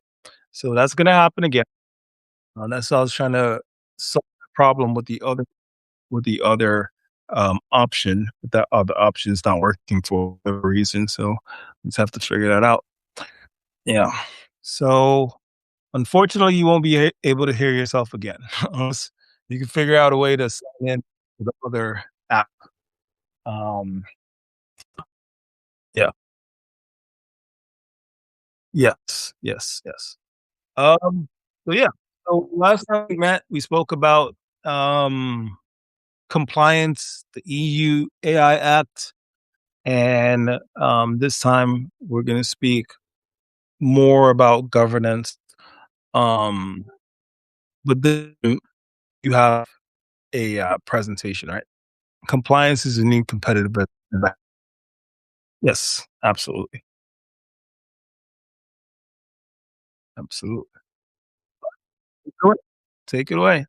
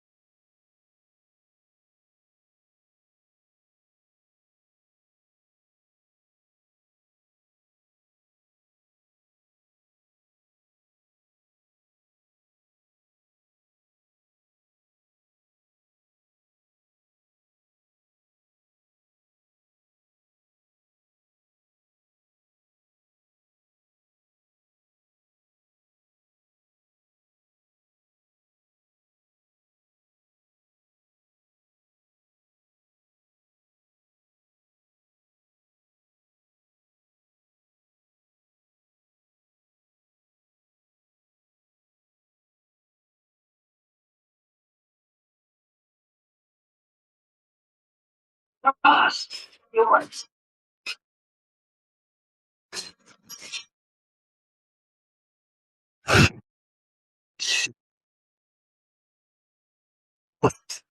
Nope.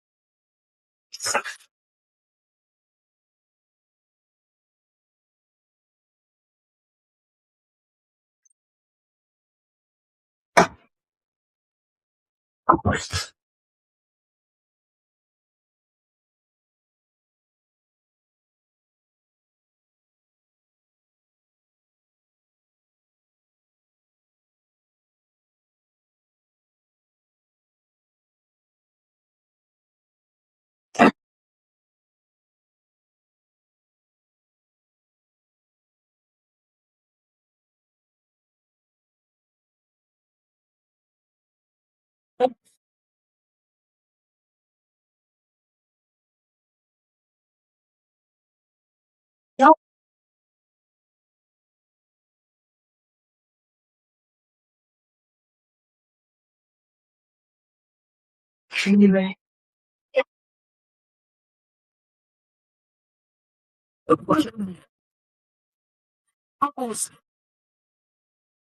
Yeah.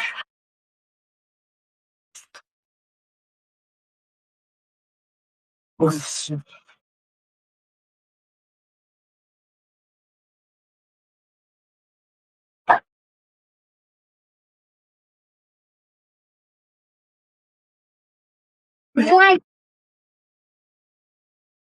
It's a say it. Say it.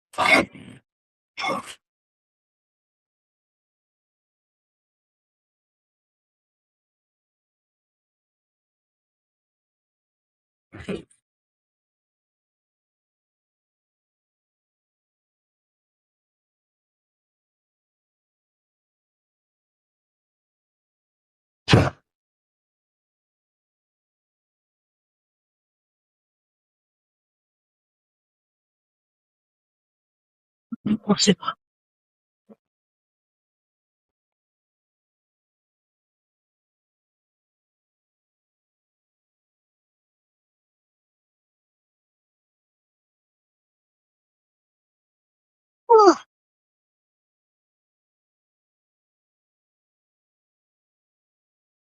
wrong?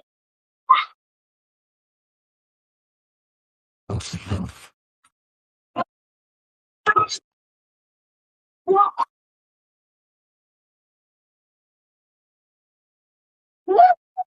This is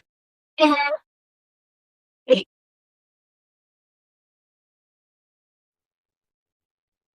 oh,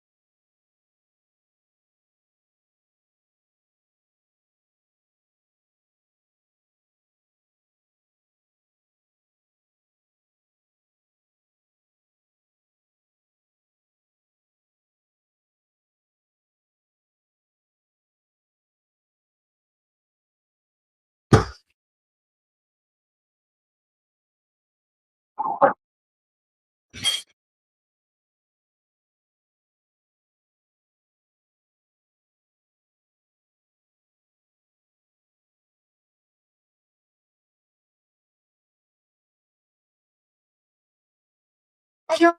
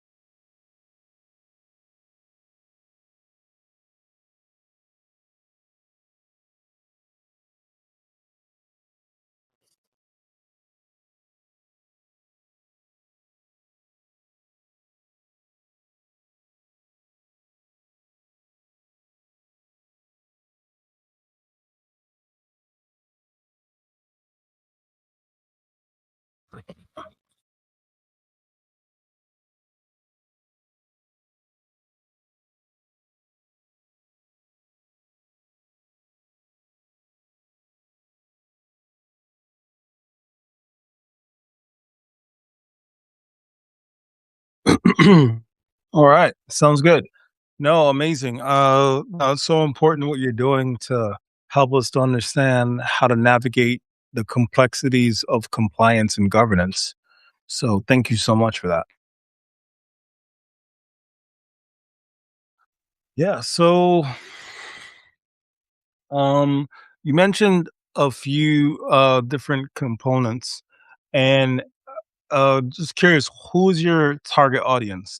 Are you going after startups, or are you going after more established companies? Who's your money maker?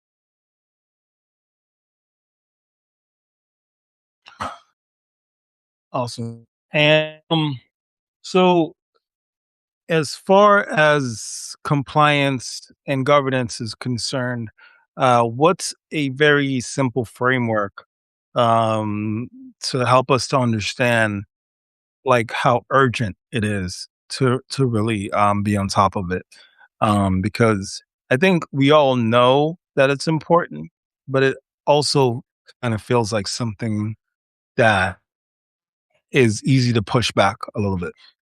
What do you think?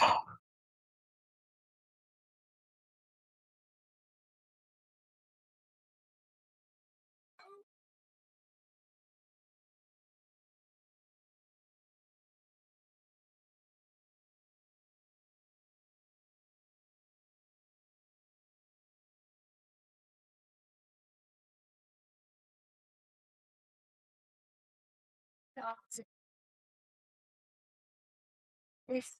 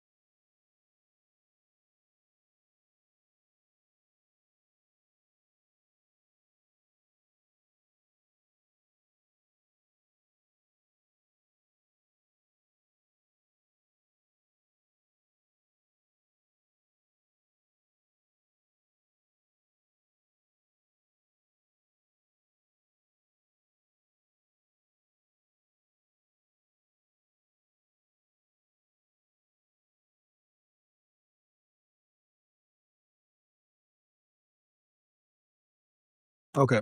So, how how necessary is it to and this might be a kind of a harsh question, but like how necessary is it for us to go through you as opposed to just going through AI and getting getting caught up instantly? Like is like are you is there a blocker to doing that? Like what is your competitive advantage um to to current AI models?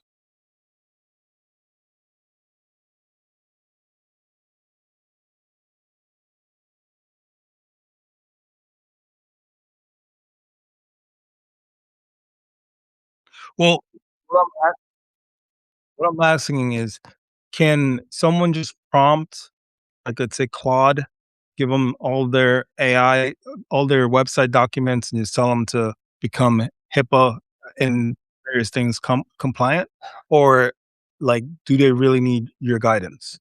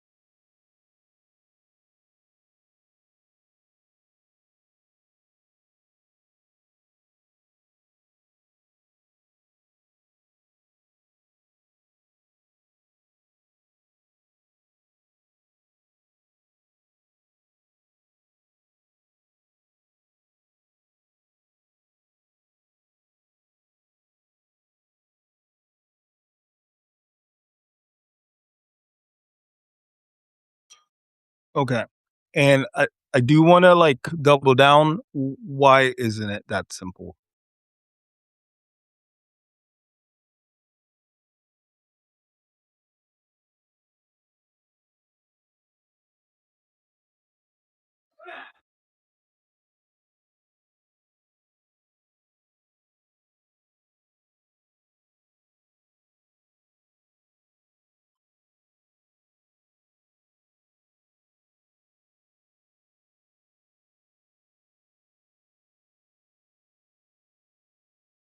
Okay. So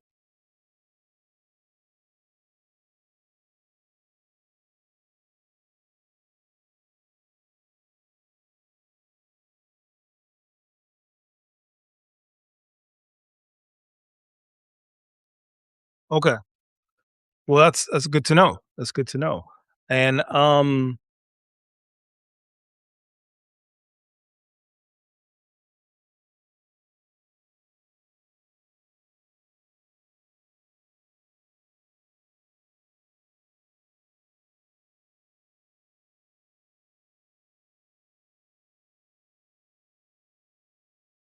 okay.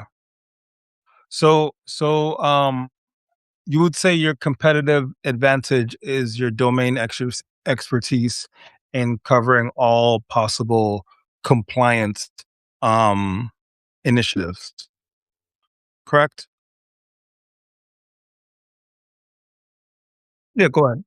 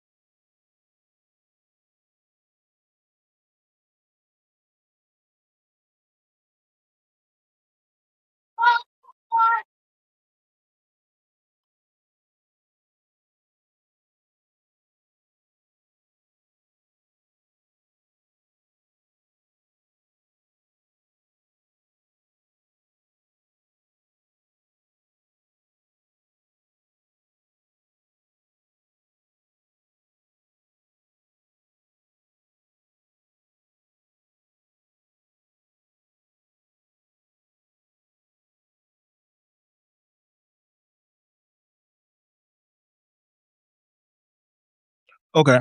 Very cool. So would you say this is like a premium service? Um, and if you would define it like that, like who would be your closest competitor? Like would a lawyer or something be able to do what you do, or even that will be too much for them?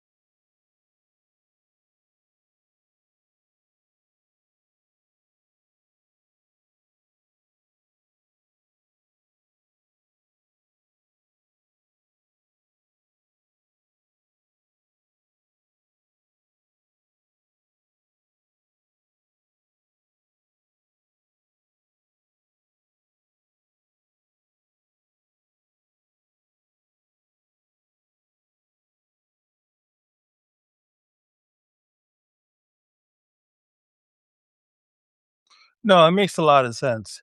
It makes a lot of sense. The only so the reason I'm asking this question is I'm trying to figure out how defensible your industry is. Um and it does seem like it's a very complicated industry. Um yeah, it does seem like a very complicated industry. It's fast moving. Um yeah. Uh how like you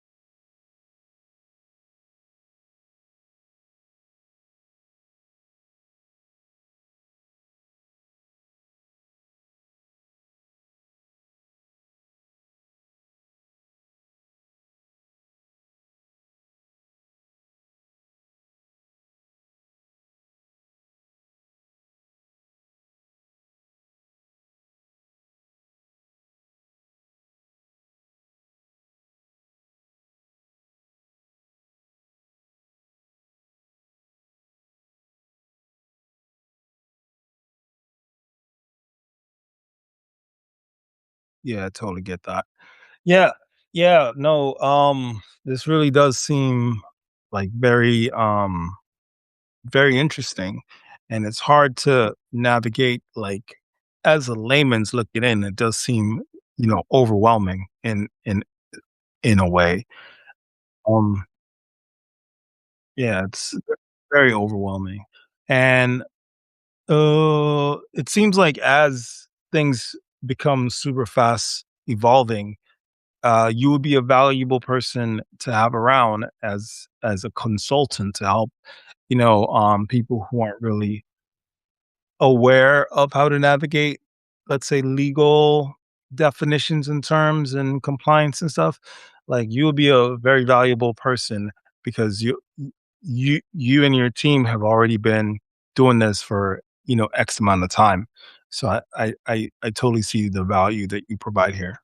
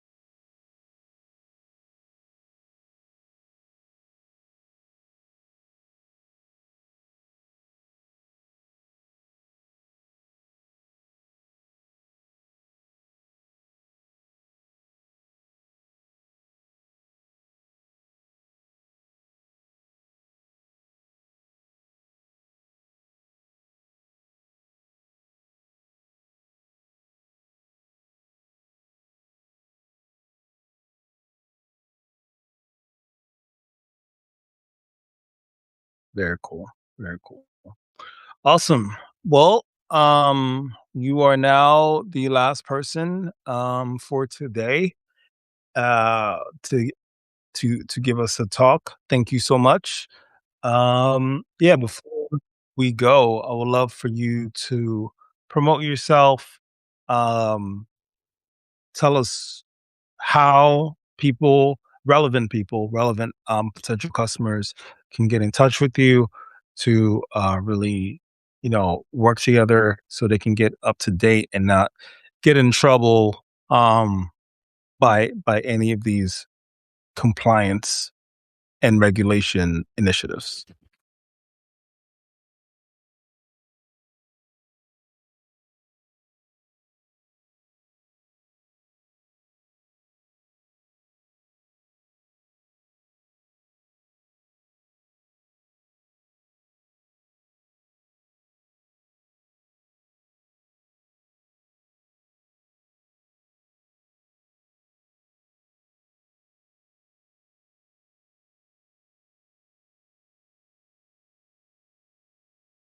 Very cool. Very cool.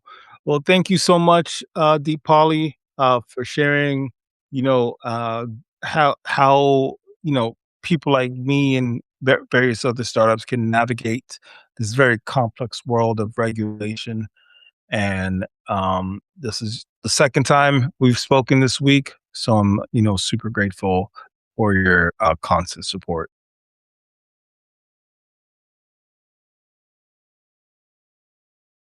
Of course, of course, of course. All right. Well, you have a great day. And then with that, that's the end of today's live stream.